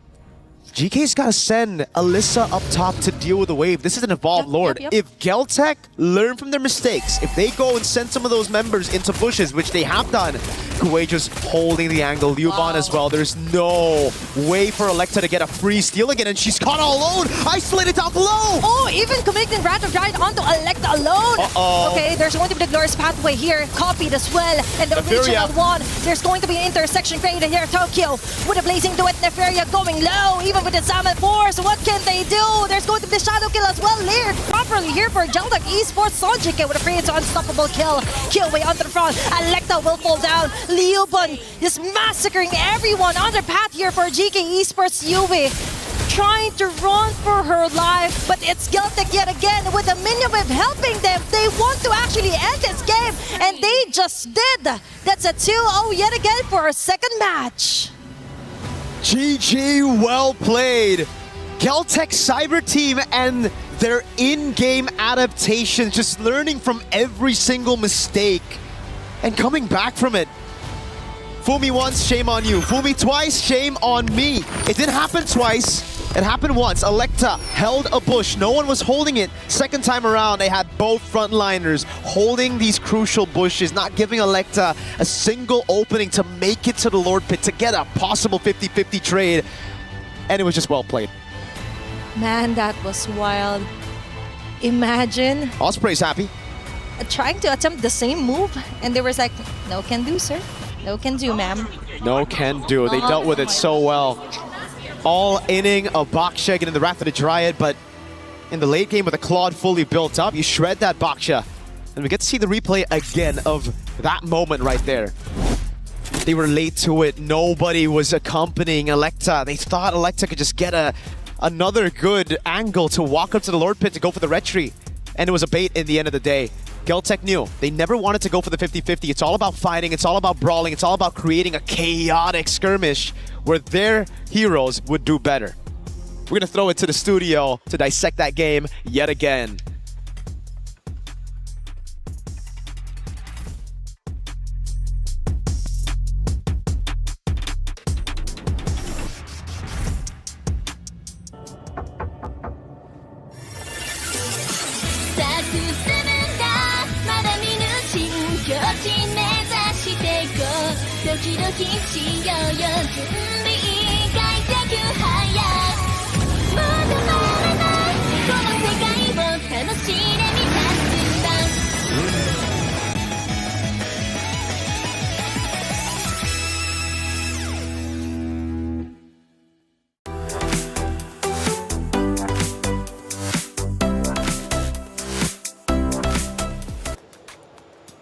There it is, Celtic Cyber Team get the job done. 2-0. It's been 2-0s all day. We have yet to get a game 3, but the bracket continues to progress nonetheless. Our loser bracket is starting to look stacked as you would expect it, but we need to break down that series that ended in a 2-0. Celtic Cyber Team looking unstoppable. Hey, I'm Taylor Reflections Noble. Of course, we've got Eterna as well as Brigitte. Good to see you again. No wardrobe changes this time. Nope, not this time. Staying consistent. Maybe I'll throw one out there. Hey, it's been a good time, though. Another 2-0. Yes. Man, Celtic, I mean, just out of this world, playing very well. But I got to think, as I'm learning, it came down to the hero selections both times. I think they just got the leg up in both of the hero selections. I agree. And despite it being a 2-0 this time around, this was one of the longer games that we've seen so far, right? 18, 19-minute game. And we did see some trade backs coming through between both teams. And Geeky seemed to have a little bit more of a footing, especially because of the changes to the heroes. Nefiria on the Harith is something that we do need to consider, despite them losing that one, because as soon as I saw that Holy Crystal come through, the team fights looked very, very different. Yeah, that just proved how flexible Nefiria was actually on a gold lane. She could either pick the meta Harith Claude options or might as well go for the more unorthodox picks, which are yet to be as successful in this case, because we haven't seen like the likes of the Irithel or not even the Leslie actually get some wins today. So it hasn't been working out for those who have been trying picks who are a bit too out of the meta. But at least this time, it's a much closer fight, I agree. It could have gone both ways, because even that last sandwich play, I think that we saw where we got to see Nefiria actually trying to wrap around the other members of GCT and try to use a Zaman Frost from behind. It also could have went their way. It just so happened that they were, or at least for GCT, their targeting was very, very on point. They got to burst down the necessary heroes before that team fight actually even favored DK. Well, we had a lot of great moments. Let's break down at least two of them, starting with moment number 1 that may have turned the tides a little bit, but maybe not so much. We take a look at it, Eterna. What are we looking at? I think they went in a little bit too deep here. Obviously, Kyoe is an interesting sort of player because she's really aggressive. Normally, we do see that the Hayabusa goes in for finishers instead, but this time, we see that she initiates a lot. And in regards to this is what I was talking about, right? Nefiria hitting her power spike, ultimately able to turn that game completely around, that team fight completely around, and so they were unable to end it there. And then they needed to respect the timings a little bit more coming in from Celtic, but in the end, Celtic still did come out on top. Yes, they did, and they also came on top because this moment here, Bree, walk me through it, because clearly Celtic, right, Cyber Team coming out, proving why they deserve to be moving forward. If I'm not mistaken, was this the drive-by? It wasn't the drive-by. All right, so this was one of the latter and quote-unquote messier team fights that our casters were actually pointing out, simply because of, again, I think there was a slight miscoordination in regards to that particular team fight, because it came to a point where they just had to individually do what they can to at least get trades or clean up after what was initially the unsuccessful result of the team fight. Because I think it happened a couple times, especially on Alyssa. Alyssa, a lot of times on the Paquito, had to come in quite late, understandably so. There is a way around the Paquito wherein you just opt for the late entries, especially if you're building around damage and just trying to go for cleanups. But in this scenario, against a lineup who had equally the same, if not better mobility overall, because again, you were trying to chase up against the Hayabusa, a Valentina who had dashes herself, and even then Esmeralda, it wasn't as easy of a task for Alyssa. It felt like she had too much to accomplish by herself, and it's not like she could just completely rely on the high loss either. It was a very, I think, an individual assignment that Alyssa had to do as the EXP lane, as the Paquito.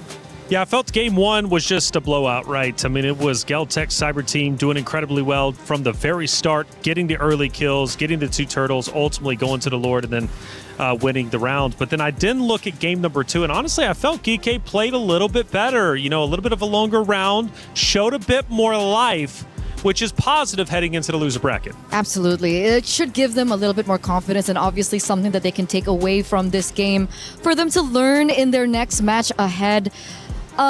It's an interesting notion to look at them this particular game because obviously we do see a little bit more confidence coming in from Electa, especially with the drive-by that she was able to get. That Lord Steel really came into clutch, prolonged their lives in this game just a little bit longer.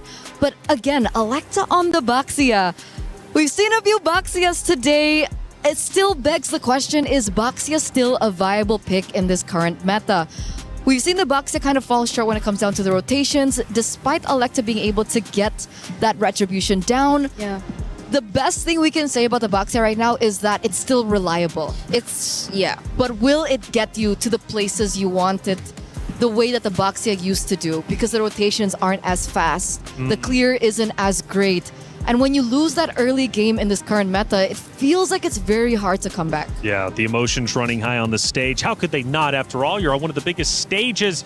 It's MWI, and everybody on that stage wants to win. And man, just it hurts me sometimes to see the anguish, the pain in the ladies' faces across the board, right? Whenever it comes to EWC, because when you lose, you are that much closer to having your key crushed. It's not a guarantee, though. Again, this is double elimination. There is a loser bracket. And these ladies can absolutely come back, and they are going to fight to do so.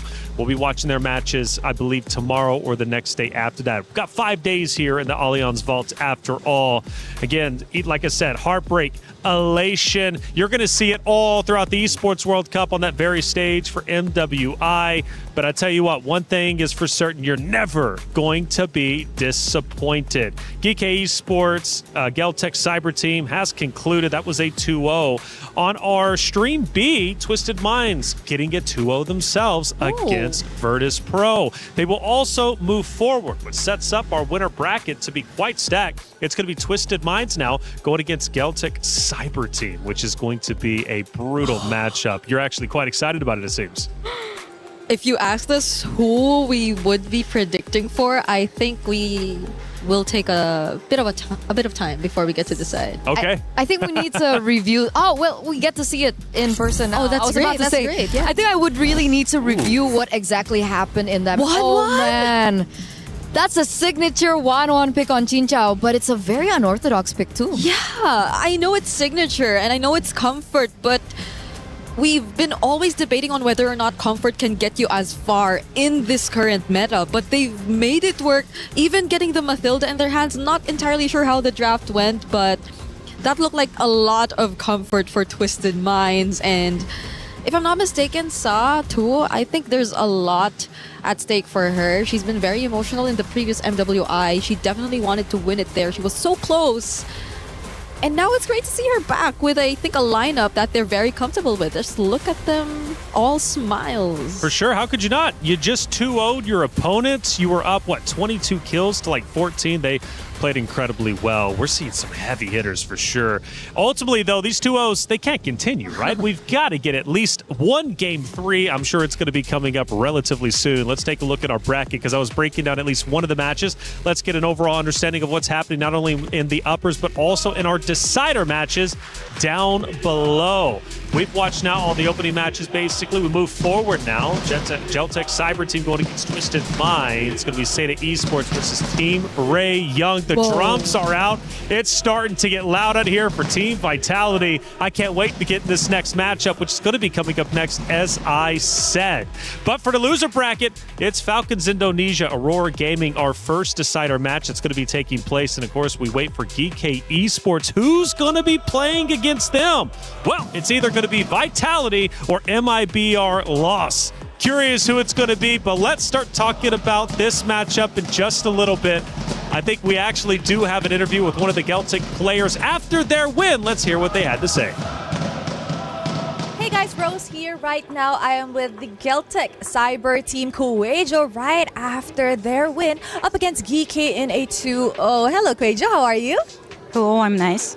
Okay, now congratulations on that win, and I do have a few questions for you. Maybe we could start off with, how did you guys actually prepare for your matchup today?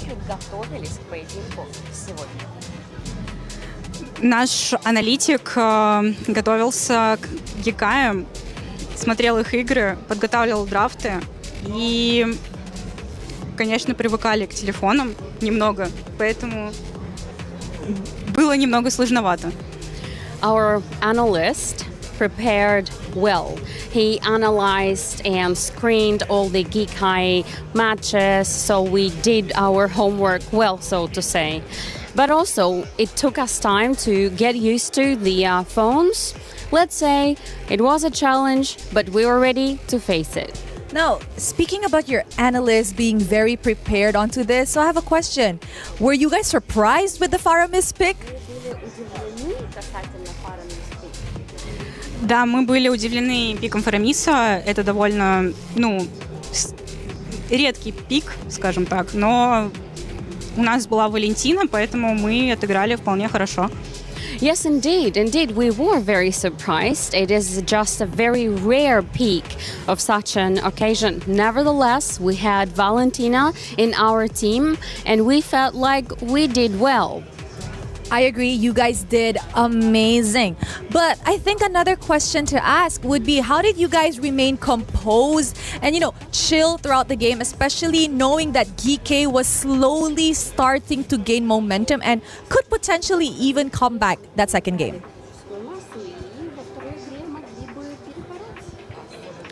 Мы понимали наши ошибки, то есть мы их совершали, и мы сразу понимали, где мы ошиблись, поэтому мы просто обсудили план, что нам нужно сделать на лорде самом, на объекте, и сделали его, убили всех и закончили просто игру. Well, I guess we just tried to learn from our mistakes. We knew exactly where they were, and we knew that we could recuperate and make up for them. We also knew where the Lord was, where the center was, so we got in there, we killed everyone, and that's what we did. I love it. Very, very self-aware. And you know what? Last question. Tomorrow, you guys will be meeting Twisted Mind, who also just won in a 2-0 sweep over at Stream B. Are you guys ready for that? Мы готовы, будем стараться изо всех сил и попытаемся показать хороший результат. We are so ready. We will do our best to win, and we will try to demonstrate the best results we can. I love it. So much girl empowerment over here at MWI. Thank you very much, Kuejo. Thank you. Thank you.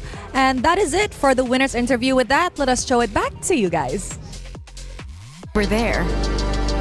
For every click, every clutch, every respawn.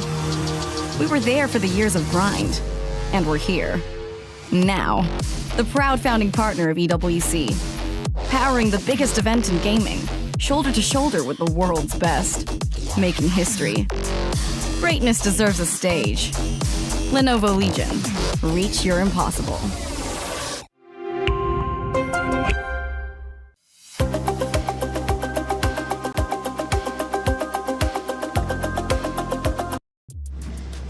Thank you, Rose, for all the coverage out there. A great interview overall, getting more insight into these ladies that are competing in the MWI.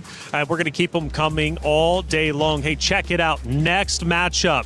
What a matchup it is. It's Vitality, MIBR loss. The drums are out. The flags are also flying high. This is going to be a matchup you do not want to miss. And South America's New Hope joins the hunt. Now, this is the question. Can anyone close the gap? For the longest time, Vitality has been at the top of the food chain, winning, 33 total events in the span of just a couple of years, 3 out of the last 4 when it comes to MWIs. They're back-to-back. You've got the queen of the tanks, Vivian. Now, she is vocal, and I love her energy, especially in that grand finals interview. And speaking of interview, we got Rose to break it down before the match. Hey guys, Rose here. Right now, we are with Vivian from Team Vitality, the mother of tanks in MWI. Hi, Vivian. How are you? Hello, I'm fine. Wow. Okay, so right now I actually have a few questions for Vivian right before we get into the game. Now, Vivian, as the defending champions of MWI, how are you feeling going up against MIBR loss on your opening match? I'm feeling good and enthusiastic. Enthusiastic, excited? Excited, enthusiastic, and membara. Oh, she's very, very energized. Chill. No. Chill. She's not membara, she's just chill. Now, Vivian, before you have previously mentioned that no team has been able to close the gap with Team Vitality since last year. Why do you think so? Last year ya, because I know what the problem when we get hard game. Ya, the problem is in be myself. Anjay, bener nggak? Di diri kita gitu kesalahannya. Jadi kalau misalnya kita sampai nggak tahu, aduh kenapa kok kalah, kok susah, itu baru kayak wow banget lawannya gitu kan. Ya kayak gitu sih. Okay, so what Vivian is trying to say is that it's not that the team that they were going up against were extremely good or strong, but it was more to the fact that they actually knew what they were doing wrong as to when the games were actually starting to become hard for the side of Team Vitality. They were self-aware, which kind of makes them stronger in a sense. Now, Vivian, the last question is, France is the home ground for Team Vitality. We know that you mentioned last year back in Riyadh, it was mostly Team Falcons fan.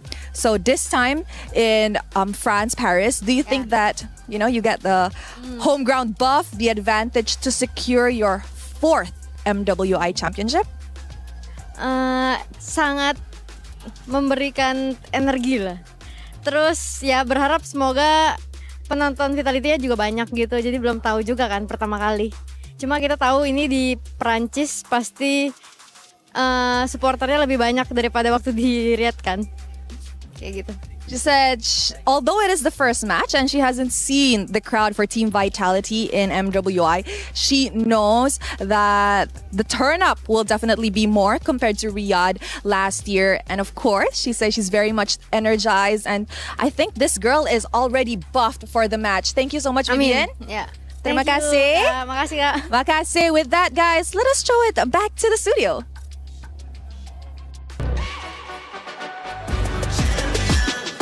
This ain't no regular thing. I came for the ring, you know what I mean. You see my name in the lights, better get right, I'm champion.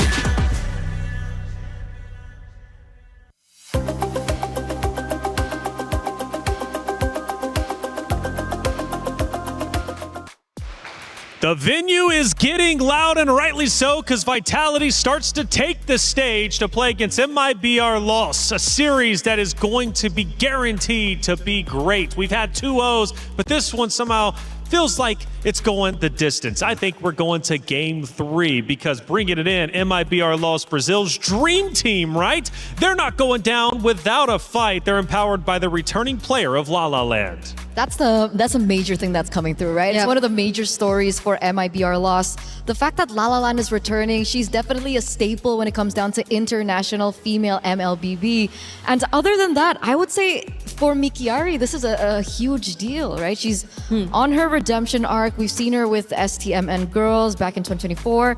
She was a part of Corinthians as well in 2025. And the thing that really hurts me the most is the fact that we got a fun fact in that she wanted to quit after that. Oh, that's tough. Yeah, it is. And hopefully this becomes a much better experience for her, because it's not just her who's returning since 2024. That's also La La Land, who's also last seen during MWI 2024. I believe she was part of Dream Max Girls. And I think that's another staple name in terms of the international organizations you commonly see when it comes to the world stage. But this time around, they're under a different banner and they're with different teammates who I feel have already established their chemistry in a sense, because their gameplay reflected some really good aggression, but it's not being reckless for the sake of it. So I think that's one thing we have to look forward to, because whether or not they achieve that is going to be a challenge up against Vitality. Yeah, to piggyback off that, High OB is the one we're watching out for. Loves the aggression, loves the scrimmages, right? Getting up close and personal. Now, that was something we did witness with Falcons Indonesia. It ended up backfiring. They were taking the fights. They were aggressive in the face of Seda, but hey, it didn't pay off. And you're absolutely right. For Vitality, they're probably going to be ready for that. Now, Vitality, of course, as I mentioned before, back-to-back champions. 3 out of the last 4 MWIs they have won. 33 events with the majority of this roster have been won. I mean, they are a powerhouse team. You got Vivian, of course. By the way, love Vivian's energy. I really do every interview. She's always chill, super cool, right?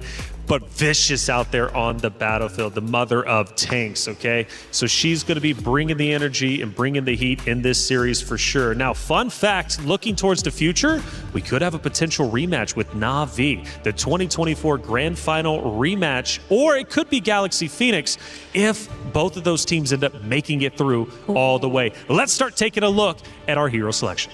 All right, here we go. It's looking to be a bit different this time.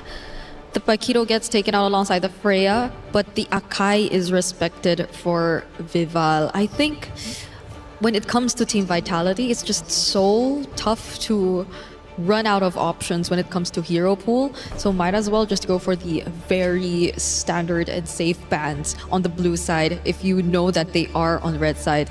I'm wondering what the priority is going to be like for MIBR loss though, because currently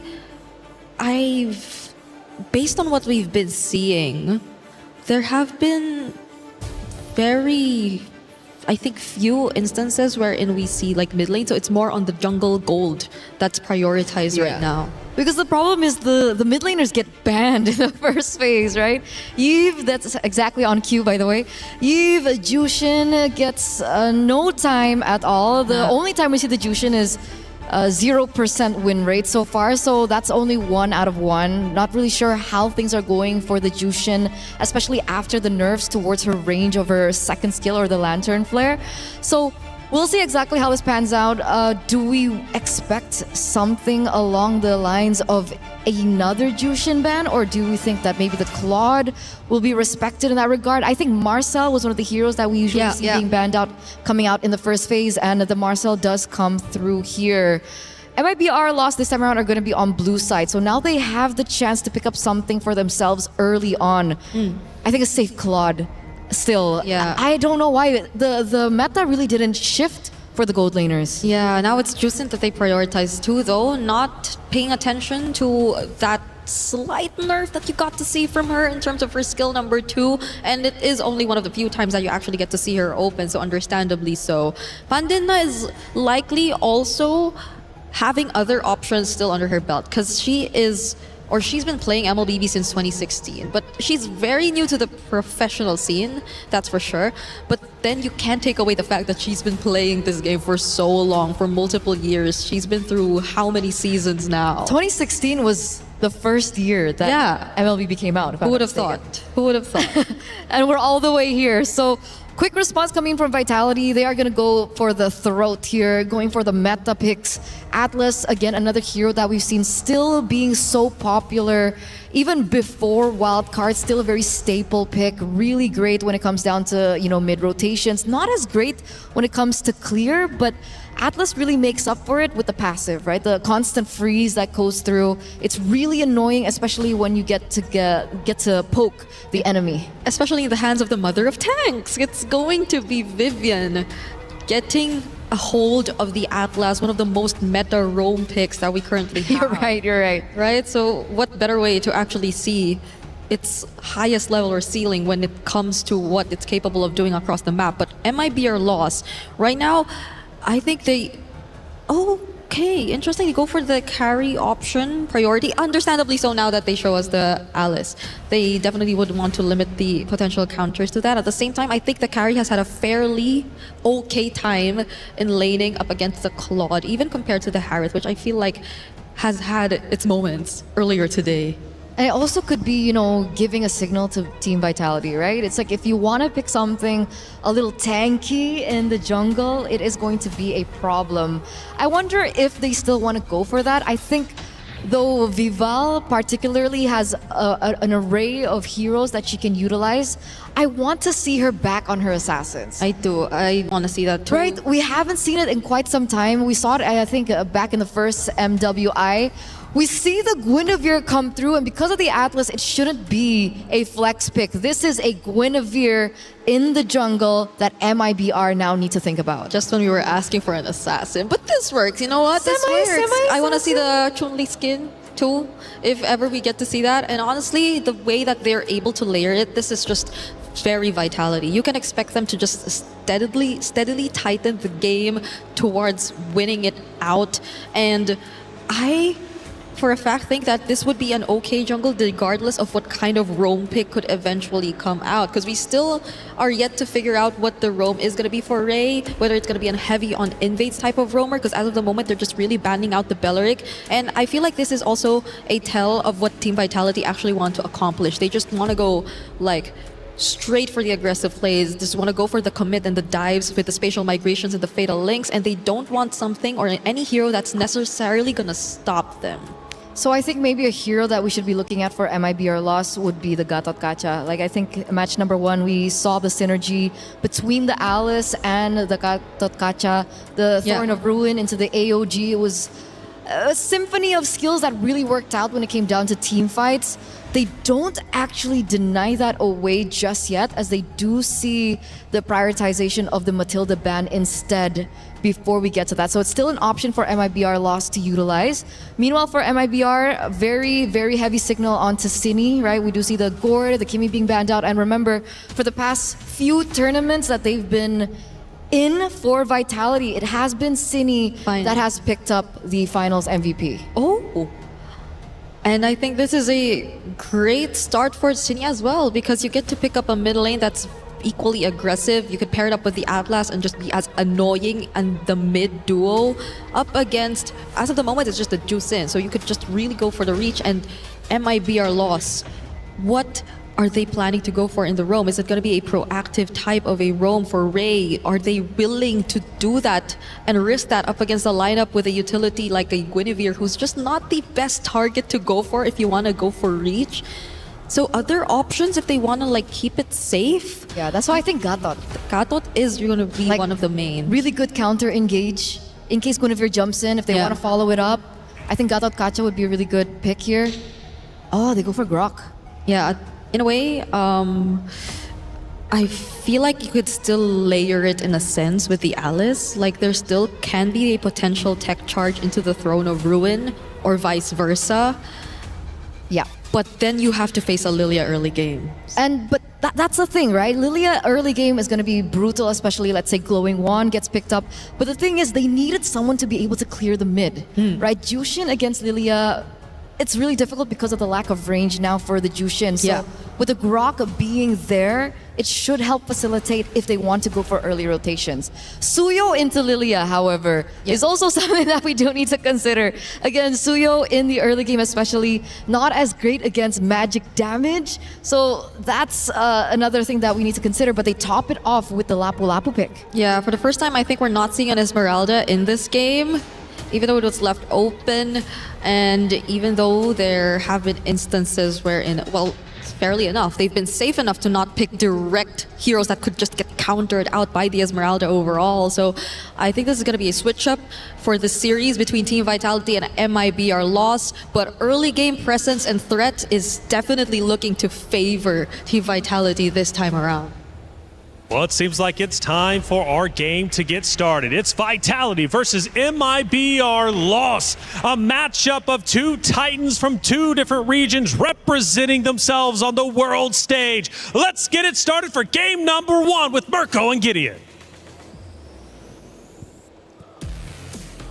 Thank you so much. We're already jumping into our third series of the day here at the Esports World Cup X MWI. And so far, the games have been great. The compositions are starting to get a little bit more interesting. Right now, we're already seeing Vitality coming up with really good composition. Looking at team fight, great zone control, and especially those neutral objectives is where we're going to see a lot of fun. Dude, we were expecting, some more damage maybe coming out. Maybe an Arlet early. Make Control City! Gonna go for first blood. Flicker out already for Ray. So, exactly as expected. La La Land, though. Rui doesn't want to give it for free. Hey, we're talking about free stuff here at Cine. The fact that she is coming in hot with, especially the sprint as well, really goes to show that she is expecting her movement to be top-notch. I'm not going to get hit by any of the big abilities. I'm going to kite everybody, and everybody's going to suffer for it. When we start looking at the emblems as well, nothing too out of the ordinary. However, a lot of wilderness blessings from both sides. That's true. They really are just trying to play around that movement. But it comes down to the mid lane again. La La Land already using the Purify. Cine could not walk up a bit too low. These matchups, though, thing about Vitality is sometimes they'll be put on bad matchups, but they'll still win out anyways. And I think that's the case in the gold lane. Chell and the Claude, it shouldn't be a winning matchup against the carry. I mean, it's doing well. At least now they can play the traditional strong side, weak side, right? We were already talking about the fact that Lapu wasn't going to get much done in the lane itself. Maybe at level 4, that's where they're going to take advantage of it. But they also need Vivian to be level 4 too. But we look at that top side once again. Again, Chell going to be the main way to be able to kind of scale later down the line. I am a little curious how this Grok is going to kind of compensate for this, right? Yes, you can cut off people's angles, but more importantly, if you were looking for something to counter-engage, I was thinking Gothod. What about you? Do you think that coming with this Grok is going to be enough, especially on neutral takes, or is this purely for later? I think it's purely for later. They're just going to play the late game later on. I mean, maybe the mid game. They know they're going to lose out in tempo anyways after seeing the Lilia. There's no real reason for them to force out these neutral objectives, especially considering they were thinking about the Suyo. So you're already going to have to delay the skirmishes from happening. Fumieko with great zoning. Oh, even the Flicker baited out high up. Gets away in time against Counter. The perfect match. Now it's an all-in. First blood for Fumieko. The Throne of Ruin lands on 3. Vivo able to get away just in time as La La Land pops in Crimson Beacon, and the rest of the team now corralling over Ray. It's a Lantern Flare to get Vivo low down by La La Land. Ray getting away just in time as Vivian is forced away with a perfect match. And that's going to be 2 junglers traded out for each other and no neutral take for either side. The score is still 1-1 as Chell already put down low. We've seen a lot of upsets today. We saw just one earlier, a Titan falling in their opening match against a newer region. Could it be the same here? Vitality. Usually with a lead like that in tempo, when they're winning these lanes, when they get to the neutral objective first, it usually just ends up with them steamrolling through. Unfortunate. Hit with the first tech pause already, but hey, I will say that Stream A so far, all the games have been going 2-0 all the way through, and these are not like, overwhelming victories. Some maybe, but most of the time, it's pretty even, and I like the ideas these women are coming up with. Great picks overall, with solid ideas. Some may say that they've got maybe more progressive ideas than some of the main events. I concur. You concur. I concur. That's all you got to say about that. That's all I got to say about that, right? I respect that. I respect that. But overall, I do think that right now, as we are, waiting for the games to continue, it's a good time to start talking about the mid lanes here because Lilia has been shown up more times than I would have liked to see, and even looking over at Stream B, it seems to be the same case. Yeah, the mid lane is just all about Juice and Eve. Even after the nerfs, dude, like, how long has Juicin been meta? 2 years? A whole 2 years. No, it can't be 2 years at this point. Did she come out last year? Oh, she did. You're right. It is 2 years. It's about to be 2 years of a whole, like, Juicin Prio meta. It was always first picked at M6. It was always first picked at MSC 2025. It's always first pick even now or banned, which is crazy. Even after the nerf to her range, which I thought was really going to hurt her.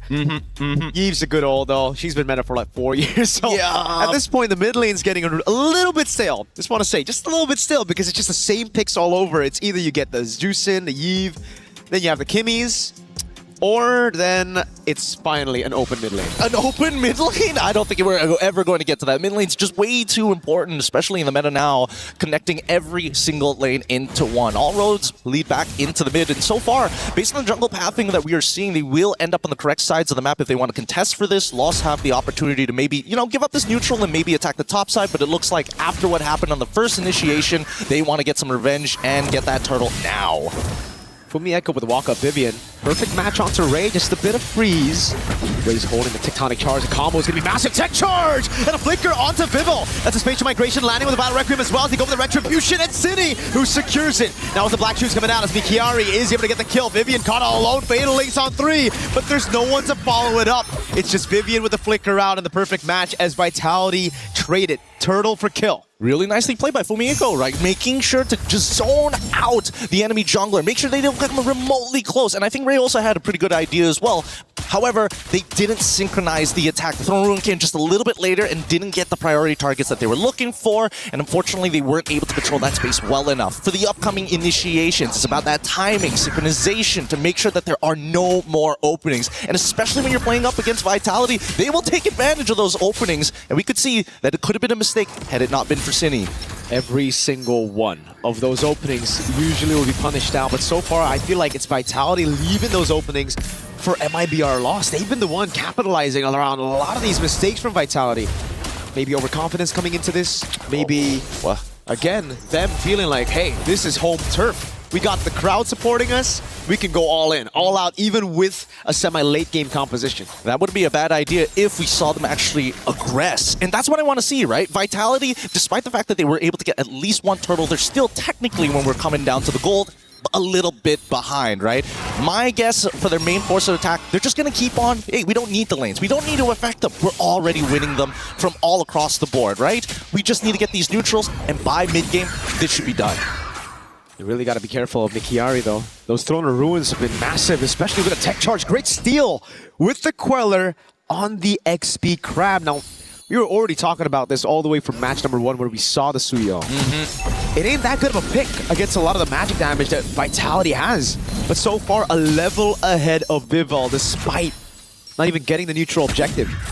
Probably the best scenario, especially since he's got a pretty good clear in comparison to the Guinevere. But now, they are starting to take the space, and I like seeing this because Vitality initiate. Fatal Links, Tectonic Charge, oh, it's the all-in, Vival picks the kill. Now Cini, no black shoes, able to cat away with a sprint already as they go all in again. Those Raging Slashes, taking Pandinia down. The Blazing Duet out to La La Land, under turret.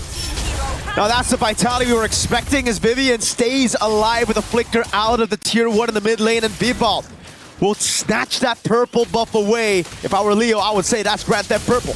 That's class. That is real class coming out from Vitality. Again, great initiation, but most importantly, the fact they understood what needed to be done. We're not only going to raid, but most importantly, we're going to put the enemy behind. All right, sure, you're already level 8, 1 ahead. Look now, 2-2, already 1 level ahead, and now looking to go even further with their advantage. There were so many whiffs. While we were talking about it, you do not want to leave these openings against Vitality. Possibly the best women's MLBB team that has ever existed. I don't even need to say possibly. I think that's de facto at this point. And that's what happened. Ray lost a bit of that composure. Tectonic Charge just to react to that Fatal Links combo. And a lot of whiffs. Turret again for Vitality. The objective conversion as Vival tries to get a sneaky little spatial migration on MIBR losses La La Land. They got to take their time here, Loss. They need to play some really good defense right now because so far Vitality have been the aggressors. Loss should expect Vitality to be making those first moves. My guess now that bot side is already destroyed, you know that they're going to head to that top side. They got to control that tri-brush area, but right now, as you can see, Vitality one step ahead. Look at the punish. Facial migration with a foul Requiem Ray. This time, no tech charge. Straight to a kill. Killing spree, Black Shoe City. Gets away in time for Mieko with, oh! Flickers in, great read from Pandinia.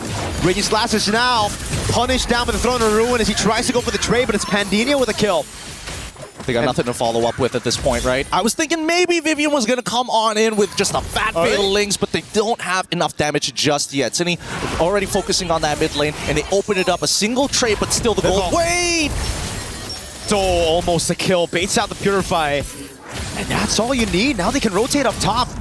But even then, we saw, they went in, they whiffed the initiation, it's A-okay, it's instantly, what objectives can I get around the map? 4 for me Echo's death, and Cini spotted it, that vision into the mid, gets to tier 1, goes back up top now, trying to get that tier 1 up top to really just force MIBR to play away from the Lord. I love it. I love it. Not only are they looking to play tall, but they're also to go wide, right? Finding as many openings as possible. And Lost, the defense is good when it's against the tall, but against the wide, they have to be a little bit more aware. Now with Lord already in play, you can see that Lost is going in a sweeping motion from mid to clear up as much area as possible from Vitality as they are trading cooldowns against each other.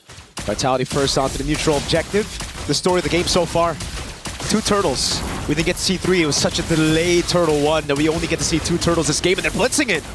No response from a MIBR loss. I think at this point they know they've lost the tempo. They're just going to play it safe and look for the defense against this Lord. It's understandable. It's 22.5k to 25.9k with a 3.3k lead coming in from Vitality's side. They're already half of a component against MIBR's loss. At least for Medina, she'll be able to break that tier 1 up top side. And look at the coverage coming in from Alice, from Ikari as well, to ensure she's not going to get flanked. It's going to be traded though, however. Chell's onto the bottom lane, tier 2. Conceal from Ray. Vivian opens up with a perfect match, zones them away from his tier 2, and it'll be free. Thrown a ruin to the flinker. Onto Vival, tech charge as well. Everything thrown onto Vival. The Val Requiem gets surrounded space migration as well. Vivian goes in for the Fatal Links. That was high up, taken low, but not down just yet. City takes her down with the Black Shoes, gets away. Vivian, a sliver of HP, taken out by Pandinia. As Fumi Echo looks to go over to tier 2 up top. And a tier 2 in the mid lane dealt with by the Lord and City. Now it's Chell with his own onto La La Land. It's all on Pandini to clear this one out. They're going to definitely lose their holy shielding here. They're trying to delay as much as they can, stagger these waves. Losing mid inhibitor isn't the worst, but they want to protect those sides to ensure that the next Lord is actually contestable. For now, the second Lord empowered minions are going to come in, and Vitality, they could try and force something here. I think it's just going to be the base turret and mid. That should be it. They can look for more, but also Vivian doesn't have the Fatal Links, is not in position. We get a quick check on the equipment again. Real nice here from Vitality's side. Now, Winter Crown already complete, as well as the concentrated energy from Vival, now looking to get into more tankier items later down the line. Suyo, however, does not have the War Axe. So again, probably why we see once Suyo gets hit, hey, I gotta back out, and I just have to say no to the fight entirely. I can't heal back up in time to re-engage. I honestly feel like the Sky Piercer is a big... it's honestly like it's a nerf. It's a nerf? A lot of times... Hey. You would prefer 2 swords. No, it's a... Hey, yes. But also, this is very relatable. I do really well. I go 5-0. Then I get the Sky Piercer and I start dying, you know? Not a single kill after that. And I think that's pretty relatable for a lot of Suyos out there. The curse is real. The curse is real, whether men's or women's. Both are real tough to deal with. But at the same time, right, there's a couple of members that it makes a little bit of sense to get a Sky Piercer. For example, like Cine, right? You catch him before the Black Shoes. Even if you don't have that many stacks, it's possible. It's just tough, though, now, right? Because you don't have the War Axe. You can't stay in the fight like you mentioned. And there's just so much going on for Vitality. They can play the long game with the damage coming in from the Lilia and the Claude. And for MIBR loss, it really comes down to that cycle of skill. They have consistent damage, but not enough to deal with Vitality's consistent DPS coming at you. And look at the setup. Just crisp clean by Vitality, as we just expected from them. Bottom lane slow push. They don't give MIBR loss a chance to deal with it up until the Lord spawns. 10 seconds. They are utilizing Expanding Rivers, taking control of the entire map. Chell, not even willing to give up on those stacks. She wants to keep it at 5 all around so that she can go for this. That's an all into the back. Vivian walking up as well. Gonna ruin. Oh, they go for the damage, but Pandini is already down. Now the blazing duet by Chell. Spatial migration combo. City's putting the glooms down. At 12 minutes, you'd usually see Lord 2, but Vitality want to go to game 2 with a lead here. Only a count of minute and they'll brute force their way into match point. And there you have it. Game 1 already falling into the hands of Vitality. That is what you see, a world-class series being played here itself. MIBR lost. They got to work on that early game. They cannot let Vitality get back in a position like that. I think the early game was the best version of MIBR loss we've seen in this game. It was just the mid and late game converting on those objectives after getting the initial lead that was kind of questionable. Vitality, once they got into the mid game, it really felt like they were the ones taking the proactive moves, and MIBR took a step back. It was that tier 1 up top side. Once they lost and unlocked the Claude, it was going to be problem after problem after problem after that. Ideally, maybe they had a way to shut that down, but I was thinking it had to be one simple mistake. Just Lilia and Claude just standing too close to each other, and both of them getting engaged upon. That was the only way. That was the only way, and Vitality closed the doors on that opportunity straight up. They saw the vision, they knew where they were weak, and they covered it up straight away. It's kind of like that interview that we had with Vivian. She said, we learned from our mistakes. Yes, we had some vulnerable performances, but after that, we just learned no one's strong. We're just making mistakes. And I like the self-awareness, right? Because it really goes to show they are taking it more serious than a majority of people. And ideally, hopefully, enough of our competitors are ready to match that type of energy. I certainly hope so, man. MWI last year was a blast. We got to see crazy upsets, and we've already opened up with a massive one today. Feels like a continuation. With that being said, we're going to be throwing over to our quick break. When we come back, more MLBB action.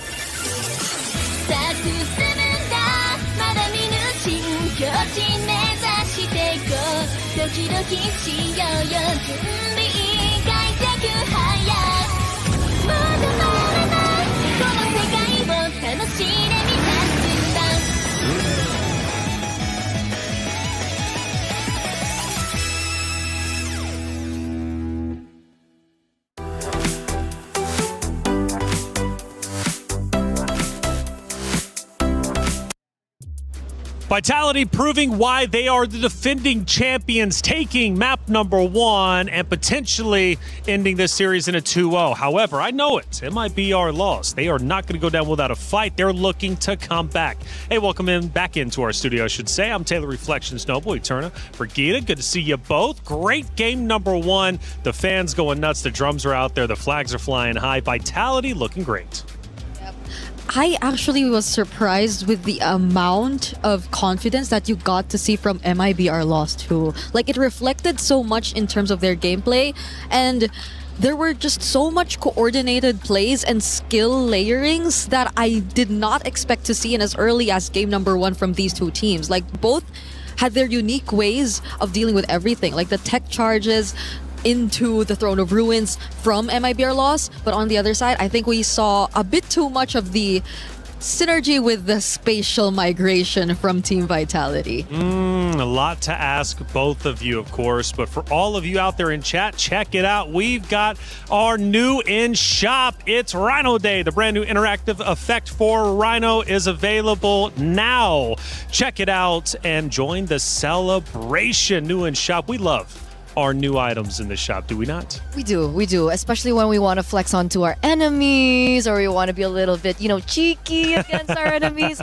We love those stickers to, give out more emotion. That's right. It's Rhino Day. Check it out. Let's talk about our first highlight, though, because there was plenty of them throughout this map. Number 1, of course, between Vitality and MIBR Lost. Bree, what are we looking at? Oh, this was the first one. I was talking about that fatal links into the spatial migration, which I think set up everything that happened afterwards in this fight. Because if not for that early pickup that we got to see towards Pandina, I don't think they would have proceeded with this fight because it was a bit of a 50-50 still. There were still some moments wherein we really got to see MIBR Lost really clap back, and it's great that they started that way. I hope they still don't lose hope and carry that over to game number 2 because they had a really good start up against Vitality in that game. By the way, that was, I think, you mentioned about the confidence coming in from MIBR Lost, and that's when we saw the early game be a little bit kind of shaky for Vitality. But that was really the moment. That was like 5 minutes, 6 minutes in of the turnaround where they finally were able to find their momentum back and, regain the confidence coming into the mid game. Well, let's look at moment number 2 between these two great teams. Again, plenty going down. We now start to get later into game number 1. We're now at the 9-minute mark. The transition over into mid is there. The Lord fight starts to take place. What are we looking at? This is, again, a really, really great show of, I would say, chemistry coming through from MIBR Lost initially. Like, it looked really good. You could see Mikiaru, finding her moment, looking for that back line, and she finally gets it. Yeah. The follow-up as well was really greatly timed.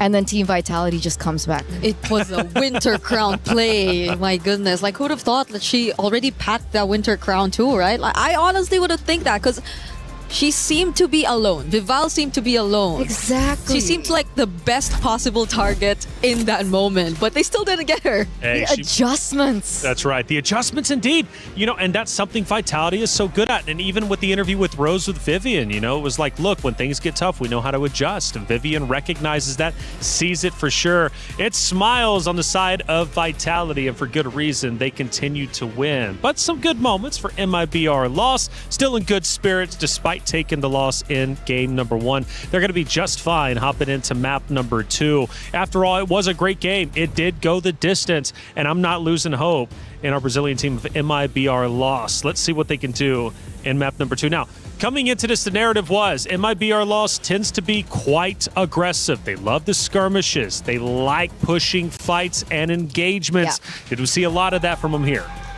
So maybe get a draft that can facilitate that, right? Because we did mention about the Suyo in the drafts, the fact that the Suyo is very susceptible to early game magic damage, and they picked up a Suyo into the Guinevere. Like, we were already saying that up against the Lilia, it's already going to be so tough, but up against a Guinevere as well, It's tricky. It's Yeah. tough. La La Land as well on the Jushin. If we're talking about early game rotations, if they want to be very aggressive, they need a draft that can help accentuate that, and they weren't able to get that. That's why I think even Gideon mentioned about having a Gatot Kacha instead of the Grok. We did see the Grok finally get a moment, but if they really wanted to win on rotations, they could have worked with that. Well, check it out. We've got Stream B happening right now, and Rose is over there with all the coverage. Hey guys, Rose here, live to you from Stream B, and as of now, an upset and a shock has just occurred after Galaxy Phoenix actually managed to take Game 1 from Na'Vi in a 14-minute game. Now, as we prepare and enter Game 2, I wonder what will actually happen. Will Na'Vi be able to bounce back and fix the mistakes that has occurred in Game 1, or will Galaxy Phoenix continue surprising and shocking the world? That is it from us from Stream B. Throwing it back to you guys. To move. Not trapped at a desk in one singular posture for 12 hours a day. It's time your chair evolved. This is Secret Lab Titan Evo. Ergonomically engineered for you, gamers, hybrid workers, artists, backing your every move. A big update indeed from Stream B. Thank you, Rose. Na'Vi down 0-1. One of the implications of this matchup was the fact that we talked about it. We were like, hey, can Na'Vi win? Will we get that rematch? I don't know if we will, because Galaxy is looking great. This just proves the point that while we have 2 mics right now, yes. Do you want 3? Do I look that shocked? I don't know how to process everything, but this just proves the fact that Cambodia, indeed, in general, as a region, everyone else seems to be stepping up. It's not just their men's division that we're suddenly seeing skyrocket in terms of competitive gameplay. Na'Vi, I think we need to review that, I think that's the first thing I'm doing after we end Stream A. Yeah, I don't know about you, but I'm doing that. Sure, go back and watch it. Yeah. And you know what? I think it is worth the watch for sure, because again, Na'Vi, a powerhouse team that we're expecting to make a deep run, not only in our groups, but also going forward in the knockout stage. I mean, a contender for sure. We talked about our contenders to potentially beat out the likes of Vitality. Well, maybe this will be the one. Who knows? Na'Vi's going to have to step it up against Galaxy Phoenix. Hey, check it out.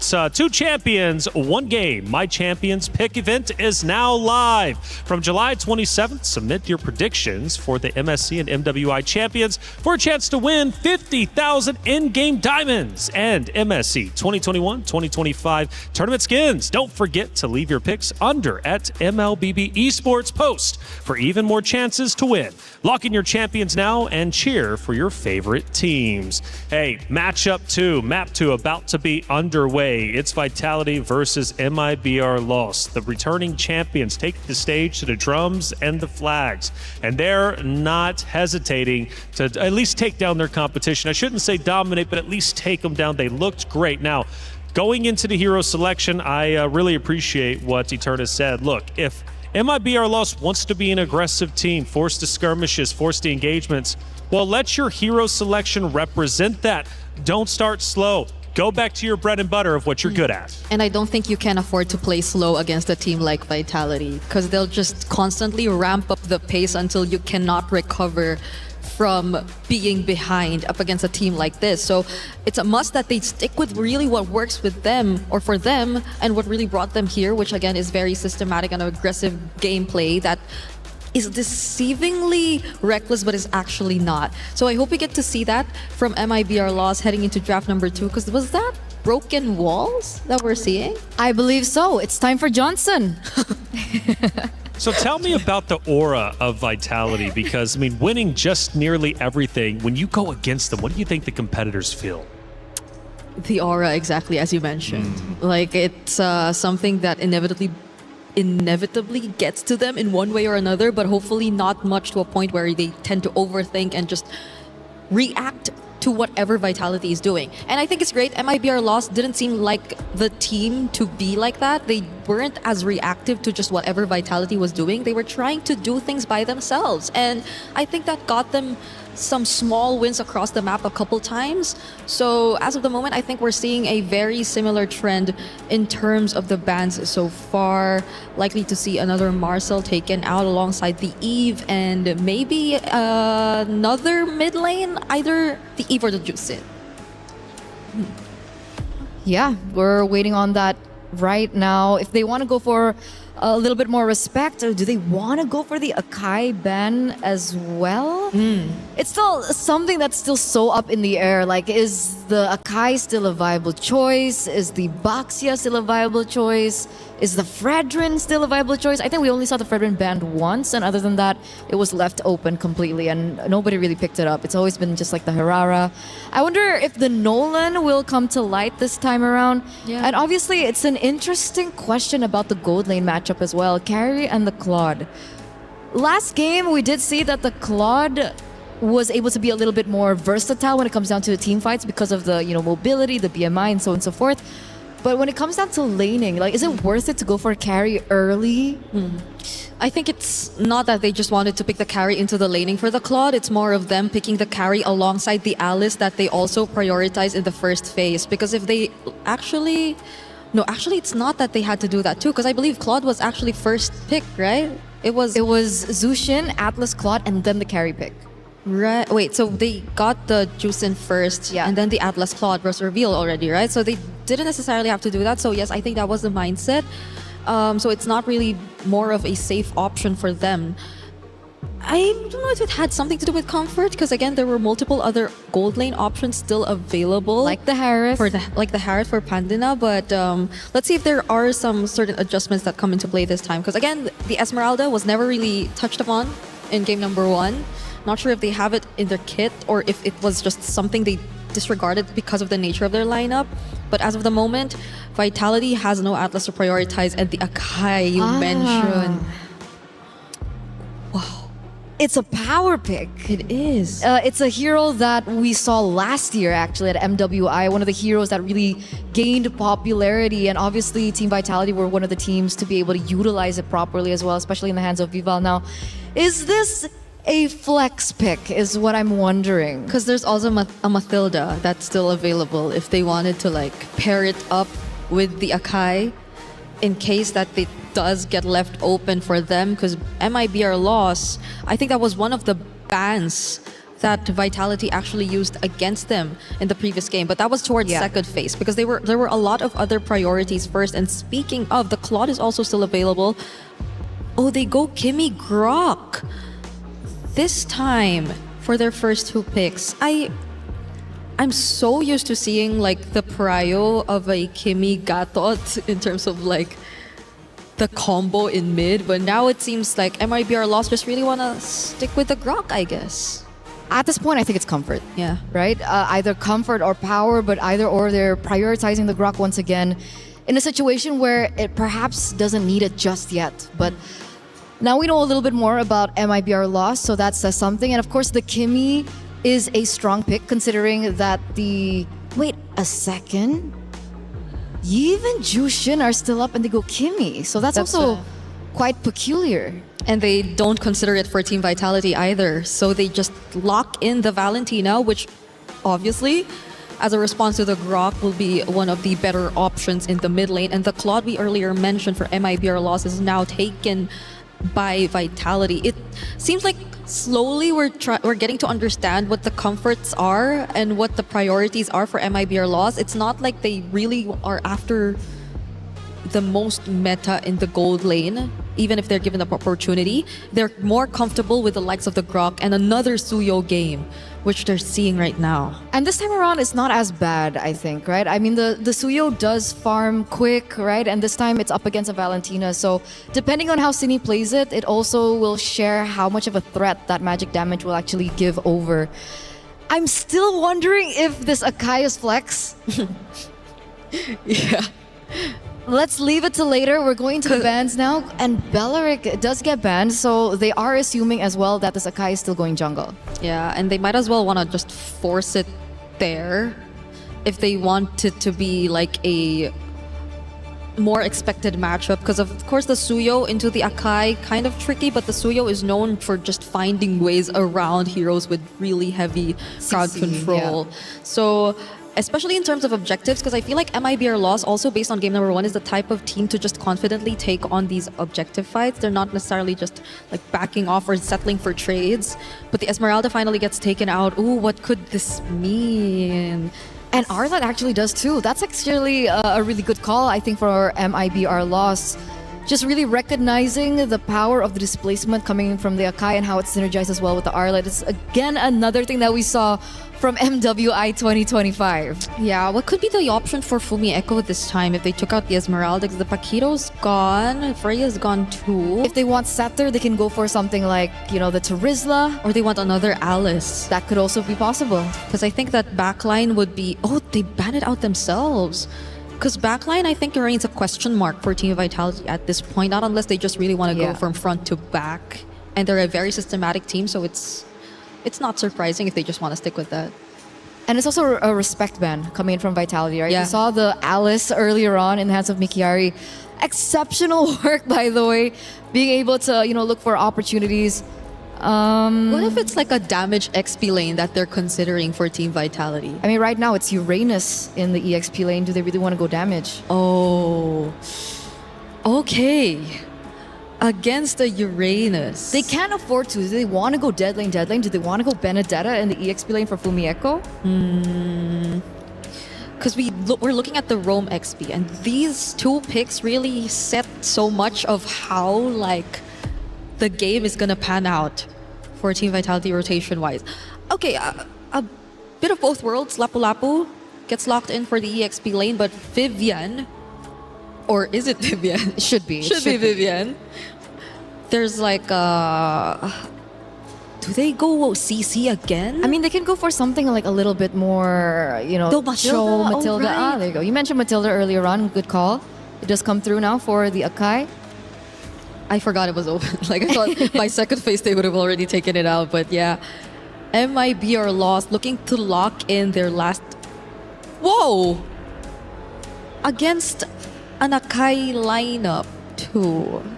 Plus a Valentina. Lunox has Shred. Yeah. Definitely a little bit more versatile when it comes down to the mid laners. The big question is, will she be able to get the itemization fast enough? Because I think that's always been the problem with the Lunox, right? Early game, the damage really isn't there, but she does have a lot of tools in her kit to deny a lot of the offenses that could potentially come from Vitality. Plus the positioning. How tricky could it possibly be going up against this lineup from Team Vitality? Well, it's never easy to go against Team Vitality. It's MIBR Loss. Let's see if they can get the job done. Forza, game number 3. Let's head into game 2. Mirko, Gideon, take it away. Thank you so much, Reflections. We now move into match point in our series. Right now, Vitality is looking to close things out, but MIBR Loss has this one opportunity to extend it to a game 3, and they're doing it with comfort picks.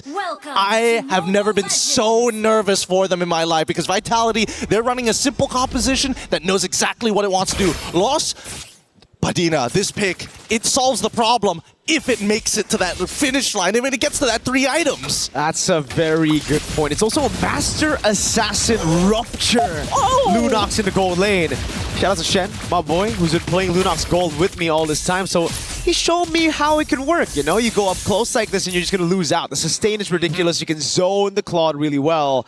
So we'll just see how it actually works out later on, because it's all about rotating as Lunox, right? You're not really just there for the lane all the time. You need to rotate, you need to try to just burst this Akai down, and it's a pretty good answer, I guess, if we're looking at the Mathilda too, right? You just don't want to... I mean, speaking of the lane, it's really good against the Claude. Yeah, it's just one of those few heroes that actually is useful because of its iframes, right? There's so many engagement tools from the side of Vitality that it feels very easy to fall into these traps. But now that you have iframes to work with, you can actually start playing that push and pull with Vitality. You can start baiting them out, like similarly to game number 1. I like how they're playing this instantly. The instant adaptation from game number 1. Vitality had the tempo all throughout, mid, top, bottom. Now it's MIBR Lost with Mikiari rotating, cutting waves already. Gonna be able to rotate into neutral objective 1 first, and it's all about poking the Akai. Getting her to use the heavy spin for the neutral objective is gonna be massive. Unfortunately for Mikari, not enough, but now, instantly, first blood onto Vivian. Ray finds the catch. There it is. It's all through tempo. They have the tempo even in the jungle when it comes to clear for the Suyo. Even from level 3, you're already up ahead. You can go and look for those fights. Fumi Echo gets level 4. Mikari a bit slow to it because of the XP crab. But she finally gets it, and now it's all about the poke onto Vival. Traction pulse lands. Vival gets away. That's going to be the bravest spider used up by Fumi Echo. Goes to the flicker as well. The tech charge by City. A bit whiff there. Fumi Echo goes to the Raging Slash, but Vival is still on a solo kill down below. Pantinia getting a kill. So it's a 1-for-0 at the end of the day. A turtle for a kill on Chell. Oh, unfortunate. Unfortunate indeed. They need to make sure that Chell is going to be able to scale well into this game, but Padina, again, great job here. They did lose both of their flickers. There is another opportunity as they go straight into the heavy spin. This is a solo play for the Akai. City walks up, gets a splash of damage, and I guess it's all just calculated. La La Land trying to go for the trade, circling Eagle. Good peel by Vivian. The mother attacks. That's La La Land with the flicker in forward. He's gonna have to regret that. Fumi Echo with the walk-up Bravest Spider. La La Land down. A stun lands on Mikiari, who still has the Purify. A bit more damage down on her as he moves back under tier 1. Oh, at least Mikari is here to actually help the wave. Medina is going to be able to pick up the gold, but again, what an aggressive play here. Not only from Vitality, but the eagerness of La La Land to try and secure and get these trades back. So far, it's 2-2. We're kind of dead even, but at the same time, Vitality is still maintaining a pretty good gold lead despite everything that has happened in the early stages of the game. 2-2. We can look at that lead. It's just a sign of an elite team always. When the game looks so close, but yet you're still able to hold a gold lead. Ray with the walk-up gets caught by almost everything. Has to tech charge back away from the stun of Fumi Echo. Really interesting play there, especially. A great idea coming in from Sunny especially, right? Get the traction pulse, immediately look to make the play, and while this is happening, right, you can see Mikari checks, where's the Yakai? Instantly a free camp. We got that sister buff down below as well. Great rotation by Cine. Relieving a bit of pressure. Vival, though, she's been out farming the Suyo. So is the utility jungle even dead? I think this proves that it's not, or maybe Vival is just too quick with it with the Matilda. Maybe it's a little bit of the Matilda, but I definitely think it's when it comes down to having those buffs, right? The extra gold is definitely important for a lot of these assassins, but at the same time, you just don't need as much. Oh, wait a minute. They could look to turn. That's a lot of damage. Wait a second. Blade Surge down, now the heavy spin. Good traction pulse appeal, but Fumi Echo dives under turret. The Raging Slash is enough. Two-man stun. A tech charge lands on 2. Now it's an all-in coming in, but a good peel coming down from Vival as Pandinia isn't able to get in.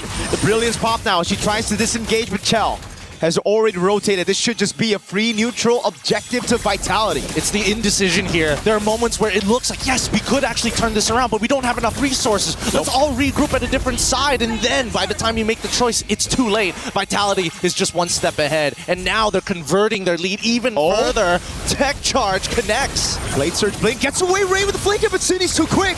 Fumi Echo in the midst of it all. Two-man stun. Raging Slashes. Killing spree and another for a double under the tier 2. Now Vivian with a circling eagle, City with a splash of damage. That's a Suyo down. Mikiari next to the chopping block as Chell picks up the turret down below. A splash of damage, Vivian with a body slam. Now a heavy spin under turret. It's a Purify used up by Mikiari as Chell's looking for the blazing duet.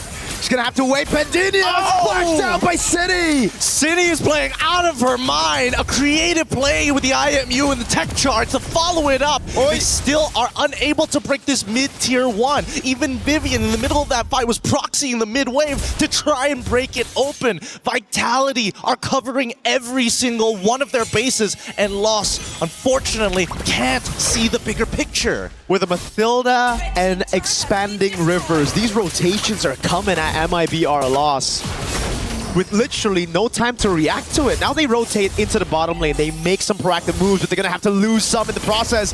Pandinia already down with the Brilliance. Fumi Echo wants blood, goes under tier 2! Raging Slashes kited away by Pandinia. Finally a shutdown, but the tier 1 finally cracks. Blazing Duet though with City. The Executor taking La La Land down. no more damage from Mikiari and Ray. They're just going to have to back away. The synergy is looking really good from Vitality. Every single one of the members look like independent strongholds. And unfortunately for Los, they need that command. They need this is the final call. And because of that time, Vitality, this 4.3k has been looking really good for them, but a majority of that lead is actually leaning onto Fumihiko 4-1-1, and as well as Vivian 0-1-8. That was a big shutdown. That was a big one given over by Fumihiko. It was a very unnecessary dive as well, but it looked really cool, right? I mean, did. It's style points, especially here with all the Vitality fans. Luckily, though, it's Mikiari who got the kill. Whoa, Circling Eagle coming out now onto Lala Land, but they're, again, is this a punish finally? Nope, it's a stun, Raging Slashes as well. Just a bit of fun that they're doing right now. Good immobilization. Fumihiko instantly with the response to body block the shots from Lala Land. They get tempo down below, but Vitality have all the control to just get this for free. Absolutely no chance for High Up to walk or rather even blink towards the Chell with a BMI forward. Oh, they're feeling it, Gideon. Oh yeah, they're getting real disrespectful and they're going even further beyond, right? Look on the opposite side of the map as Mikari is trying to make sure to get some kind of space for her team to kind of open up this map even more. And they've already netted the bottom tier 1. They're now looking for the mid tier 2 at the same time. This should give enough time for the jungler to actually clear that bottom side here, unless... Does Lost have enough wave clear? They should have, right? I mean, if they proxy one of the waves, then maybe, but it's starting to look a little tough. Uh-oh, Brilliance used up. Traction Pulse lands on Vival. Fumihiko sent down below to clear out the wave against Mikiari. She's going to have to deal with another wave, and this gives tempo over to MIBR Lost. A flank from Mikiari. Not much you can do, though. Not a lot of initiation tools. Pops into Consecration. Great read by Vitality. They just go and isolate Mikiari from the rest of the team. No way to respond it over. Purify. And still, it's Vitality with the kill. Vitality with the kill. But more impressively, at the end of it all, I mean, Vitality, they've got some great... Oh, the tech charge from City catches 3! Uh-oh, tech charge back. Hayub gets her first kill of the game. A Queller. A bit of disrespect to go in for Mieko now. All the way, Raging Slashes. Taking her down, a stun as well, but Hayub gets a second sack of the Sky Piercer now with the Blazing Duet. Guts on Lala Land. That's Blade Surge and a triple for Hayub. Finally, Hayub. I got this War Axe. I've been stacking it up all this time. I'm just waiting for the wave to get a little bit closer. And again, honestly, considering everything that has happened, this is probably the best outcome for Los. And those are Sky Piercer kills, Gideon. Those are 3 big stacks that she just got. Huge stacks, in a matter of fact. Now, for this upcoming Lord, I think this is where... before, I thought Vitality has got this already, but now it's a different case. We get the DHS purchase coming in from Lala Land as well. The Demon Hunter Sword going to be dealing that max health damage. So, people like Vival got to be careful. But let's look at this replay one more time, because it all started with the initial play from Fumihiko, trying to force it forward even further after Cine goes for the engage. But immediately they realize, wait, our entire composition actually depends on actually having cooldowns in comparison to Kimmy, who can fight forever. And you can see the emotion already, man. Oh! Big fight of the Lord. Vival just picks it up. MIBR Lost will give it away. They still have great clear. And I think it is the better choice right now to go for the defense, especially considering you have Mikiari who can actually just delay these side lanes from coming into the base. People start pulling attention here as they look for mid-tier 1. Oh. Cine, tech charge offensively, circling Eagle on the backliner. Tech charge from Ray! Living is taken low, gets away just with a sliver of HP thanks to the FOTO. Oh, man, that's got to be a little frustrating. Probably thinking about maybe getting lethal ignition next time, but, you know, this is going to be enough. That already sends the message, and now the Lord is coming from the top side. Now, the waves are definitely going to be a little interesting to deal with. I want to see whether Lost decides to give up at least one inhibitor here, or are they going to give up all their outer inhibitors? Sorry, outer turrets. Mikiari in the bottom lane just holding that wave. Divine Glaive already completed for Pandinia. That's the reason she was able to get Fumihiko that low for Hayub to get the execute on the Sky Piercer. And look at the way that they're dealing with these waves. One down below again. Mikiari doing a lot for MIBR Lost. Lord already at half HP. Traction Pulse comes around as well, and this is without... Oh, wait, is Pandinia has already used the ultimate earlier, so it's a tier 2 in the bottom lane, in the mid lane. Tier 2 in the bottom lane is the only one left standing now for MIBR Lost. And Mikiari's cutting waves inside of the base. Yes, beautiful. This is exactly what you want Uranus to do so you don't have to deal with the pressure, but now they're fighting back. Tech charge, knocking people off there. Guiding wind, not enough. Hayab, 40 stacks on the Sky Piercer. Now this is a very dangerous Suyo, you're gonna have to deal with Cine with the respect. Pantinia flickers in forward, gets the kill. Fumi Echo now looking for the flank as well. So Uranus is still dealing with the waves. Fumi Echo now call alone. That's the play surge, and now the Soul Sever. Bravest fighter coming down, and she's able to get one down. La La Land escaping the stun now. Traction pulse landing as well with the help of the guiding wind. That's Haya walking up with the Soul Sever, but the guiding wind gets her to safety as now it's Chell in a 1v1 against Mikiari with the rest of the team. Corralling over a blade surge. Fumi Echo with the flick around, and now it's Chell. Oh my with God! a blazing duets to clean it all up. He's not done with it just yet. They're looking for Ray to close this out as well as they push from that top side. What a crazy sequence. That's a triple for Chell. Unofficial, but it still counts down with a circling eagle. Vivian takes it away. It's now just Pantinia. Spawns back in the map. Can she do it? 1v5 against some beefy tanks. They should be able to do this, but yeah, she got 2 items, needs to go into Brilliance right now to clear this wave to save the mid inhibitor, but the second wave is coming through. Uh-oh, Vivian gets away into safety. Cine with the walk up again and the splash of damage. Perfect time for the Lord to spawn. 10 seconds and Vitality set their sights on it. Oh my goodness. I've been trying to figure out how in the world have they not been able to get enough damage, and it's more so, it's less about the damage and more about the space, because so far, Bettina, absolutely, she's got the damage. She just needs the time to unleash it. That's where it gets difficult with so much coming at you. So much CC, pure damage as well. And it's a glass cannon build. Now without the brilliance, Mikiari's getting shredded down. Has to use the consecration. No purify for another 16 seconds. The waves are not in a good place as well. Lost has to make a choice. Either you force it now or you give up this Lord and focus on clearing those waves. They're dealing with bot side. There need to be some attention towards that top. And you can see here, Vitality, they're backing off. They know they've got that huge wave top. Mikiari, no consecration. They're going to go all in on her. Purify. So they bait out the consecration, the first initiation. Now it's the purify down. And the wave is massive for Vitality. Oh yeah, they're about to lose an inhibitor here, and Vitality, they know it. They know it. They back away. Honestly, they just need Ray, because if they pull the Lord too far out, they can use that wall to actually reset the Lord and force it to actually start moving back into position. But with this missing inhibitor, Lost, it's now or never. Vitality want to play it chill. La La Land already taken very low. Mikiari now. No Purify, they're gonna go all in on her with no Purify. It's an easy pin down, and Cine picks up a kill in the backline. Vivian, who goes bad for bad, and gets a mid later from Mieko. A stun with a Raging Slash, now goes in all the way, forcing a flicker out from Pandinia. Stolen Brilliance by Cine, and look at the 2 members, Chell and Vivol, who set their sights on the Lord, and that's another objective taken by Vitality. That's what we call in the biz a perfect chokehold situation, right? You're just trying to slip the hand under the neck and just close off blood flow to the brain. And unfortunately for Lost, they could not make that decision fast enough. They missed out on big timing. They could have considered a couple of options, but the most important is to guarantee that Vitality are off, send 1 member to the top side to clear it off, and then reset together. They're going for all types of chokes right now, man. It's not just the rear naked, it's all everything. I mean, I think the triangle might be a little bit too hard here, because Lost, they've been playing a lot as 5. We haven't seen them gone for the big interceptions just yet. And I got to give it to Vitality. They've been way more aware about the positions of the Lost members. Even Mikari showing up for half a second between Tier 1 and Tier 2 was enough information for Vitality to play the defense. One thing's for sure, though, they're just going to try to go for the finish right here. Lord of the mid lane already. That's a base turret taken down, up top, down below.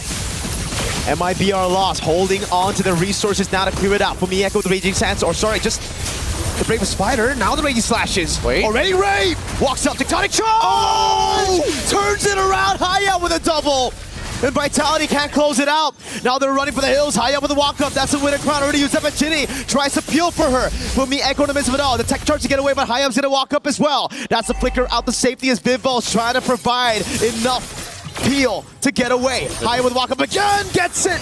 It's Immortality down. Vivo walks up with a heavy spin, and they get the kill with the Retribution. Oh my goodness, I thought there was enough. I thought there was enough stacks, but it's not over just yet. Even Cine is in trouble, and they're looking to convert this even more. Fumi Echo has the Bravest Fighter, but they're all going to get gunned down by Pantinia and La La Land. Under turret Brilliance, Pantinia returns it with a triple kill.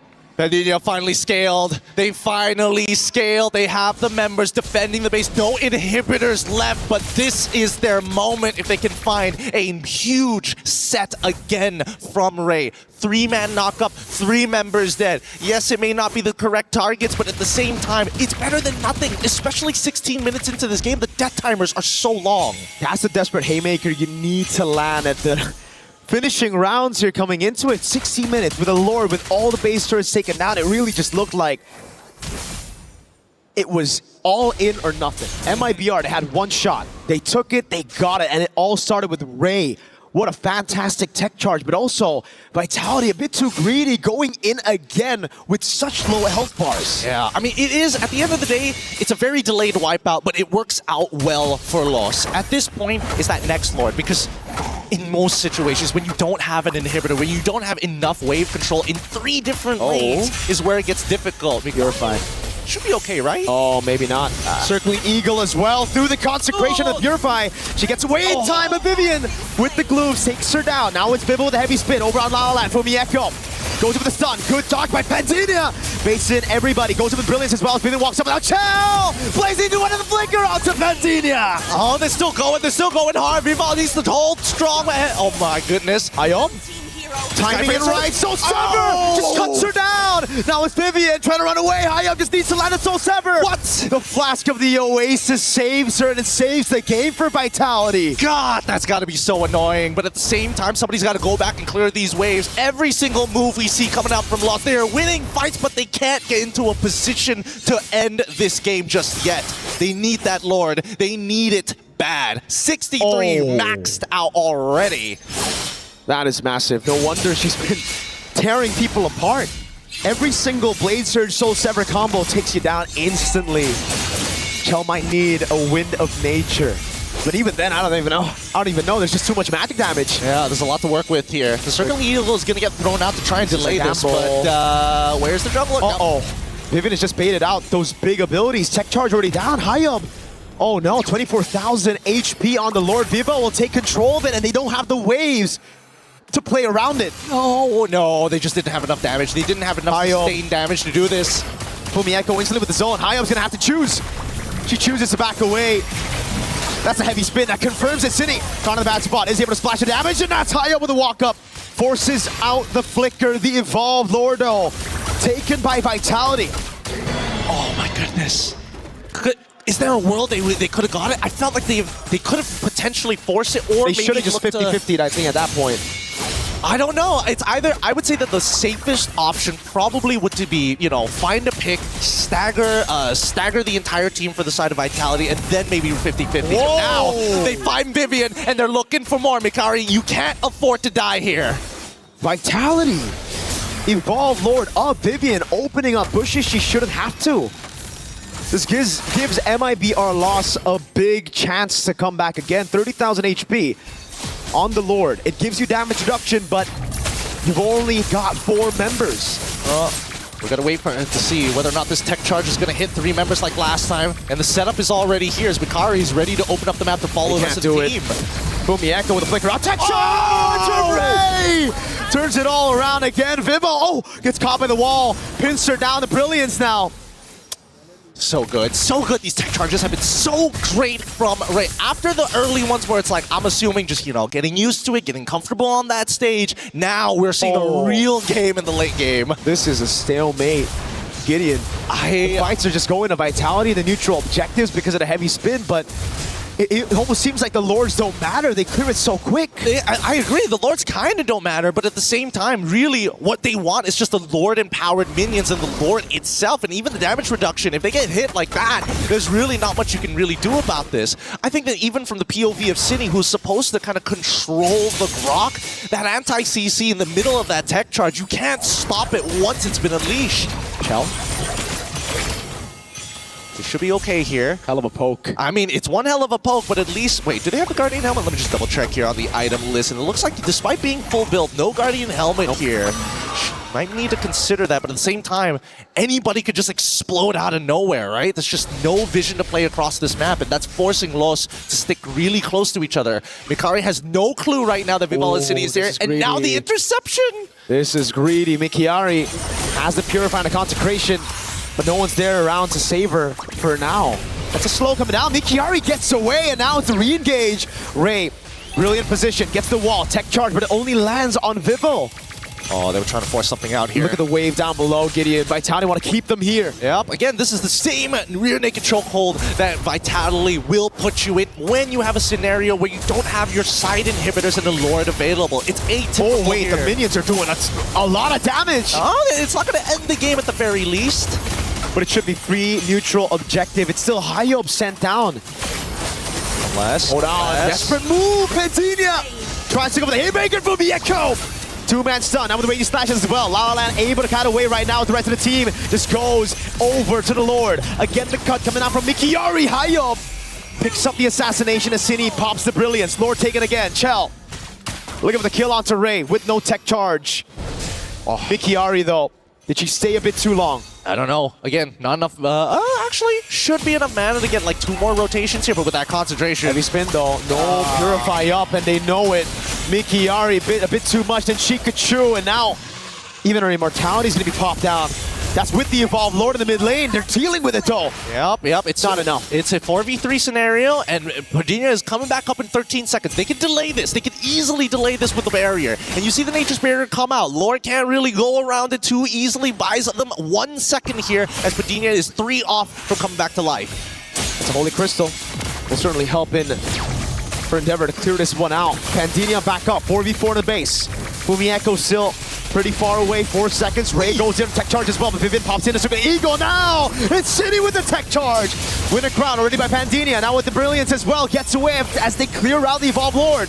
They still want to go for it though. With a nature coming out as Hyo's going to get taken low, but now it's going to be Chell walking back again. Everybody can try to go for the base right now as Ray gets pulled away from it.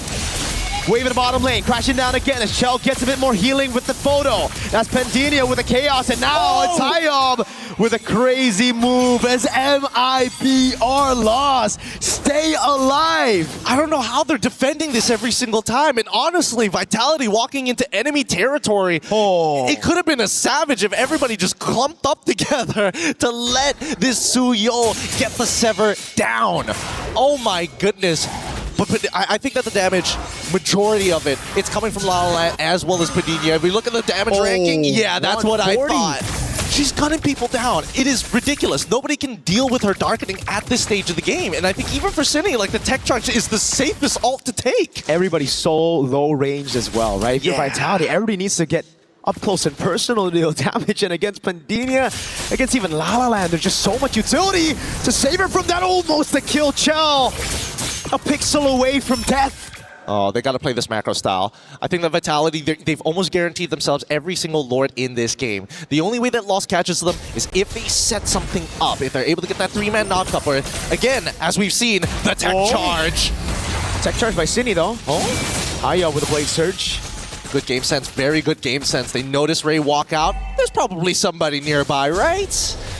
Didn't want to overextend here, but now that top wave still the same problem. This is a great call by MIBR Lost. They see the claw down below. Mikiari still has a tempo advantage over her. But the traction pulse doesn't land, doesn't even bait out a Bravest Fighter from Fumieko. Now they're going to reset the aggro once again. I mean, yes, it's great for Vitality, but at the same time, Lost, they need something to work with here. His top side needs to get cleared up. They find the timing to go down below. Circling Eagle onto Mikiari. Purify still up. Don't think they're going to go for it, but Chell wants it. They're just going to shove the wave enough to create that slow push with the super minions. And it's only going to build up here. It's dealt with again by Mikiari. I mean, Mikiari is going to always try, right? It's not the most efficient way to clear the waves, but somebody's got to do the dirty work. And unfortunately, Mikiari is now realizing, wait a minute, they've made a call and lost. They might just force this. Wave and mid cleared out, though. They got to pay attention to that mid wave. Vivo! Heavy spin, baited out. That is a massive ability. City gets away with the guiding wind. Look at the mid lane. Waves already crashing at the base. Massive tech charge, but there's no follow-up. Now the rest of the team coming down as the guiding wind comes over to bring City. Waves now in the bottom lane and the top lane. The base is down to half. Oh! It's a desperate move. Bandinia walks in with a flicker as well. Vivo gonna have to lose her immortality. Waves in the bottom lane, waves in the top lane. That's gonna be Chell looking for the mid wave as well. Echo tries to buy some time. Cini in the back line now, trying to go for the splash of damage. La La Land with a flicker on gets caught with a lazy duet of Chell. And the wave in the bottom lane. The minions are just gonna crash into the crystal. Cannon minions doing work. Pandinia with a recall, now clearing out the wave in time, but they've already lost 2 members. Chell on Mikiari, who's still able to survive for now. Now it's Ray with a flicker out of safety as Pandinia and Mikiari are sent to clear the waves. Oh, the experience is showing here as Vitality are looking to try and close this out. The Brilliance already for tech charge to 2. Pandinia with a walk up again. Immortality right there as Vivian cancels it all with the guiding wind and the circling eagle. But Mieko with the stun. Pandinia finally down as that's a raging slash to take her out. Ray caught in the midst of it all right now as that's just the gun down from Chell. Vitality had to sweat, but they ended up still getting the clean sweep. Oh my goodness, that was a tough fight. We were talking about this Linux being the problem in the later stages of the game. We saw that, and maybe arguably a little bit more. We see Lost start pushing themselves to the peak, and that is the type of performance I am expecting when you are facing off against the women's champion. Holy moly.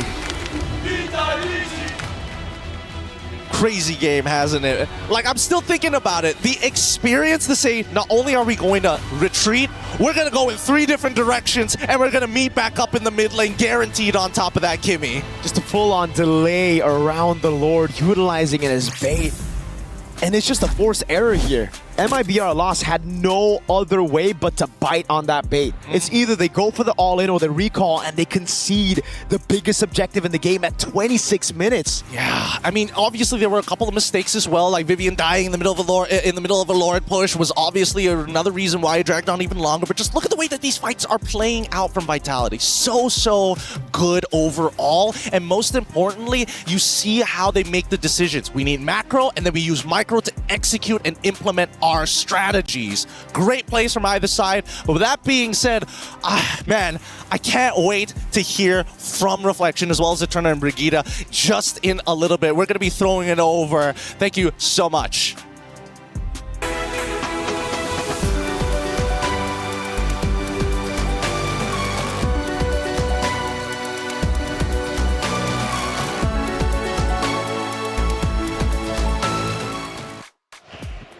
What a series.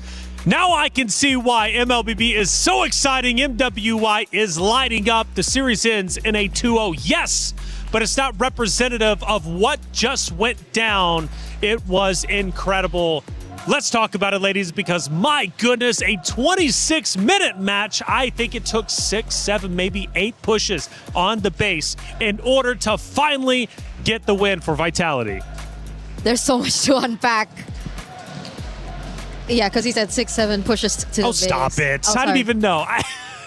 So we've had our moments today. Okay? We've had our moments, Yeah, man. But I'm still having a moment. You actually, I can't believe you still have a voice, Bree, because you were screaming I know. each and every defense. I don't know if I was screaming at the game or the fact that Navi lost 0-2. Well, that's true. That is something we also have to talk about as Two well. things were happening earlier. At the same time. At the same time. What a series, though, that just unfolded. I mean, MIBR lost. Yes, they did take an L. They will move down. However, did they look great defending and truly showcased resilience, composure, and the sheer willpower to not give up. Unbelievably impressed. So many great moments. I would love to take a look at a couple of them, man, because I don't even know where to start, quite honestly, because going back, again, you know, I'm thinking it's over with. They're pushing the base. It seems done with, but Bree, let's go back to the 4-minute mark. What are we looking at? This is the 4-minute work where I think it was still a bit close between both MIBR Loss and Vitality. Like, you could see how, I think this was the first few minutes where, honestly, I feel like this was enough to show us why they were very comfortable with the Grok. Yes. The setups with the Grok were exceptional. I think this was enough reason for us to just shut up whenever they prioritize the Grok and not say anything. We finally understand what the hype around the Grok was for, right? Because in game number 1, maybe they were adapting, right? Like the adaptations were coming through. You know, maybe they're getting used to the stage, the audience as well. I mean, everyone was cheering for Vitality.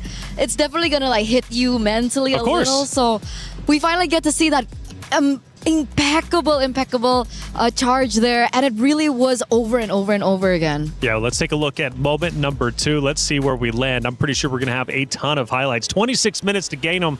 We now double the time. We're up to 8 minutes and 40 seconds. And Eterna, we start to look at, again, another great team fight, another great moment where Vitality starts to push MIBR back.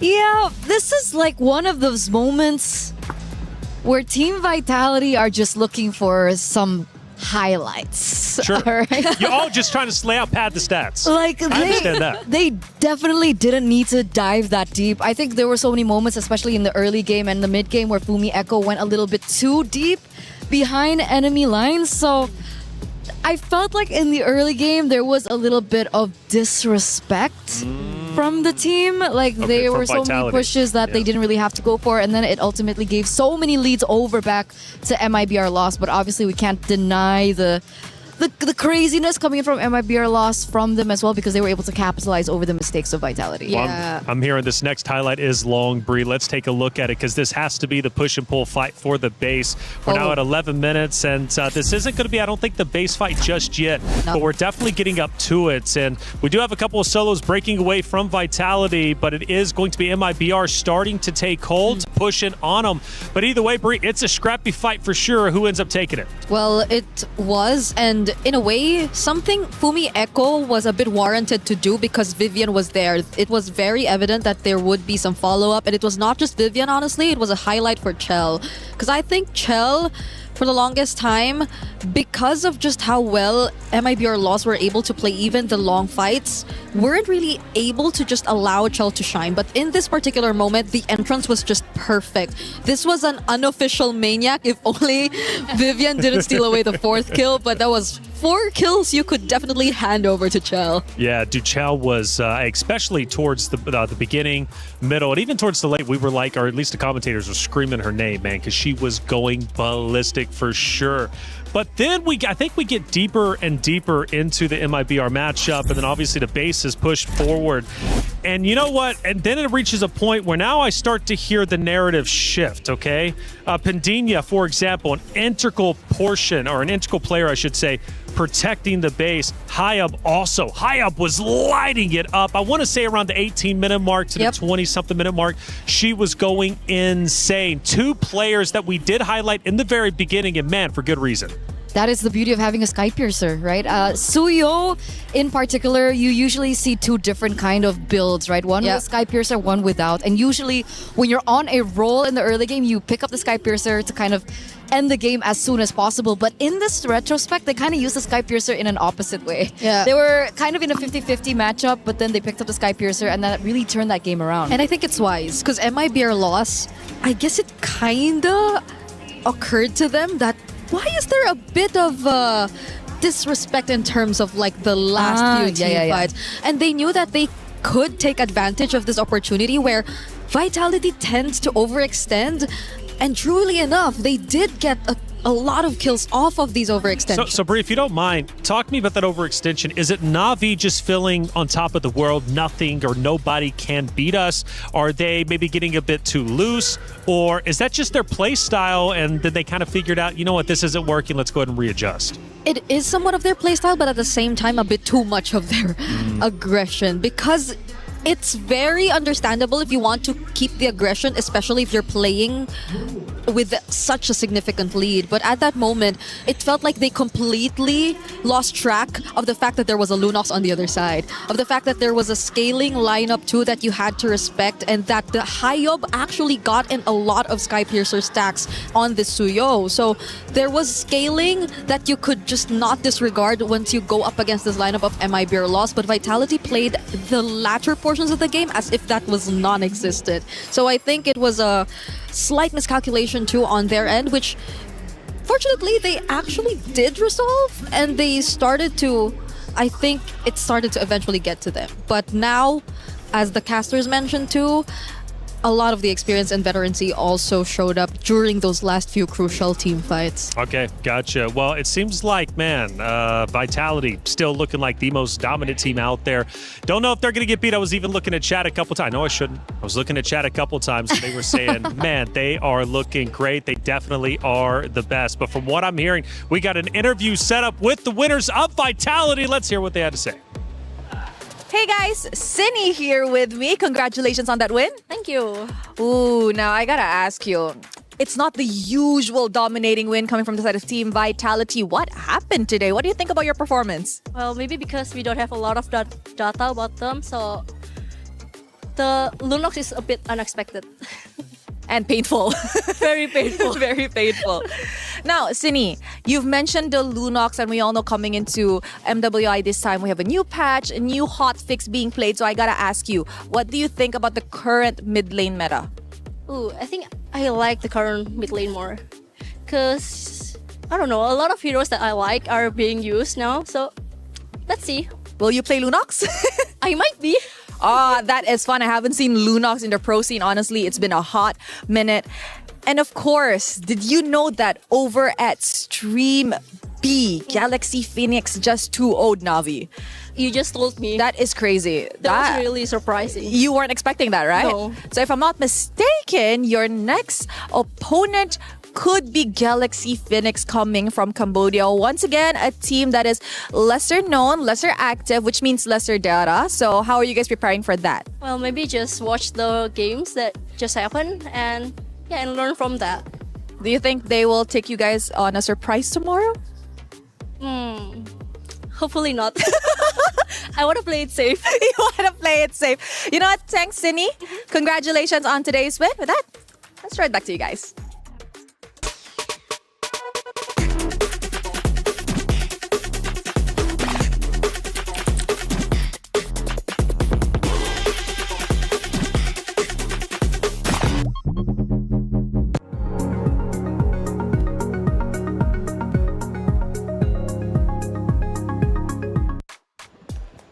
Thank you, Rose, as always, for that phenomenal interview. Yeah, big news. Navi falls 2-0 to Galaxy Phoenix. Eterna, that is huge. Coming into this, our contenders, right? Navi was one of them. Here we go again. The mic is pointing towards me. But yeah, now I'm no longer seen, so I could just show whatever reactions or frustrations I'm feeling right now as we get a closer look at the game, because I did not have enough time to do this. Like, watching MIBR Laws go up against Vitality, I could just not take off my eyes from the screen. But now it's so tough. Just look at the gold lane matchup too. Like, it's a 0-3-1 to a 5-0-2 Claude from Winnie of GXP. And mind you, it's one of the roles they decided to change. But I really want to think they had enough time to work on that chemistry and that change in roster before MWI. And remember though, before Malaysia really ramped up when it came down to like the ladder board of all the regions here, especially in MWI, it was always Cambodia at top 3. So they're finally finding their groove again. They're finally finding their rhythm again. And they're really allowing everyone to understand like, hey, we're back. We're a region that you really cannot just count out. So that's really exciting coming in from Stream B. For sure. Exciting indeed. Look, taking the stage is about to be Genji versus Foot Esports. This one is going to be fun. We heard from Vivian at the start of the day. Now let's hear from her rival of Ashley. Hey, Rose, what does Ashley have to say? Hey guys, Rose here, and as we enter the last and final match of the day, we are with Ashley from Gen G. Hello girl, how are you? Hi, I'm good. I finally get to interview her after last year, which I didn't even get the chance to. So you know what, how are you entering this matchup up against Foot Esports? I'm good. I don't want to repeat the same mistake of like being overly confident, but I'm going into this with the mindset of expecting the best and preparing for the worst. I like that. We're seeing a more calmed Ashley this season. I feel based on, the vibe whenever I pass her in the arena. Now I have a question. Last year, after your second place run, a lot of people are actually expecting a lot from Gen G this year. But tell me, in your opinion, what should we really expect from you guys? I mean, like going into this tourney for the third year in a row, I did see this coming. I know a lot of teams have their eyes on us if it's not Vitality. So, I mean, we're going to have to see how this plays out in the beginning because we're obviously in the group of death for the third year in a row. So thank you. Thank you, Marco. Thank you. It's always like that. Now, you know what, Ash, a little bit of a controversial question, but this year, are you still gunning for the moniker Mother of Tanks, or perhaps we could expect something new from you? Honestly, I think I would rather be known as something else and go for a different title. I'll give the Mother of Tanks to Vivian, and perhaps we can think of another title. That is maturity right there. I told you guys, a different Ashley this season, more composed and more calm. So if you guys think you have a moniker for her, maybe let us know, I think that will be really nice. Thank you very much, girl, and good luck for this match up against Foot Esports. And that is it from us. And with that, let us show it back to you guys over at the studio.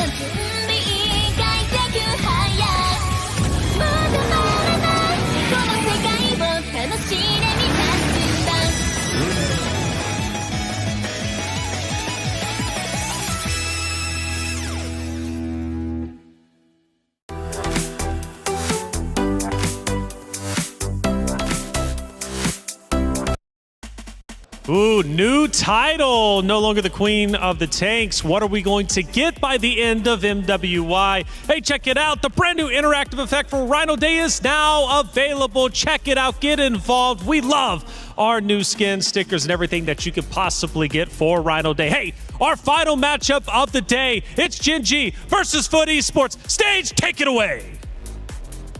Thank you so much, Taylor. Ladies and gentlemen, these players have been absolutely on fire throughout MWI Day 1 here at the Esports World Cup. And you guys thought that it'd be predictable, huh? You thought you knew every single result. Hell no. As we already saw Team Falcons Indonesia going down against Seda early on, that just goes to show the level of all of these competitors, Damascus. Hey, that's what I want to see, Rob. It's competition. Competition, if it was predictable, we wouldn't be there. We'd be bored at home, and we're there to know if we crown a new champion or not. And speaking of new champion, Vitality is definitely the favorite, but that was not an easy win against a region that's kind of underrepresented, so everything's up in the air at the moment.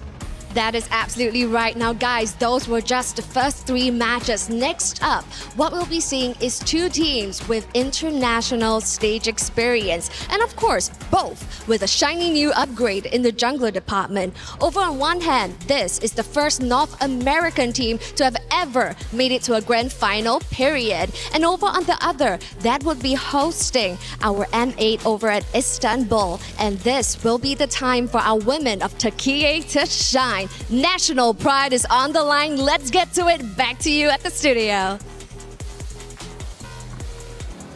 Hey, thank you for setting the stage right. All right, it's Gen G Esports, Foot Esports going against each other. Our final match of the day. Winner stays an upper, of course, for the others. Well, they drop down, forced to protect their key. And the way they do that is by winning through the lower matches. It's not easy, but it's never easy being a champion, is it? So Gen G joins it, are in a roster. Now, this roster ended up inheriting the core roster, of course, who finished up the runner-up last year's tournament. So the revenge tour is very real. They want to beat Vitality if they can. And by the way, 2 champions, 1 game. My Champions Pick event is now live. From July 27th, submit your predictions for the MSC and MWI champions for a chance to win 50,000 in-game diamonds and MSC 2021 to 2025 tournament skins. Don't forget to leave your picks under at MLBB Esports post for even more chances to win. Lock in your champions now and cheer for your favorite teams. North America, an underrepresented region. Gen G comes in. What do we think about their chances? That's the beautiful thing about this region, right? Because last year they came in as underdogs, eventually evolved into dark horses. Yeah. And somehow, some way, coming into this year, they are now contenders. Yep. It truly is unimaginable storyline, I would say, for the North American region. And people call Gen G esports now the North American dream. So can they keep that dream alive? That's going to be one of the main stories that we get through for Gen G. And like you mentioned, it was Gen G now was Gaming Gladiators before. So it was with Rui now, who, interestingly enough, I don't have as much info on because she wasn't playing in the qualifiers. Yeah, and that's mainly because she came in for MWI specifically. Now it's I think one of their most significant changes as well, because again, Rui, if there's anything we know that's not part of the qualifiers, it's the fact that she was part of Terror Queens last year's third place. And this, I would say, maybe people would consider to raise the ceiling in terms of how Gen G could really play a lot more explosive games because of the hero pool that's associated to Rui. And she's very, or I'd say she's one of those junglers who really specializes in a lot of versatile junglers or assassin heroes as well. So I think that adds another layer to what we can expect from Gen G. Yeah, from Indonesia as well, very talented region, right? So we're expecting her to be very good. This Gen G roster looks stacked, and you know, Eterna, I really like the story that you laid out, right? You know, last year not really taken seriously, turned into dark horses, and then a contender for the championship. And Ashley was a big reason for that. We just heard from her. She's in good spirits, feeling great. What makes Ashley such a good I guess comparison to Vitality? Why is she the one that made such a narrative for Gaming Gladiators last year? Because, you know, the whole thing about Gaming Gladiators last year was the fact that we always thought of Ashley as the mother of the team. She's very mothering. Gotcha. Right? But unfortunately, the title of Mother of Tanks was already taken by Vivian. So that's how the whole rivalry began. But all in all, she is still one of the most important figures of the team then, and she is still the same person now. Still the backbone of Gen G, as well as Arya, I would say. Yeah, and it shows up a lot in terms of her personality and how she's able to carry like the team and their aura in general. Because for one to be like the quote-unquote mother or the leader, she just definitely has to be the first one to show up. And a lot of times, even in their previous appearances, you just really feel that confidence from her. And every single time, or especially last year, you really got to see them get the value out of it as they really claimed the title of Dark Horse.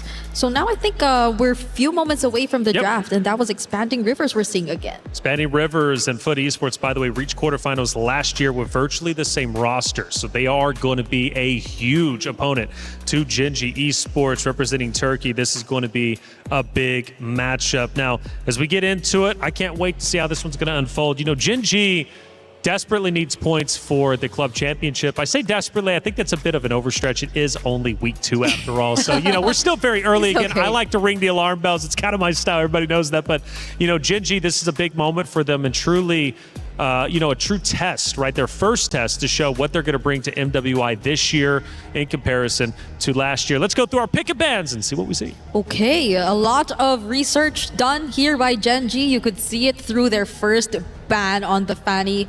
Foot Esports, Kujo is one of those Fanny specialists. If we could really just count between our fingers the number of Fanny specialists who are actually part of this tournament right now. She has very high mastery of this hero and used it in the previous qualifiers. Now they're taking it away from her. Interesting though is even the Hanabi. So I guess this is really Gen G showing up and making sure that they've done their homework. On the other side, though, it feels pretty standard for Foot. It seems as if they've stuck with the more common red side bans. That's the beautiful thing about being on red side and blue side, right? Blue side, you can get away with a lot more, I would say, respect bans as compared to the meta bans, because then it becomes, you know, housekeeping for red side, because obviously GG or Gen G will be the ones with first pick.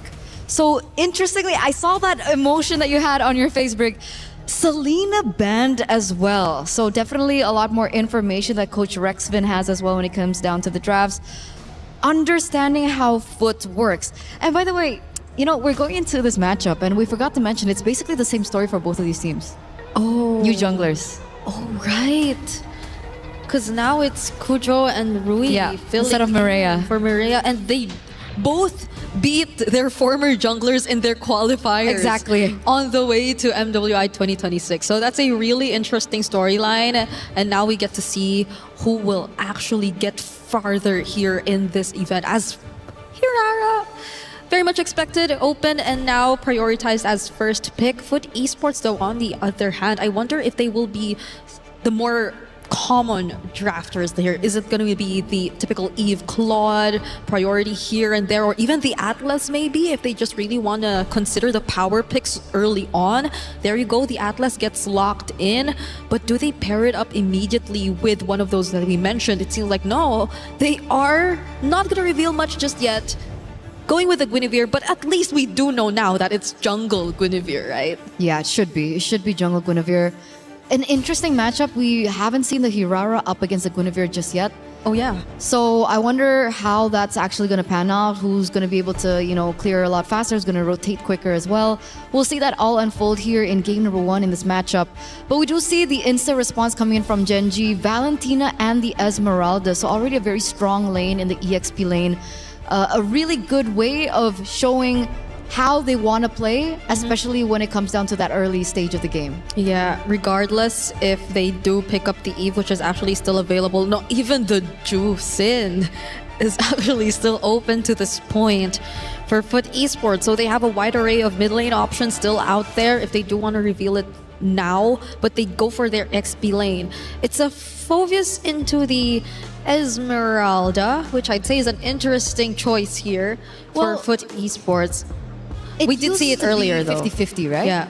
I mean, with the buffs to Esmeralda, would you consider Esmeralda the stronger lane up against the Phoveus? If we were just to base it on this first series that we saw, there was a slight advantage that we got to see from the Esmeralda, especially in terms of rotational speed. Like, you get to secure that you are out of your lane earlier than the Phoveus, if it's just that.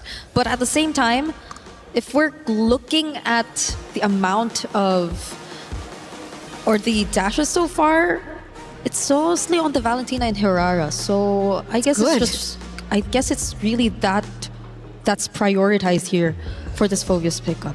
And that makes sense, right? We do see the value of the Phoveus coming through. I think it's a really good pickup here for Foot, especially in the first few 3.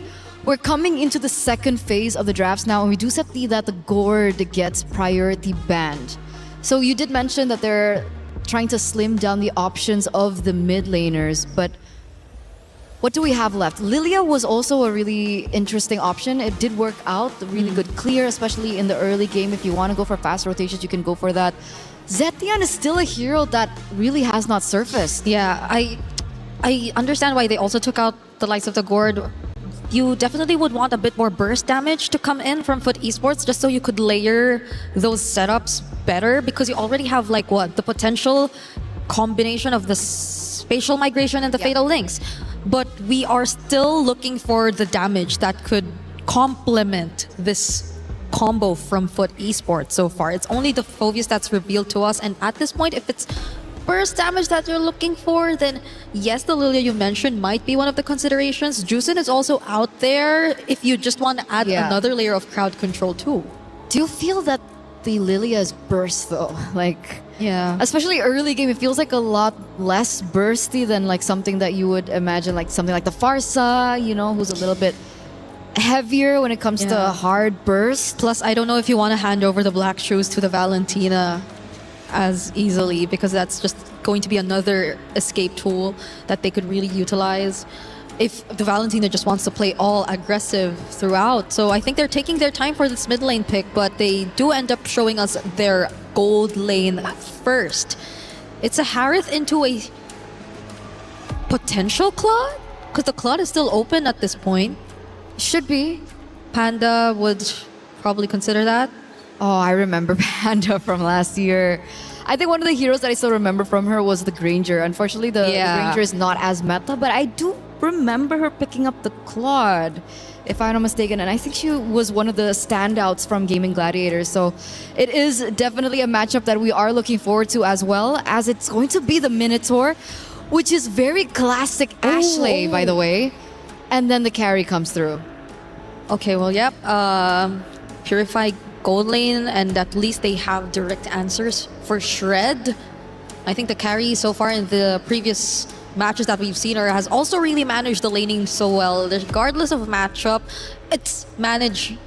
That's why we say manage, because it's not necessarily like completely win out. But Foot Esports, for their... Okay, what's lacking? It's their gold. No, it's their mid. Yeah. It's their mid lane. I still agree. I think they need burst, right? They already have really good setups coming in from the Guinevere and the Atlas. Technically, they could rely on the Harith in the later stage of the game to, dish out that burst damage, but... Yeah, there you go. Yeah, so they still go for the Lilia. They want to be able to rotate quicker in the early game, and I feel like the Lilia plus the Atlas is going to be a potential problem for the Minotaur and the Valentina. It's interesting though, like Ashley on the Minotaur in their debut game, right? Like, what could have been the idea behind this? Because yes, there's sustain.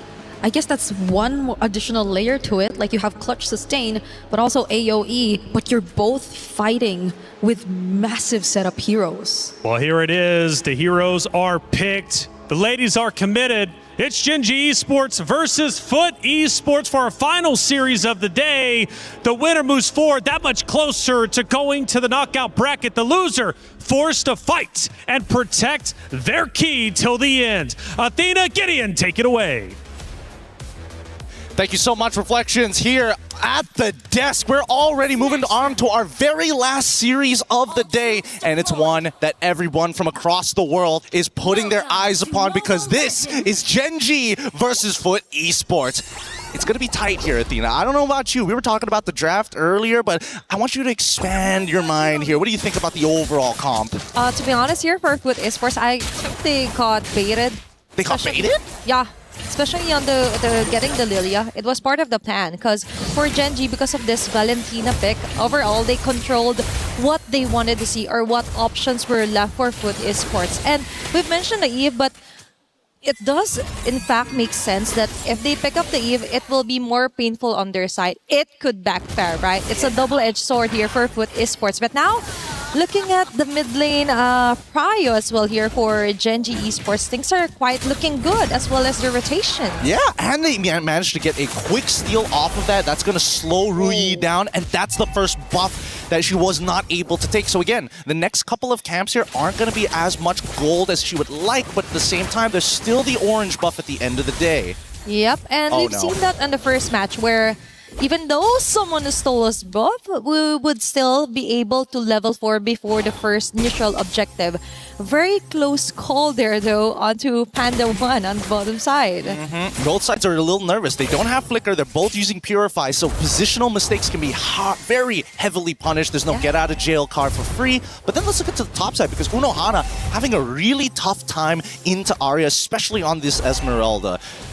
Gets the knock up, and immediately, this might just be first blood here, but doesn't seem like they find it yet. Wait, that is early commitment here for Foot Esports. They are willing to take the first blood. Kujo immediately for the respo. Now they transition onto getting a neutral objective. Hey, Kujo finding that first blood is exactly what this team wants. Again, get that snowball onto Guinevere. Nail yourself. Wait a minute. This could be dangerous. Right now, Sayori has an opportunity to turn this fight around, but they don't have enough damage because they don't have enough people around the area. They call this off, but look at bot side. Hardly being shoved. They already have that rotation in. I think for Genji Esports, they were also waiting for Ashley to get her ultimate. Wasn't enough of the change crowd control. For Foot Esports, that is a very huge commitment onto that. Even the Salmon Force was activated here for Miko. Ruyi will spot on Zendaya. Black Shoes already activated. That is a big oopsie moment. But wait a minute, what's happening? They're disengaging. They allowed it to happen. They're like, you know what? We're feeling a little generous to you. Your name's Zendaya. I gotta make sure sending the big superstars back to their base, and just know there's not gonna be a second time. Yep, definitely generous game so far. Salmon Force yet again here for Miko.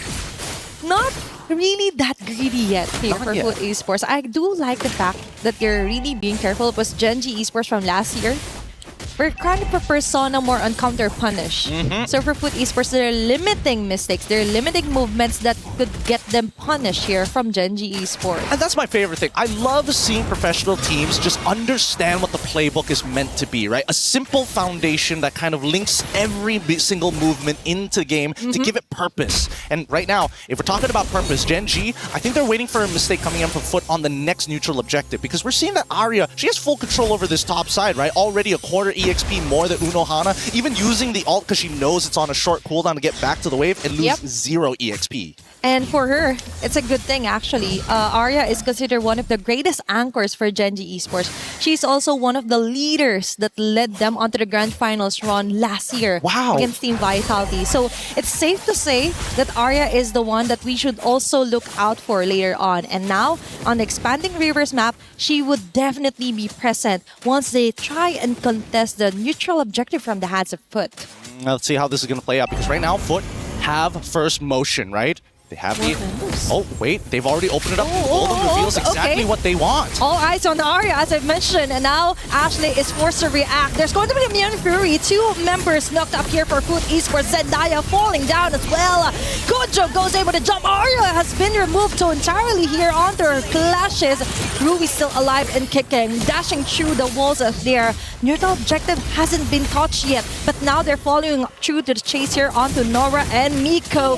They will succeed onto taking them down. It looks like Genji has a very great punish there on the Foot Esports. And they're good for it. A lot of battle spells had to be used here, unfortunately. Even Rui losing out on her retribution. It's going to be a bit of a hard take here. They need a reset. If not, there's an opportunity for Kujo to steal this again. And look at Genji. Instantly reset. Let's move towards that mid lane and then re-engage when we have our cooldowns back up. That is exactly what you want. Observe first before you take action. And now we're observing Arya getting onto the front lines here for Foot Esports. Rui has her retry ready. Now they disengage or slowly disengage.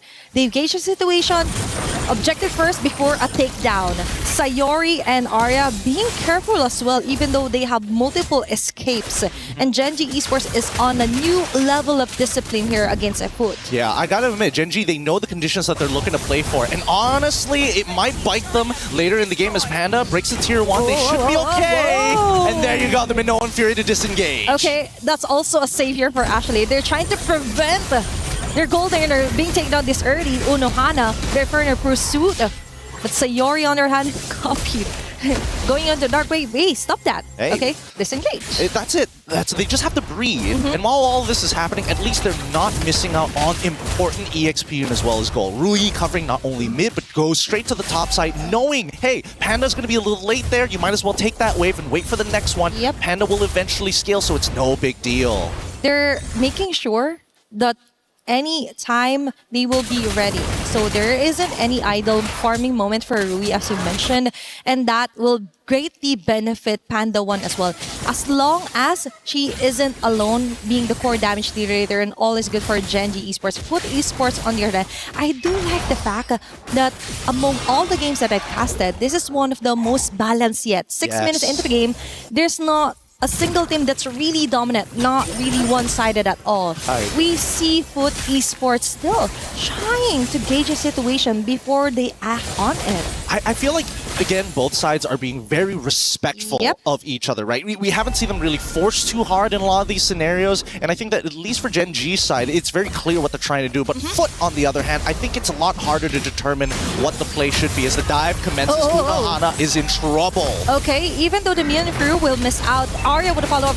Falling Star Moon will miss out. But most of the members of Foot Esports are ready to rumble. Okay, Frigid Bread already activated. But now they slowly back away. That's the strength of Genji Esports. They know when to stop. That's a huge discipline right here.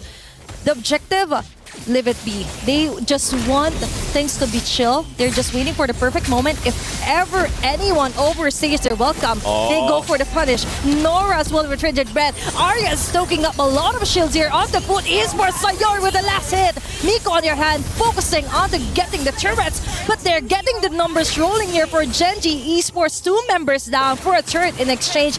I think for Genji Esports, that is more fruitful. That's 2 members down, and they're looking for a third. The Black Shoes comes out just in time, but Zendaya, no way, hold this time. Arya takes him out, and now what used to be just 2 has turned into 3. Don't turn it into 4. Mako is going to try and play this out, but doesn't have vision. Gets flickered on and tries to get out. Okay. She will successfully back up, but Ashley, on the other hand, I think that was so much of a overstaying on their part. It was a scramble. Yeah. But still. They still managed to make it work. Yeah. And at the end of it all, Cujo is still deathless. 2-0, now completing the Genius Wand. Zendaya, again, it's very difficult for her to maintain that position, especially when Flicker is on cooldown. But with all of these big cooldowns already down. And I would like to say the same for Gen G, but really, I think Arya is really fine with it. Even if she doesn't have to use her Purify and dies for it, the rest of the team is capable of cleaning up the mess. She's willing. Actually, she's willing to sacrifice her time as long as other lanes remain untouched, right? And that's the thing. She's keeping Miku at bay just so Sayori and other members of Gen G Esports could just have the time of their life, not really realizing that it greatly benefits Gen G Esports. Without the Harriet, the damage output just isn't enough for immediate takedown here for Foot Esports, and Arya knows that as well. Now they target even under the tower. They go in, Nora even with the fatal lace will go down. Unohara as well. Double kill here for Panda 1 under the turret. It's kind of a bit of greedy, but Rui will take that kill as well. Double kill. Will she make it a triple kill? No, sir. No can do. Miko slowly backs away. That's 4 members down here for Foot Esports. Calculated, controlled, and most importantly, Rui playing a hot game. Good iframe dodge at the end of it. There should be a Lord take, an instant conversion for the side of Gen G. And finally, we see a tangible lead, right? Before this, this 5K was like, okay, sure, it started off pretty slow. They had a bit of a 4K lead, but now underneath the turret, utilizing the 3rd item power spike to make sure that they can ram right through. And that's what Rui was looking for. Give me that 3rd item, I guarantee you somebody's gonna go down. And definitely, we've seen it close on action here for Gen G Esports. This is what we're talking about. The Gen G Esports wants to take it another step further. From dark horse to contender, now they're one of the strongest teams that has a target painted on their back. Now they're back for vengeance, and Foot Esports is the one on the line right now. Oh my goodness. Okay, Arya is capitalizing all the shields that she's absorbing here from Foot Esports. She will get away deathless as well here for Gen G Esports. Lord will actually be able to pop up those holy shields. Let's see. Okay, it's going to set Foot. That indeed is a great advantage now for Gen G Esports. Now they slowly transition onto getting a turret. A great move and discipline action here for them. Yep, I need to see Gen G really press the advantage here. They know for a fact that Nora doesn't have the fatal links, and they go for it! Oh, Ashley yet again with a powerful set of a Min of Fury. Foot Esports on the other hand scrambling to get onto a kill. Shutdown here for Cujo, but on the other hand, it's going to be a trade-off all for her life. Rui onto the base. They still have a way to go, and that is onto the walls, jumping out and down here for Gen G Esports. That is too much to handle here for Foot. And that's the clip, especially for Ashley, for the argument for the mother of tanks. Truly, literally tanking the turrets. They're looking for a second one. And Rui, once again, thanks to the help of her team, able to dodge everything. Can she make it out with 1 HP? She can. Does. Okay. Oh, just a simple breather, and just notice that Foot. They're not happy that Gen G knocked on their door, broke at least one of the doorknobs, and said, "Hey, we're not going to pay for this. We're walking away." That took a lot of guts as well for Gen G Esports. They have the confidence, they have the skills to back it up. It's all about making the noise with their actions as well. Very swaggy move for Rui as well. So I think the trade-off was really worth it. I was actually concerned because so far here for Gen G Esports, for the longest time, I've seen them more of kind of like capitalizing counter punishments. And now they're the ones leading the charge. All throughout the round, I've mentioned on the 6-minute mark that it was more of a balanced type of game compared to the games that we've casted. But now, heading on to the 13th minute mark, now we see the dominance being asserted by Gen G Esports. Now we see them being the top dogs against Foot. And I think a lot of it just comes down to the fact that Arya has been absolutely crushing it. Look at that difference, 8.3k to 5.5 on the opposite side against Unohana. And to be fair, there were a lot of ganks towards Unohana's lane in a losing matchup in itself. So 3-level difference is not too surprising in this current state. But Mako finally getting that third item. Some relevant damage. Not enough to take out Arya, but definitely Ruyi and Sayori. They got to be careful if they fall into the Xamon Force. And as well as she's really maximizing this low CD cooldown here for the ultimate. So that is another additional for Gen G Esports. We talked about this on the panel that even our experts are expecting the Esmeralda to really top off the charts after the Paquito Lapu from the wildcard. Now we're back on an Esmeralda. Yet again, now for Foot Esports, there is somewhat of a way to actually come back from this deficit. A way? I think. What's the theory here? What's the theory here before the Lord makes it to the inhibitors? I just think that Cujo and Nora just needs wonderful connection when it comes to Fatal Links and the spatial migration value for him. And Miko, as long as she doesn't get killed, could actually get 2 to 3 members from Gen G Esports. But that is just wishful thinking on my part. That's not just wishful. That's hyper optimism as they're knocking on this door, ready to finish the job. They're going to break open the first inhibitor here, but let's see it. That Fatal Links could be a make it or break it. Yep, let's see. They could ask for the turret for help as well, but now the Lord, they have to melt this out as fast as possible. It's Arya yet again onto the front lines. That is what we're talking about. Ashley! With an Fury, good job down. The connection isn't there. They're slowly capitalizing onto removing every single member here for Foot Esports. Ashley is a sacrifice, but I think it's going to be enough for Gen G Esports to actually finish off this round. Panda 1, focus round to the tower, and that's it for game number 1 win for Gen G. Woo! That was one hell of a game. Cool, calm, calculated, but most importantly, it never felt out of control for Gen G. Yes, mistakes happen, but it is not the end of the world, and you can see it in all of their faces. They're like, all right, no big deal. We can recover. We're going to hit them so much harder in the next 2 minutes. It's like, okay, another day, another game, another win. Like, very relaxed stances as well, even for Arya, Ashley as well. Super chill. They know that there is so much more competition to be had here today. So just getting one win just isn't enough. They need to win this series before we start feeling that confidence, and maybe a couple more once they make it to the playoffs. Yeah, because last year, it took what? 2 days to actually see some friendly banters and taunts. Let's see. This is just day number 1 for MWI. Hey, the one thing I can say about our beautiful ladies is the fact that they have way more personality than a large chunk of the male division here. They ain't shouting anything at anybody, but here at MWI, they show it. They put it all out on the table. With that being said, we're going to be throwing it back over to our panel right after these messages.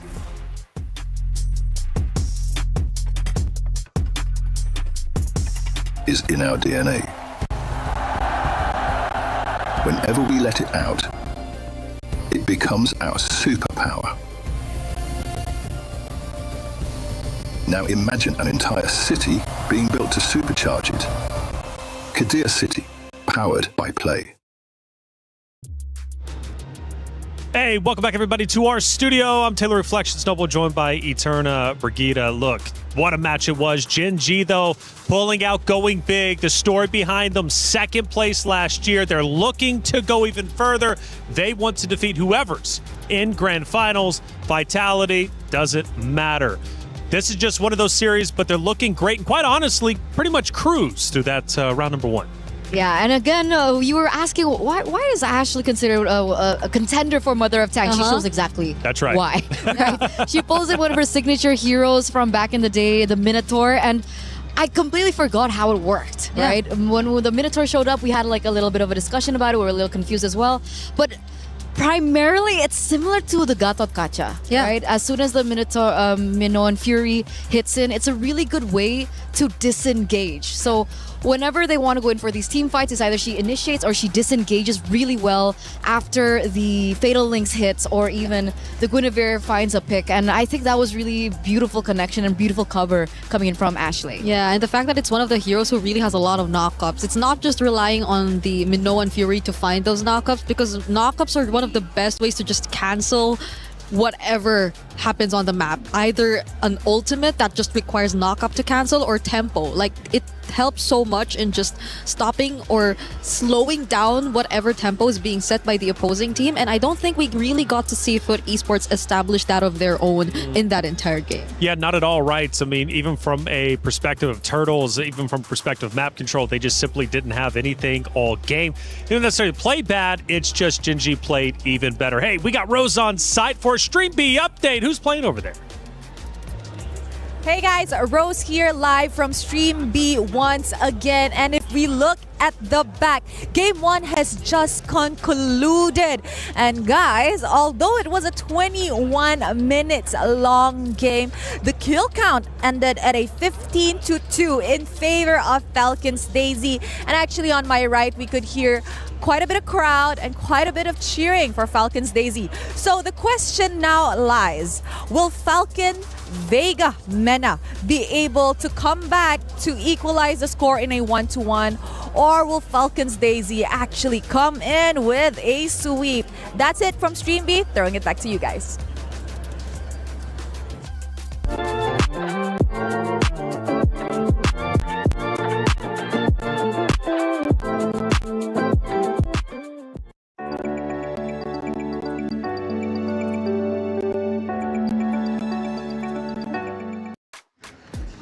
Thank you, Rose, for the update over there on Stream B. It's actually a massive update. So Falcons Mena currently down 0-1, where Falcon Daisies are up. Now, Falcon Daisies not attached to Falcons. Now, the thing about Falcons is we watched Falcons Indonesia lose a little bit earlier. They're 0-1, of course, still losers bracket, so they have a chance to come back. But now Falcons Mena running into issues as well. The club championship race, it's still early, being only week number 2.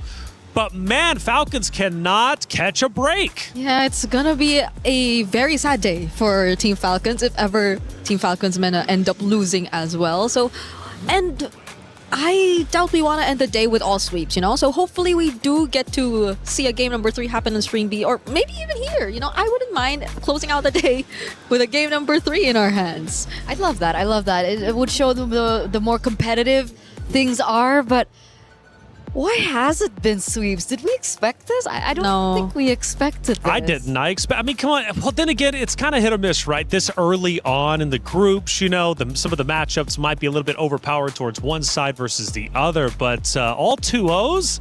That's crazy. Granted, we're not done just yet. Stream B is still playing it out. We're also still having our series here between Gen.G Esports and Foot Esports. So very much a case where we could, in fact, go to a Game 3.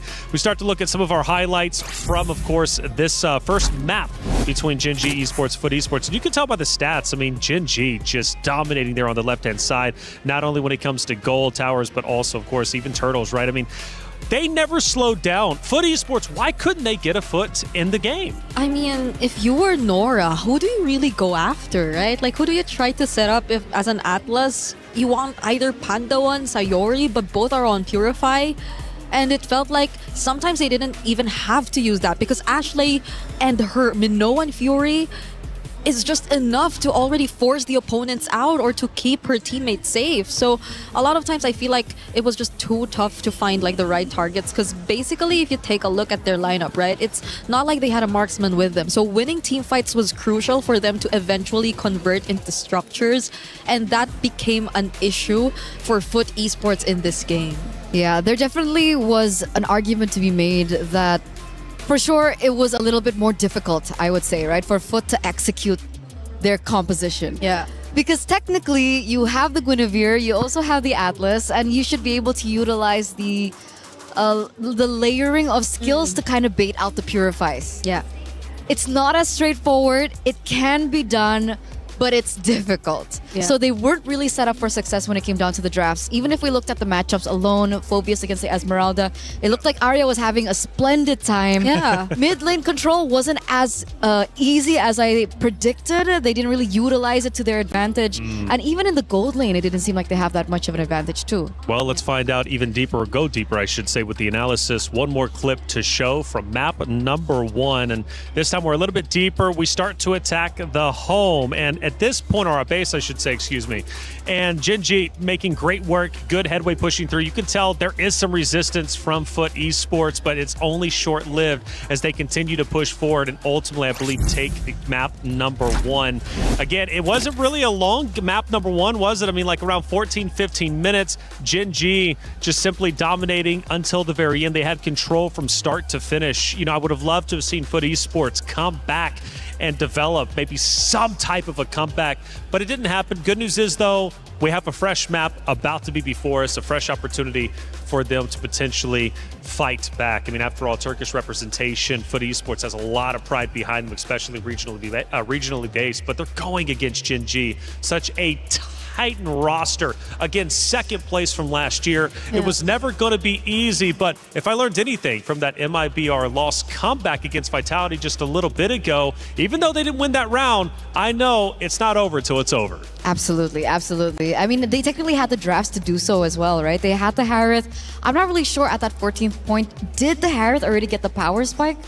It would be nice to get a little bit more insight into the itemization, but it required a lot. There was it was a specific winning condition that they had the Harith. They could actually still be able to take it to the late game, and I think Athena even mentioned it. But the gap was so far. It was a 10,000 gold deficit at that stage. So it was a very difficult to come back from situation if you were to look at it from the perspective of Foot Esports. And hopefully this time around, though, things get a bit more favorable for them if they do switch sides in the upcoming draft. Because earlier on, you also did mention a thing or two about the difference between a blue and a red side, but I feel like there won't be as much difference when it comes to the bans that are to come from Gen G, because they really feel like they did their homework. So much homework even. Barely a single meta ban that we saw from their side. They were all targeted specific bans towards the members of Foot Esports. That was the Fanny, that was the Selena, and if I'm not mistaken, one other ban, which was the Hanabi, and that's, I think, not a ban you would really expect to see in the first place.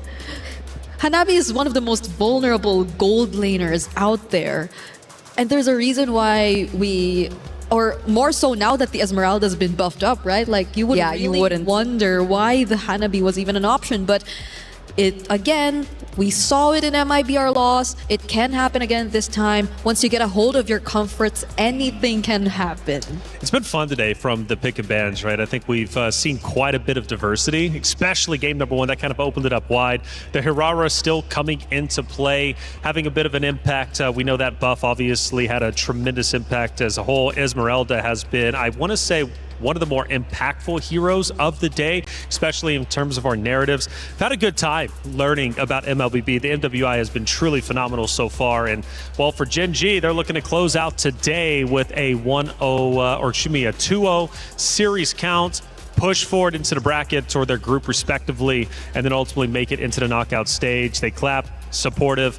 For them, this is just one stop along the road to grand finals. That's where they want to be. That's where they want to go. Of course, Foot Esports does as well, but they've got to try and come back. And if they can do so, this series might get a little bit crazy. And speaking of crazy, I'm hearing Rose, Damascus, Hollywood, Rob TV were playing basketball or something. What were they doing? Let's check it out. Hey guys, Rose here. Right now we are at the basketball arena over at the Expo area in the EWC26, and right now I have 3 lads behind me and 1 beside me because they will be playing basketball. So they're gonna try to shoot one from the nearest, middle, and the longest shot. Everybody gets 3 tries, and we are gonna start with Hollywood Rob TV. Let's go, man. Okay, guys, how do we think this is gonna go? I mean, that's my it's God, not the best start, is it? That's not I did better than him. That's not a good start. Okay, middle. Okay, not bad. So he got 1. And onto the longest shot. Let's go, Rob. What do you think? Oh, that was close. That was close. Okay, Trav is next. Do you think he's gonna do better than you, Rob? Yeah, I mean, I think he's at least not gonna miss this one. Okay. Now middle. But I think he misses the rest of these though. Maybe. Oh, really? The rest of it? Oh, okay. So now the longest shot. Will Trav get this? Let's go, Trav. Do you think he's gonna get it, Damascus? Nah, hell no. Hell no? Oh! Oh! Damn, that was clean. That was good, Trav. So, of course, with that, it's Damascus' turn. Let's go, Damascus. Are we getting it? Are we getting it? Do you think he's going to beat your score? 3 out of 3. I mean, it's 1 for 3 so far, so he's not looking too bad. 1 for 3. On to the middle one. Let's go. Oh. Gotta hit it. All right. Onto the longest. Yeah. Can you do feet? I don't think you can do feet. Let's go, Damascus. Oh. That was close. That was close. So I think we have a winner. We have a winner, guys. It is Trav. Can I just say that the American of the group is losing? Bro, that's your national sport. That is your national sport, bro. The fact that I missed the first easiest shot is absolute insanity, bro. I'm disappointed. There's too much pressure to start off. That's all it was. I thought you were good, I was bro. representing all of America. Oh, damn. The pressure on his shoulder was too much. But you know what? Good try and good job, Trav. We have a winner. Thank you very much, boys. I hope you guys can try over the activities we have over at the Expo Arena. If you guys ever do come to EWC26, that is it from us, and throwing it back to you guys.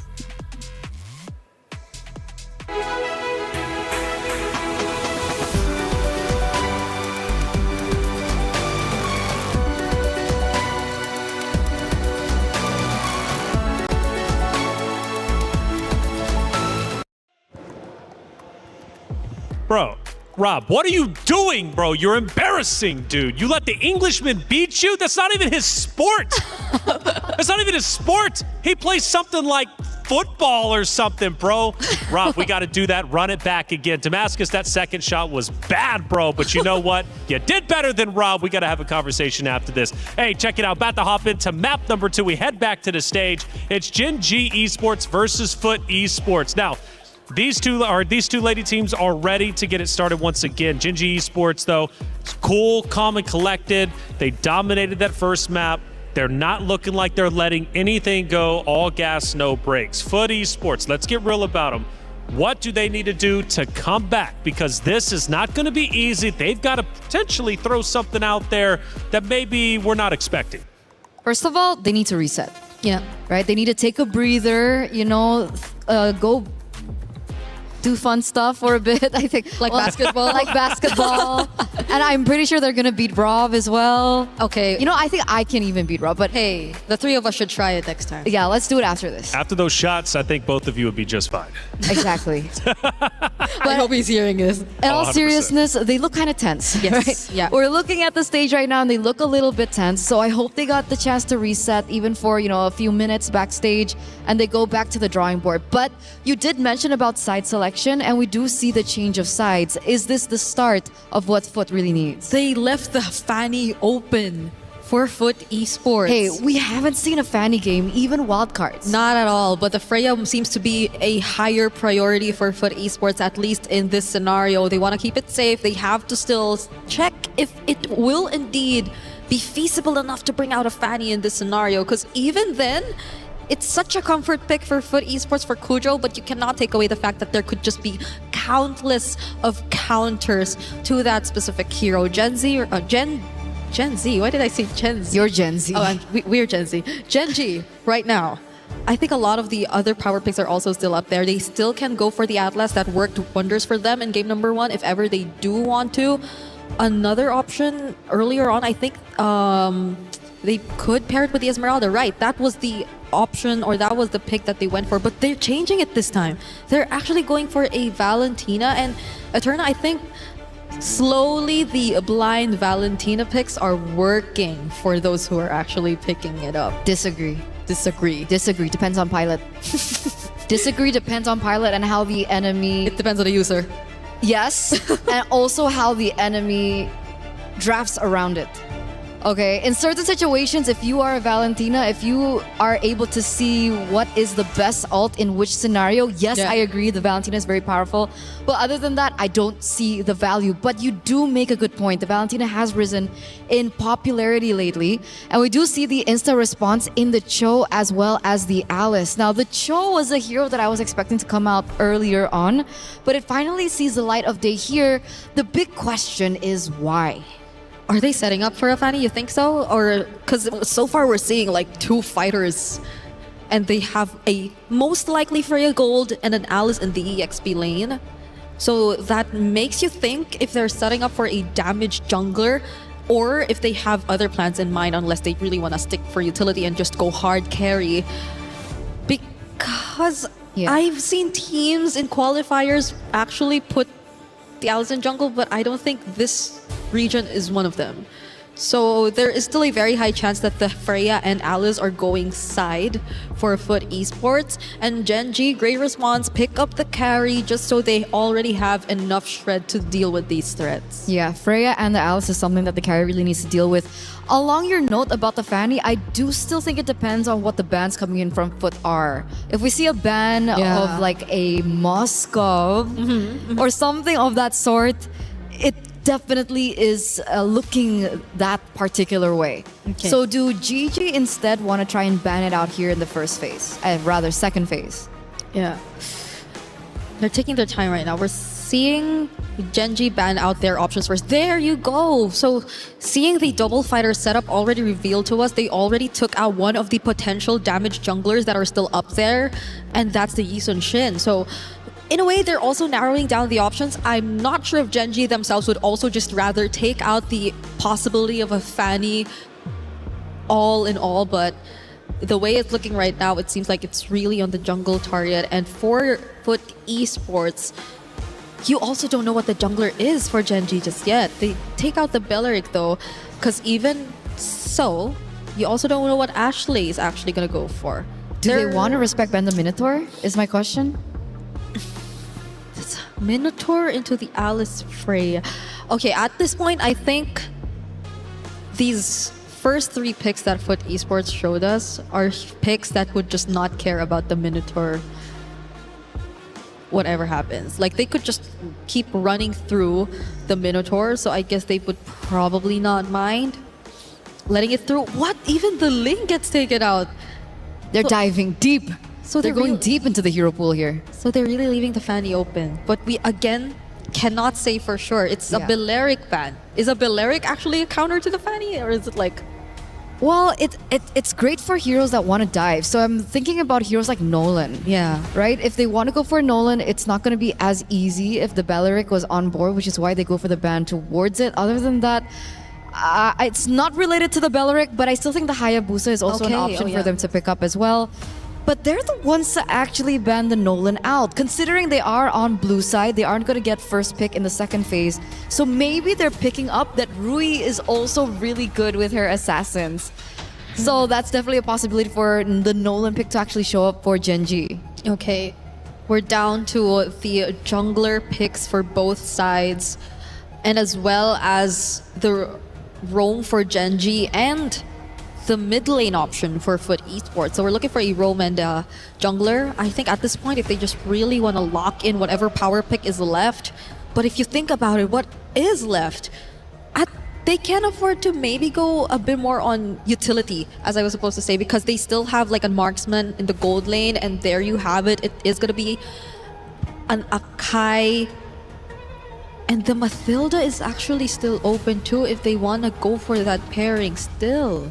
Yeah, definitely an option that you can still go for here for Genji. But for Foot, they have to decide here and now.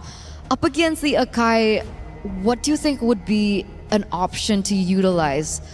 The Akai with the heavy spin, despite, you know, the nerfs towards, it hasn't been as easy against the Akai. And yes, I agree. Definitely not the Fanny. Really difficult to get in through the objectives. Unless they want to go for kill pressure, just full on kill pressure. Okay. So if they wanted to just match it... What? Barats without the Matilda. It's a Barats Cho. Well, again, Barats into the Akai, a more common matchup. We've seen it happen even in wildcards, but it does not in any way together with the Mathilda. Okay, and the damage department. When it comes down to neutral objective takes, the Barats has kind of an upper edge because of his ult against the heavy spin, right? Yeah. It's just the minus is that it's really, really slow. A lot of them have crowd control. A lot of them can just keep running through the members of Genji, but how systematic can you get with this very brawly all-fighter composition that Foot Esports decided to field out. And Genji, not a Mathilda even on the list. It's a Minotaur comfort pick the second time around for Ashley. So just imagine how messy the team fights could be. These are all fighters we're looking at. All right, it's time to get map number 2 started between Genji Esports and Foot Esports. Will Foot Esports be able to come back, or will Genji Esports shut the door on them, move forward, and be that much closer to pushing into the knockout stages? Let's get map number 2 started with Athena and Gideon. Thank you so much, Reflections. Again, great analysis here, and all the points make a lot of sense coming into this matchup, but I have to say, Foot Esports, they're coming out of the gate swinging with a much better draft compared to game number 1, and they're pulling off the big stops. The Freyas are coming into the mix. The Alice is coming into the mix. I have never seen a composition that is screaming, I'm gonna dive you. Okay, and as well as they already activated Nora's specialty, the Cho as well. I've seen them use it on their Grand Finals qualifiers. That's a 4-0 they finish off. That's almost like 3 games with a Cho for Nora. So for Foot Esports, they're taking in a lot of their specialty mechanics here just to try and ensure their survivability here onto their uppermost bracket of our tournament. Now for Genji Esports, they're one step closer. The tricky part about this is that whoever wins this one, will get most of the momentum. Let's check the emblem set as well. Yeah, the emblem sets, most of it, all really, really aggressive coming in from Foot. And I love this opening coming in from Foot Esports. They start on purple buff, immediately move over to Litho Wanderer because they have mid-Fryo, try to attempt to steal the camp, but instead, they couldn't do it. So you know what? Let's take Litho and immediately move down. Foot is using a dive composition that's heavily centered around their mid-trio. This Barats, this Kimmy, alongside with this Cho, are going to lead the team on how the movements across the map are going to look like. Without them, the opposite side is considered the weak side. Yep, now they move as a unit. They need to really put their foot down here against Genji Esports, considering the fact that they're most likely to be in your faces a kind of composition. You've mentioned the strength of Fujo's Barret as well against the Akai Frui. So we might see some interesting counterplays when it comes to objectives. Speaking of which, neutral objective will spawn in a few seconds, and now is the time for Foot Esports to actually engage or somehow negate the position for Genji Esports. Now that we're talking, it just happens to make sense. Genji Esports already foresaw that happening, or foresaw the plan here for Foot Esports. I don't think they foresaw it. I think it was just a miss on the body slam, unfortunately. I mean, Nora was in mid-animation, but now they need Ashley to be level 4. Yep. I think that Genji, now that Arya doesn't have a clear lead, they're going to be playing for picks, but we'll see. Okay, there's going to be a very not here for Unohana, but get the turtle buff here for Genji.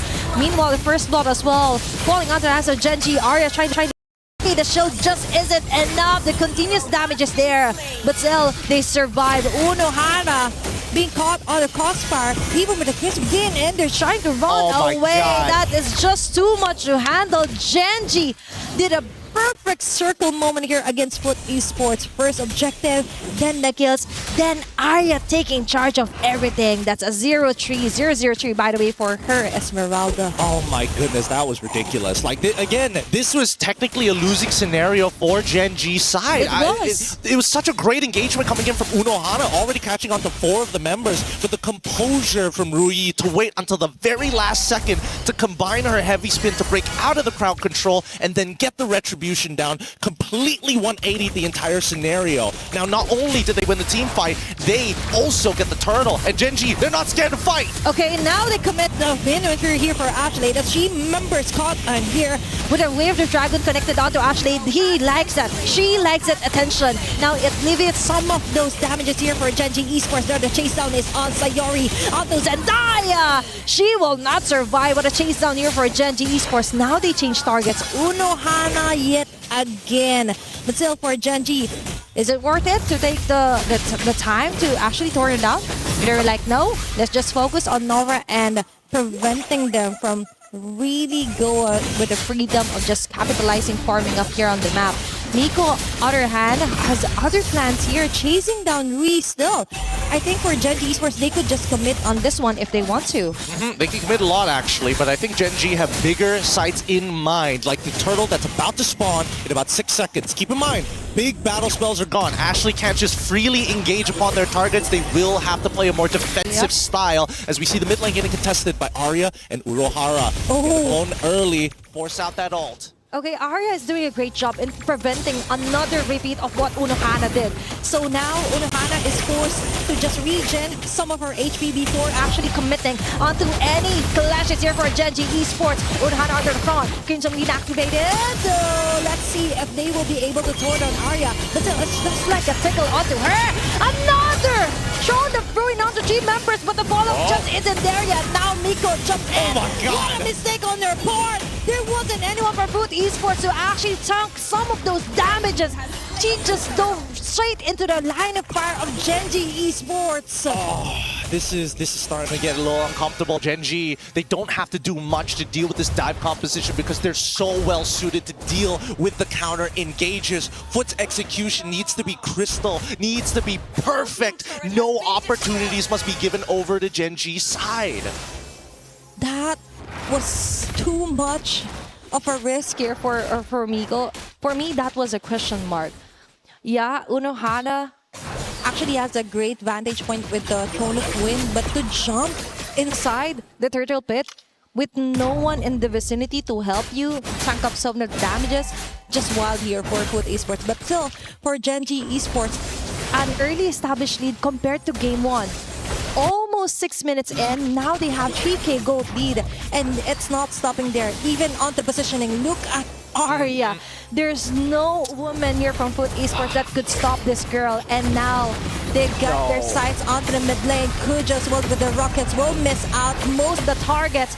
Instead, she gets a lot of damage from Gen G Esports. I'm losing my mind here. Zendaya is getting zoned out from every little bit of EXP. She is literally 2 levels down on Sayori. And now we see the Throne of Ruin come down from Urohara. No. It's a guaranteed kill here. It is. What can you even do? Plus the recall from Ashley. You gotta make sure you are putting your mark on your opponents right now. But Foot, I don't think it's completely over for them just yet. Mako has time to scale, but they need to rechange. They gotta change the way they think about this composition. Yep. Yes, it is a dive composition, but every composition needs one thing, and that's an anchor. Unfortunately, it's not Nora. Definitely not, because Arya is always on her face, right? And that isn't what you want if you want a new perspective here for Foot Esports. A way to do it is actually just focus on farming and slow down the pace. You don't have to necessarily fight onto Gen G's clashes or attempts, but they have no choice. It's always Gen G here, Gen G there, and most of the time, even their jungle camps aren't safe from Gen G. Yeah, no, it's too late. It's too late to actually go for these forceful plays anymore. And yes, I do agree that they do need to actually... Oh no, they forced another Throne of Ruins, and now that Daytona's welcome. Okay. They've got most of the clashes well enough prepared, but now Gen G yet again with unstoppable here for Sayori. Chase down here onto Arya, onto Nora. They get plenty of very nice crowd controls here, but how about the layer? It's not really layering enough here for Foot Esports, and now Unohana. A sure kill yet again for Gen G Esports, and they're taking it onto the hands of Panda 1. Well-formed carry, 110 onto the kill score. It's only 8 minutes in the game, but now they're deep inside the inner turret as well here for Foot Esports. No one is safe here onto Arya. The jump yet again for Nora. We've mentioned she isn't the anchor that they need to face off against Gen G. She really isn't right now. I think the most... I don't want to make as big assumptions, but in my mind, the ideal situation for Foot, Zendaya is your main anchor. You got to play around Zendaya. She is not exactly the most mobile once the hover packs are down. So that means everybody either has to play for peel or counter engage. And unfortunately, Unohana is at a point in the game where really hard engaging into the backline may not necessarily be good unless you get a trade in ultimates from Gen G. In this case, it's got to be that Minoan Fury. Ashley has been doing a lot. Sayori as well doesn't really need to go above and beyond because Ashley's already doing so much work. Ruyi, in particular, very dangerous, but at the same time, she's playing selfishly. I'm only going to use my ult to either catch somebody or secure the neutrals because everybody else is doing their jobs. If it works, right? They're not literally changing anything. They just stick to what worked best, which is a kind of repeat of what Ashley and Sayori is doing. A bonus part is that Arya doesn't even have to be in the clashes because now for Genji Esports, they want to take on another member here for Food Esports. Cert, on the other hand, Sayori falling down. That is the shutdown that they want, but at what cost? That was an instant double kill here for Genji Esports. We mentioned Zendaya needs to take a better job at targeting members of Genji Esports, but that doesn't mean that you have to necessarily sacrifice some of your front runners here for Food Esports. Nah, it's that early game. It's because of all the damage she took in the early to mid stages of the game that she's so slow to actually scale up. She's 3 levels down at this point, 2 levels, and finally gets the Divine Glaive. But I gotta give it to Genji. A lot of their setups are very high level here. They send their one member, they have the follow-up ready to go. They even know how to force scenarios underneath the turret while it is low, so it gives you a false sense of hope. Oh, we have a tower, but really it's just one auto away. Yep. And then Sayori actually is doing a great job onto what ultimate should be copied, right? Just to try and complement what Rui or Ashley, vice versa, could start off with a clash. Now they've got a Lord. That was a fairly easy Lord to take here for Genji Esports because what matters is that no one from Food Esports is safe to actually farm up. Most of the time, the plan B is to just farm onto the other side of the map. But that isn't happening because every side of the map, there's an Arya always taking charge. That's 5 women chasing her down. But no one could actually peel off the layer, the shields here for Arya. It's too much. It's too much. That is just too much here for Food Esports. I mean, even the Purify was well timed from Arya. She was waiting for that second half to activate, but decided, you know what? I'm going to do it early because if you take that second half, we win the next coming fight. And with Lord knocking down at the base, Genji force. Ashley again with a very nice setup play here for Genji Esports. At what cost? It's okay because now Arya gets a free hit on the members of Food Esports. Rui as well. No, front runners are down. Nor the setter is alive. No, not indeed, because Genji Esports is locking their eyes onto the base. It's another 2-0 for today. Ooh, a day of sweeps here on Stream A, but Genji take another win. 2-0. Great game so far, and man, it is cool, calm, and calculated. We've seen every side of what Mobile Legends has to offer. Dive compositions, defensive counter-engage compositions, compositions that want to scale and play for early, all in one day. And imagine, looking at them, it's like cold, very cold treatment that Food Esports received from Genji Esports. Now they smile. Of course, the match is finally over, but still, that was a very cold, calculated kills and setups well here for Ashley and Sayori. Definitely one for the books here for our opening day for MWI. Many things to consider. The draft as well was beautifully created here for the side of Genji Esports, and throughout our game, this was just Genji Esports dominating each and every minute of this round. It really is. And Genji, I got to give it over to their drafting as well. They understood the assignment. They make sure they take away the comfort picks here. They've done their research. They're looking to be champions this time around. They're not going to let it slip away ever again. 16-3 was that final score by the end of this game. So I can only imagine that it's just an upward trajectory for Gen G. It's so crazy. With that being said, we're going to go on a short break, and when we come back, more Mobile Legends action.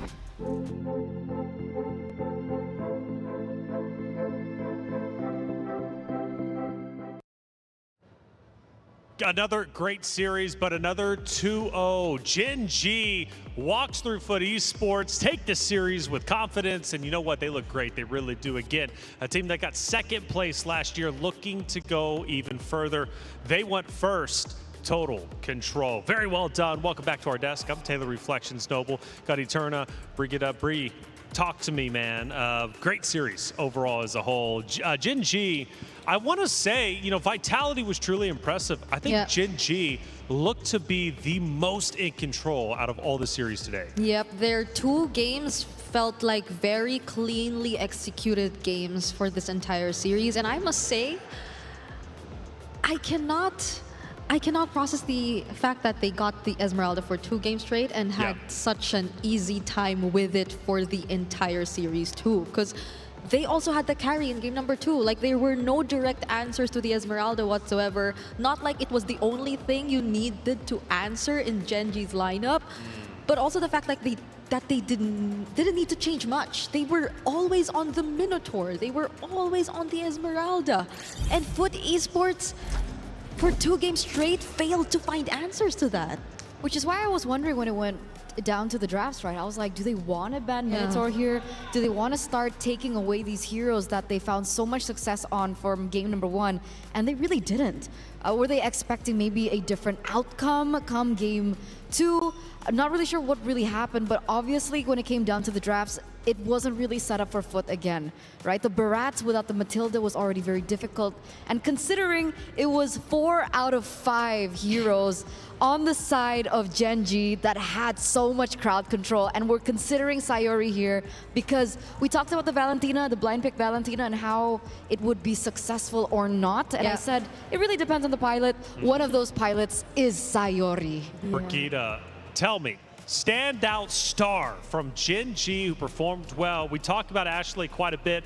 Did she show up like you expected her to? She did. But I think my standout would be the first face we got to see in this particular screen. That has to be none other than Arya. Apart from the fact that she did get her hands on the Esmeralda for 2 games straight, she just played it so efficiently to make sure that you get the most out of the buffs that these Esmeralda just recently got. So shields apart, I think there was even this one moment in game where I definitely thought she would have went down. But she survived just with a single skill 1, and the team fight extended even further, and I think that's where an Esmeralda thrives. So when it keeps extending, Foot, yes, they had a lot of fighters, but it also felt like they were a bit too spread out. I could recall the Freya trying to go in from the backlines countless times, but even then, it felt like she put herself in danger even more. Well, Eterna, we have a couple of highlights. Let's walk through them, and it could even include of course, what Bree ended up saying, right? Getting away unscathed. I know it was a quick game. We start very early on in just 3 minutes. And we already see Ashley doing Ashley things, right? And we see the counter engage that we come to love come from Genji. The fact that they're able to layer the resources so well. We do see that first engage coming through, but the engages after that really just coalesce with one another, right? You see, you know, Rui coming in as well with the hurricane dance. It's not called the hurricane dance anymore, isn't it? It's called the heavy spin. Man, I'm still stuck in like what, 5 years ago. It's a hurricane dance. It's a new patch. It's a new patch. But again, like sometimes you just feel surprised that the meta shifts so much that you just bring back a lot of the former picks, because even the Barats, like I guess it's because you saw the Barats, right? And the Faramis. It's because you saw a lot of the old picks, the old meta picks that you suddenly thought you were back in the day. But I agree. It's great to see that teams have, or at least the 2-0 teams have shown such great level of mastery. But hopefully for those who failed to get at least a game today, they do get to recover and just bounce back, because they're facing elimination matches the following day. Yeah, it's hard. That's when the pressure really starts to peak. And speaking of pressure, might have had all 2-0s on Stream A. Stream B, we finally go the distance. We're going Game 3, Falcon Daisies versus Falcons Minna. This is going to be a fun one, and I'm curious how this is going to end up unfolding. I think this might be a replay. I don't know if this is actually live. But if it is, though, it looks like Falcons Minna are actually looking pretty good. You know, we discussed, obviously, Falcons Minna, a team that needs to perform well because Falcons Indonesia find themselves in the lower bracket, which means Falcons, for club championship points, they could be missing out if Falcons Minna is not successful. Of course, Falcons Indonesia will tell their story in the future days. But I believe that was the end of game number 2, and that ties it up. So going into game 3, our first one, I'm curious how it's going to end up unfolding. Well, it looked really good. Game number 2, right? That was almost a 10,000 gold lead for Falcons Vega Mena. And I really like the drafts. Very intriguing, very unique as well, utilizing their own taste. Kadita is something that I really love, and I thought that we'd see it in that match where there was the Guinevere and the Atlas, right? They went for Lilia at the end. but they could have considered something like the Kadita if they wanted to go for more burst. Yeah. So we're seeing a lot more old picks come again. And it's MWI. Old is cool, okay? It's Regina, MWI. old is cool. Old is gold. Old is gold. I like that better than cool. Regina, let's take a look at some of our emotions from the players out on our stage because, again, the emotions run high. I mean, how could they not, being on that stage, the fans watching you, plus you're playing, you know, an NWI. Again, it brings elation, it brings joy, but sometimes it brings heartbreak. In this case, you get a little bit of everything. Yeah, and I like how it seemed like they were in really high spirits before we started the match, and then even after, you get to see smiles on their faces, even from losing teams. One, I think I would really remember from today was from MIBR loss. I saw La La Land just clapping her hands after they lost eventually to Team Vitality, and very well done for them. They deserve to smile after what they've been able to show up against the team to beat that we've established here in MWI 2026 because they took us by surprise. We were so close to getting that Game 3 Reflections actually mentioned because he did feel like the third series was actually the series that could have went the distance, right? I felt that. I was wrong, but I did feel that. And honestly, we could have went that way. I mean, it was still probably one of the greatest matches we'll have over the next coming days, going 26 minutes. I mean, that's an eternity. It is. It is. It was one of the longer games that we've seen so far, and I hope we get more. Right, because the longer the games go, it means that that's the closer things are getting as well when it comes down to the competition. And we've seen certain regions dominate here at MWI for so long. Finally seeing things level up and having that being like the growth and the entire landscape of things, it's really nice because like we've been following the female scene for so long, and we finally get to see a lot of these regions out there really develop. Absolutely, and speaking of developing Vitality, questions were, are they coming in as the champions we once knew, or are they going to be coming in a little bit lackluster, maybe weaker? We do know that they have suffered losses in the past, okay? It's few, but it does happen. They have shown that they can bleed. However, at least for right now, for the MWI in 2026, seems like they are not bleeding whatsoever. In fact, they are thriving, and they had such an incredible series. Yes, they did get overzealous. We talked about it, pushing the base a bit too much, but they still locked it in, and they looked more confident than I think they ever have. And they can afford to do that. Yes. They can afford to do that, especially in the early stages, I think. As we get further and further, I think that's when things are going to get a little bit more competitive from Vitality because they are going to start to properly execute their early game. Am I allowed to say that? Properly execute their early game? I get a feeling that it's okay because that's a Vitality thing, you know, like they've already proven and established how clean their executions are, how they've mastered the fundamentals, and it shows in their records because I believe even in the previous MWI they barely dropped a single game, if not none. Oh wow, like that's they had a truly perfect impressive. record, all games sweeps, all series ended in sweeps. And yes, it just really shows how dominant they are, but now that there are so many regions stepping up, I'm hoping to see less of sweeps, you know. It's the first day, Sure. I guess it's a bit forgivable, but as time goes by, as we get to the top few remaining teams, I can just sense that it'll be much closer than last year's MWI if we keep this trend going. Well, going back to Gen G, they just get, at least had, a tremendous 2-0. Luckily, we had Rose to sit down with Panda to hear what she had to say after her win.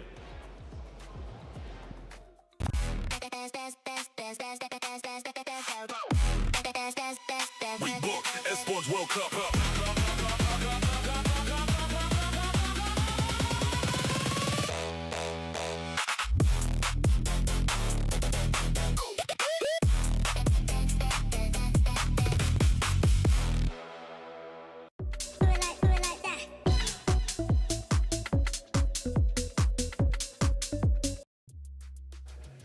Hey guys, Rose here with Panda from Gen G, and they have just won Foot Esports on a 2-0. Congrats, girl. Thank you. Now, Panda, let's talk a little bit about you because earlier on in the pre-match interview with Ashley, I mentioned that she looks more composed, more calm this year, more mature. What about you? Have you changed much since last year?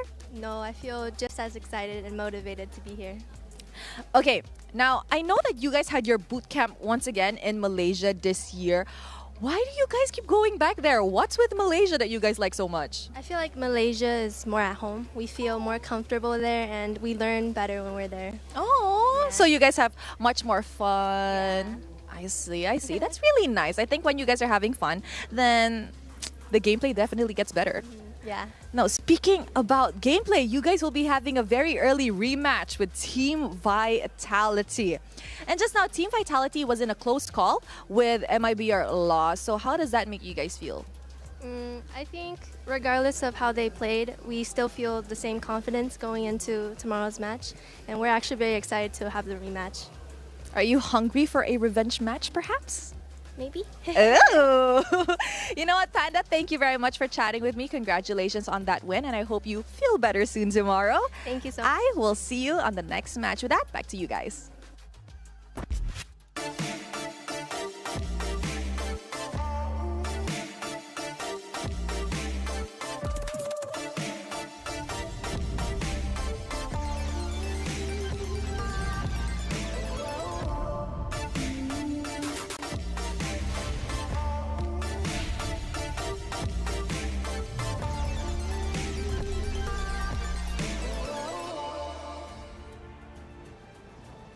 Thank you, Rose, for that great interview. Nice to hear Panda, giving us some insight, choosing to train in Malaysia because it just feels like home. That's where they feel they learn the best. But more importantly, Rose asked, Panda, do you still feel motivated like you did last year when you got second place to Vitality? And she says, well, even more so than before, right? So Panda on a mission alongside that at Gen G to face off against that team right there on your screen. Vitality, the top dogs, the team to beat for sure. And they did, in fact, beat MIBR loss a little bit earlier, 2-0. They managed to get the job done. We did have a 26-minute banger matchup in game number 2 between the two teams. However, it was Vitality getting the job done. Thinking they're looking great this year. And one thing I noticed about them is they were kind of all smiles. Even when things got tense, right, Bree? They were all smiles. Yep. I mean, you did say you liked their personality a lot. I absolutely do. Especially Vivian. And it's very important that she does be that person to always smile first because she is the roamer. She is, I think, technically one of the considerably leaders of the pack, of the Team Vitality. And every single one of them have been together for so long that I feel like it's much easier for them. See, you're doing it now. Umi did it first. Okay. What is she doing? What'd she do? The 6-7. Oh, gosh. Oh, my God. Is that going to be a Reflections is so tireless. No, because I said at the beginning of the show, I feel like I'm the one responsible for this, or else you guys wouldn't even been thinking about it. Let's start walking through our bracket, starting with Group A. It was an exciting day for sure, and plenty of great matches ended up unfolding. Do have a message for you, however. During the pre-show, the bracket for Group B was displayed incorrectly. The previous bracket graphic was displayed in order of matches played by match start time and not on the correct order. The teams have been drawn into the bracket. Team Vitality plays the winner of Gen G versus Foot. In this case, it would be Gen G. And then, of course, Galaxy Phoenix play the winner of Falcon Daisies versus Team Falcons Mena in the upper bracket. While MIBR Loss face off against losers of Gen G versus Foot. In this case, obviously, will be Foot. And Navi will face losers of Falcon Daisies versus Team Falcons Mena in the elimination matches. And of course, we still need to get caught up on how that secondary matchup ended up taking place.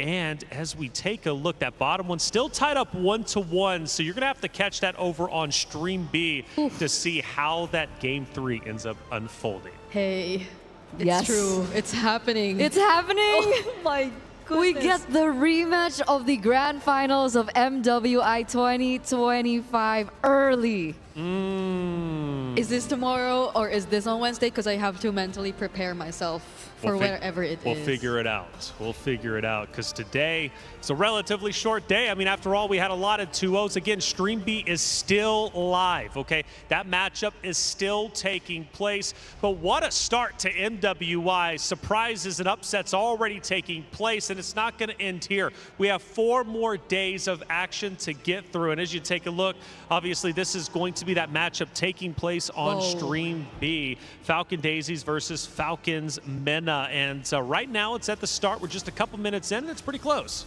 2 minutes? Am I saying this right? It's just 2 minutes. And things are looking really close, as you would expect from a team that's drag the series all the way to Game 3. Carmilla Jungle.